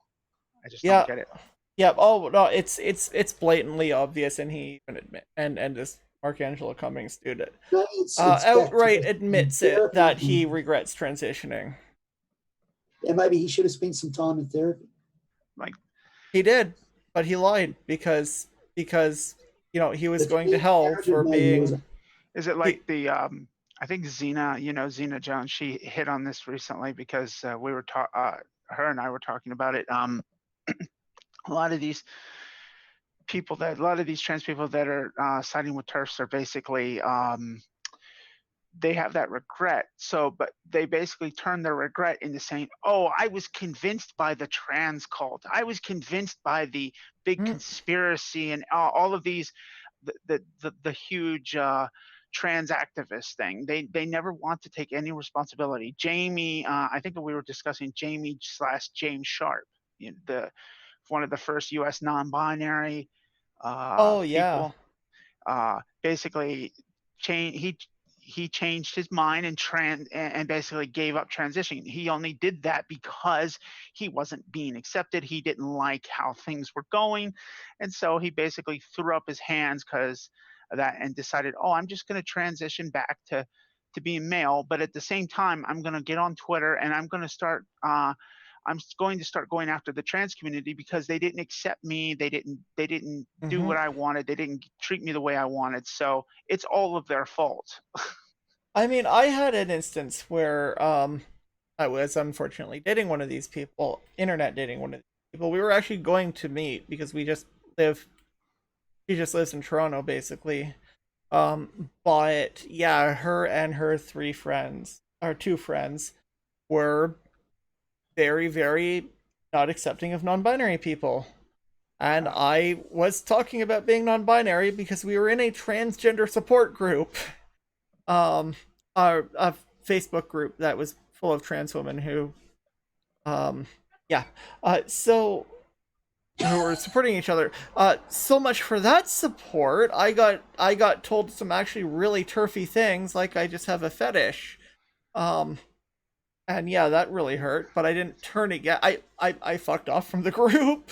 I wouldn't talk with most of the people in it for a while, even though some of them are still pretty good friends, and I talk with them Right. regularly now. But yeah, and they told my friend who's intersex and gender fluid that she's not trans, because she's gender fluid, even though she's been on hormones, well, at least longer than I have. I would have thought there would have been like MRKH who's telling all of the intersex people, you're not trans because you're intersex. That's what she goes Well, and they go around doing. Stop. Yeah, let's not start on that. Okay. Sorry, So- if you're intersex, but you were brought up in one way and you have to transition the other way, you're still trans. Yes. Sure.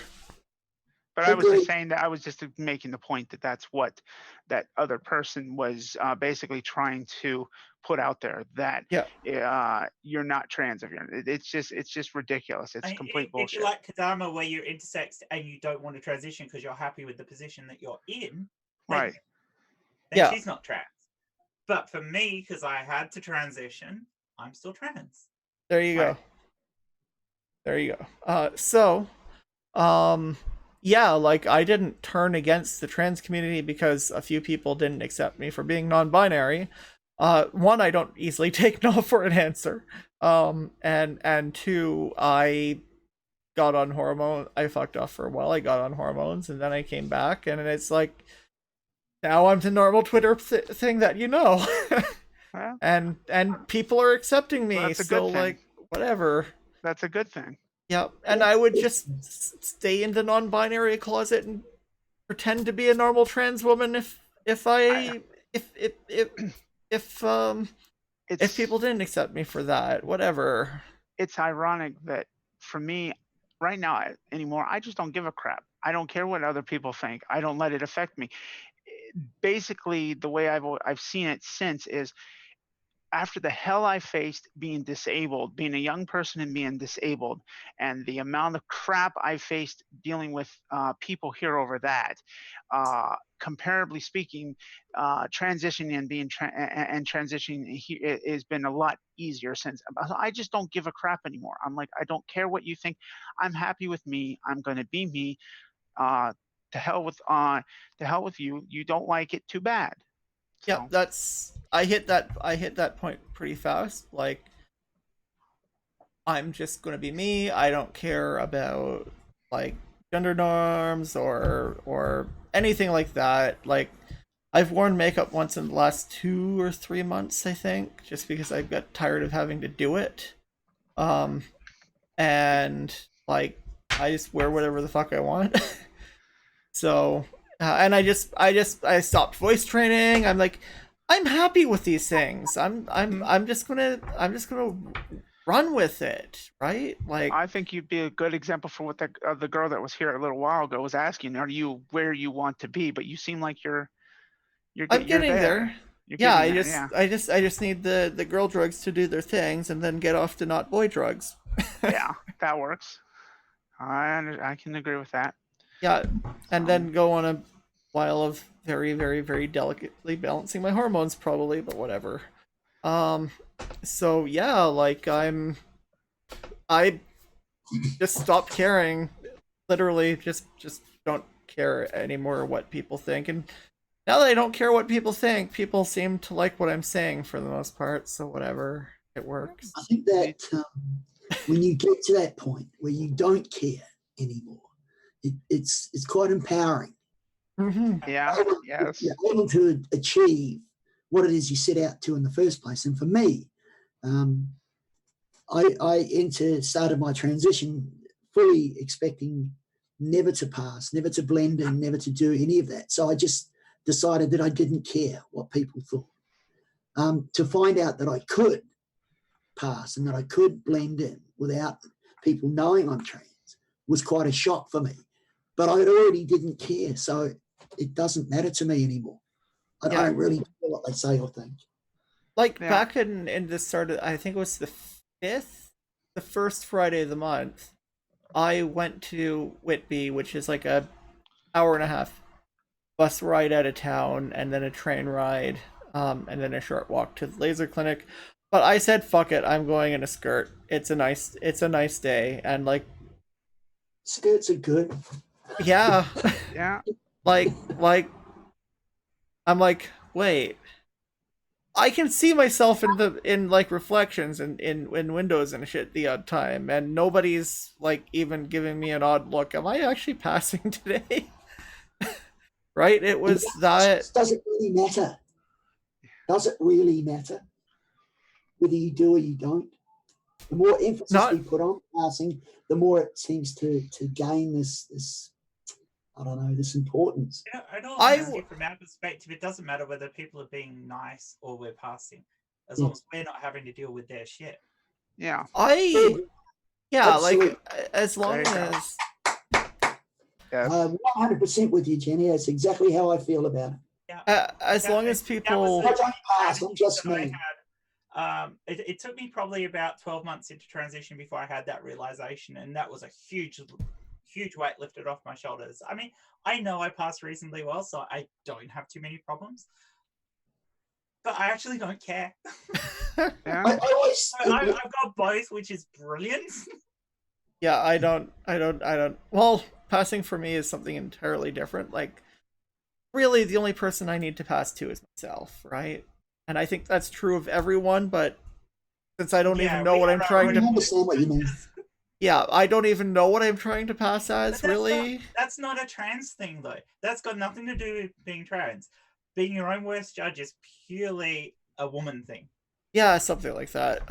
So, like, but it's like, honestly, as long as people use she, her pronouns for me and all that, and aren't assholes to me, I don't care if I'm passing or not, just as long as people use the right pronouns and aren't assholes to me. Except for to myself, but whatever. That's just dysphoria bullshit. I think that, we're harder on ourselves when off. we screw up pronouns. Yeah. Yeah, Like yeah. the times you and I have done it to oopsie. I mean, I feel absolutely shit if I do that. Yeah. Yeah. Yeah, And I've there been are there. some people where occasionally it's awkward, especially if they haven't actually started transition. I Yeah. love Oopsie to bit, and he is amazing, and I nearly did it then. Mm. But Yeah. it is really hard when they haven't started transition and you're having to talk to them in a way when they are still describing themselves as both genders. It Mhm. is really hard. Yeah. Mhm. Yeah, it's hard for Oopsie. I can't go anything bad against anybody. When you start is the time that you get the most amount of misgendering.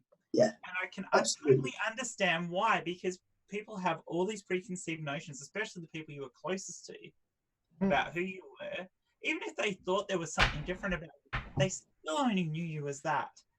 Yeah. And it takes a long time to break down those walls. Yeah, I've my never understood why people jump down people's throats about pronouns and misgendering at the start.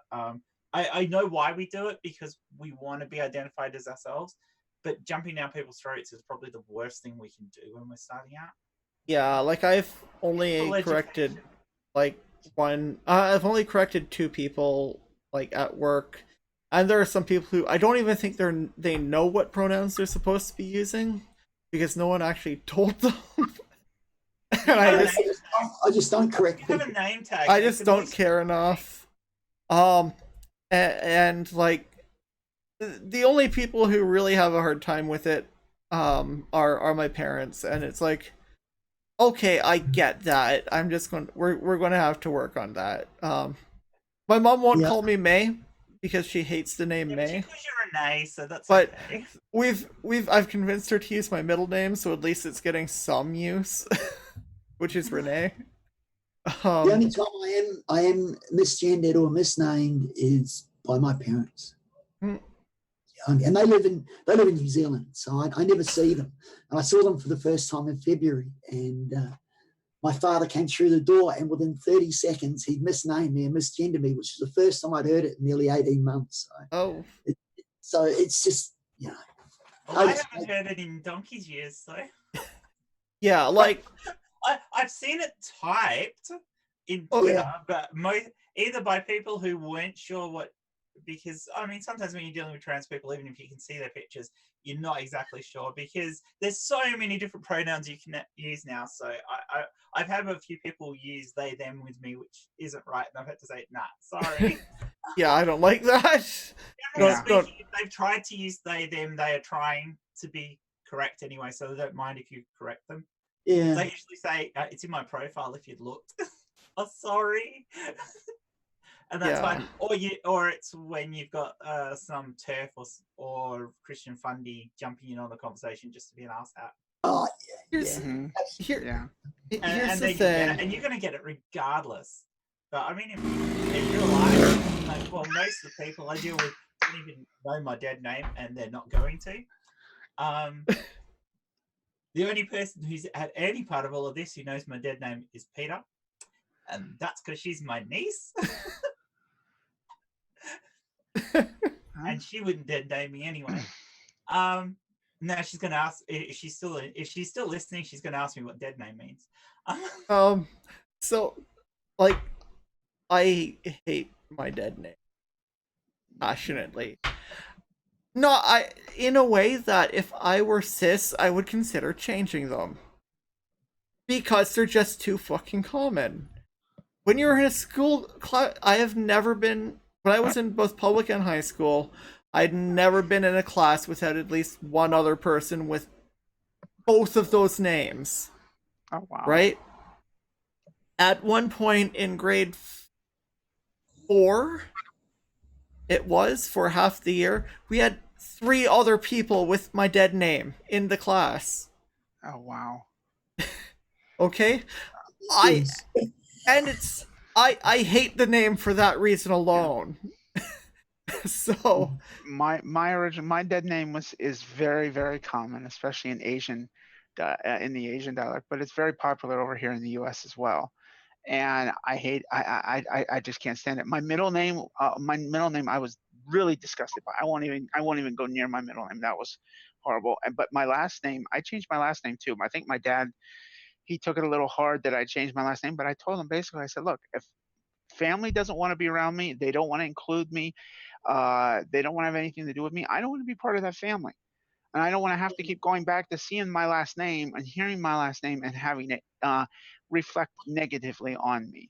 And everyone would tell me, but your heritage, you've got to keep your heritage. I'm like, fuck my heritage. I want to be happy. I don't give a crap about my heritage. I How considered important was your changing my heritage when last name. when you announced you were transitioning? Not very by the sound of it. They weren't really concerned about it, were they? What's heritage What's got that? to do with it anyway? I mean, if you're female, you lose your last name anyway when you get married. Well, some do. Some do. I don't know. It People has change something. their names anyway. So what the hell's it got to do with it? Unless, of course, you've been given a name that's been in your family for centuries. Yeah, that's basically what it is. It's Yeah, well, basically it's basically a name that started in Germany, came from Germany to the U.S., and now is in. You can pronounce it. There's actually technically there's two subcategories. There was my family name, and there was the original German name, and it basically there are so many of them around that it's considered unique, but you literally run into it so much, and I couldn't stand it. I can't stand it. That's why I mentioned earlier in the program. It was both sides of my family were really big, and they were really. It's ironic how things are now, and nobody wants to have anything to do with me because when I was younger and I had all these issues and everything, the families were all connected. Big, Christmases were these huge parties with tons of people coming. You'd have so many people that. Yeah, now it's Christmas is just like mom and I, or you know, like my mom or my dad or somebody, going to my aunts. That's it. There's nothing else, and it's just like how things have changed. And I was just like, they're like, oh well, I don't know, something about you don't want to lose your like. They look bad upon me because I was giving up my last name, and I'm like, I'm not. I don't care. I don't want it. And so I mean, I explained that to him. He said no, he thought I was wrong thinking he says, no, the family wants you. I said, explain to me how your side of the family wants me. Your side of the family doesn't communicate with me. They talk down to me. They talk bad about me. They call me names. You know, it's just I've said there's no reason for it, and I'm sorry, but I'm not going to do that. And so I didn't. I changed my name, and I like how my name is now. I don't have that negativity in my life anymore. Now, even when I hear the last name, or of course I have to take care of my mom who has that last name, it's there, but I don't let it. I try not to let it affect me. Basically, it's just Yes. that much negativity to it. So I am super lazy. So I only changed one letter in my name. So yeah, I just pretty much just gave my dead name away. So I only have to like invert one letter when I'm signing it. I considered changing my last name, but I chose against it because then I'd have to relearn enough cursive to actually sign my name, to relearn how to sign my name, and I can't remember how to do cursive, so fuck that shit. I didn't change the signature at all. I left it exactly the way it was. Nobody can remember anyone. The same initial. Well, yeah, no, I got different initials, but my signature is one of those that you couldn't tell what I was writing in the first place because I write like a fractured clam. So I You're just like a doctor then. Yeah, my signature. yeah, ex-nurse. So yeah. I've had to change my signature several times now. So I because just when I transitioned and changed my name, I kept my family's last name, and then I got married and changed my last name. So I've had a few different signatures, and they've all been wildly different because my maiden name was Pinchback and my married name is Hoyt, and I kept it because it pissed my ex off. And anyway, it's easier to sign. For very valid reasons. Oh, you have no idea. And the number of times on the phone you talk to somebody and you go, "Oh, what's your name?" Oh, Jenny Pinchback. How do you spell that? Oh wow. So yeah, it was much easier to go to say Hoyt because Hoyt's so much easier. And there's a cinema chain over here called Hoyt's, so I just say it's like the cinema but without the S. okay. Which makes it really easy because they don't spell it wrong. Having said that, the number of times I've had things sent to me with Jenny spelt wrong, with a G, or What? obviously the one with the I. Yeah, I've had Jenny sent to me with a G, so it's J. So it's Genny. What? Okay, Wow. okay. Here's one thing I hate. My dead name is Matthew. My parents spelled it with one T. Just one, not two. One T. Which is, I loved that because I was the only one with that spelling in school and shit. So that worked. A little bit. Made it easy for you though when you did your May. Yes, exactly. Don't spell my dead name wrong. No, if you're gonna use it, don't spell it wrong. I will be even more unhappy. And actually, my work did that because you know how you get all these things that you have to sign. I keep telling them like, can you change this in your system before printing it out? They did once, it didn't save or something. So not only did it have the wrong name, it was spelt wrong. And that just is like super annoying. And I've had them change it at least twice to. But yeah, my dead name is James or Matthew, and my middle name is James. And James is a little bit more workable because at least the best captain's name is James. But yeah. Oh come on, Janeway's way better. Janeway, Kirk, and Picard are tied for my top 3 because I can't choose. They're all better at different things. Yeah.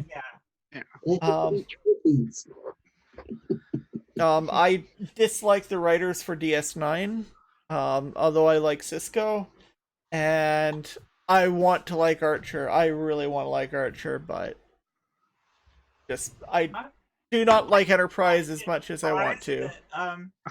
I liked the start of Enterprise before they got into all the other crap with the multi-race on the one planet. The Zindi. Yeah. That's Yeah, the so Zindi cool. arc And can. all the time shit. If they just made it like a Normal Star Trek. beef. Yeah, if they just made it like Like the TOS first and season TNG. was. The first season was awesome. Yeah. I could even deal with the temporal bullshit, okay? I could deal with the temporal bullshit. That's okay. It was annoying. It showed up in like, what, 3 or 4. It showed up in a small number of the episodes. It caused interesting things. I can deal with that because literally every single Star Trek series has had time travel. Yeah, So- and they've all had apart from maybe the first one, they've all had recurring themes that were happening through the show. So, Yeah. but the No, Zindi even stuff the was first. ridiculous. Yeah, it was They were kind of trying stupid. to do just one story. Yeah. Which is the same reason why I didn't really get into what's the new one? Discovery? Discovery. I haven't seen any of that, but I don't have access to any of that. So, but like, Yeah, I have a similar issue with Discovery. yeah. So, anyways, yeah, my dead name is and I have that as my captain name on Star Trek Online, so that works. But I hate the name because I was at one point in time one of 2 Matthews in a class that also had 3 James in it. That not including me. So it's just annoying as all fuck. Get this name off of me. I'd change it if I was cis, probably. Actually, probably not. It's too much effort, but you know what I mean. Yeah. As much as I love Star Trek and as much as I love Star Wars, I'm a bigger Stargate fan. So. Oh, I'm a like huge Stargate. Babylon 5 And fan. Babylon 5. Yeah. B5. B5. Yeah. Yeah. Yeah. Yeah. So yeah, I that's. just the only sci-fi. Liz I never doesn't really even know what to got go into do was about it. She's Stargate. like, I don't care. I don't know. The only sci-fi I didn't I don't really know get what into you're was talking about. Farscape. I like Stargate. I have a cousin who was in like a bunch of episodes of SG-1 at Atlantis as an extra. So Yeah, Stargate's good. Really? Farscape. I couldn't get into Farscape. I got into like the It's first better couple of between seasons of Farscape, but then it got really, really, really, really, really, really, really weird, and I'm like, no. No. Have you watched Lex? No. I've heard of it, but I Oh, haven't you seen should it. watch Lex. It's hilarious. I've heard it's interesting. It is. I've It is very interesting. I've seen a little bit of Lex and Red Dwarf, but they never really caught my interest. A Red Dwarf. Red Dwarf is cool, but it's not. It is more comedy than sci-fi. My old I don't know if you've ever played Eve Online, but my Eve Online name was Ronan Dex, and basically Oh, cool. there's if I was actually getting back into Eve, and I'm like, someone that I knew came back and said, no, if you do, just stay neutral or go somewhere else because you have the biggest bounty of anybody in the Northern Coalition out there. And I'm like, why? Oh, just because you were friends with such and such. And I'm like, okay. But so apparently I'm one of the most hated people in Eve Online on the northern side of the map. So Interesting. yeah, I don't know why, but it's just because my friend pissed everybody off up there, and I was always, he's my friend basically, and I was always connected with him. They basically hated me too, and I think some of them mistaked me for him. I So, see. but it was just my whole point. My whole point was I used to be known as Ronan Dex. That was another name that went before transition. So I don't know how much longer you guys are planning on going, but I might have to get off soon. I have to get off here in a minute, actually. Yeah, it's pretty late. All right. So I guess Star Ocean is great. I love it, Kadama. So yeah, just wow, we have people who didn't even start with us, but that's awesome. You're welcome back on our show anytime. You too, Kensi, and Thank you. yeah, Thanks for having me. you're welcome. Thanks for having me. That's welcome whenever. Yeah. I guess this had a lot of nonsense in it, but it's all good. And I think it was a good show overall. yeah, absolutely. I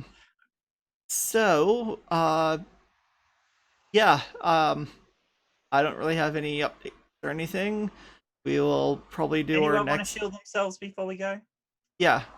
What's that? Show You wanna- yourself. Show yourself. Show, as in give out your Twitter and everything. Your Oh. channel. Yeah.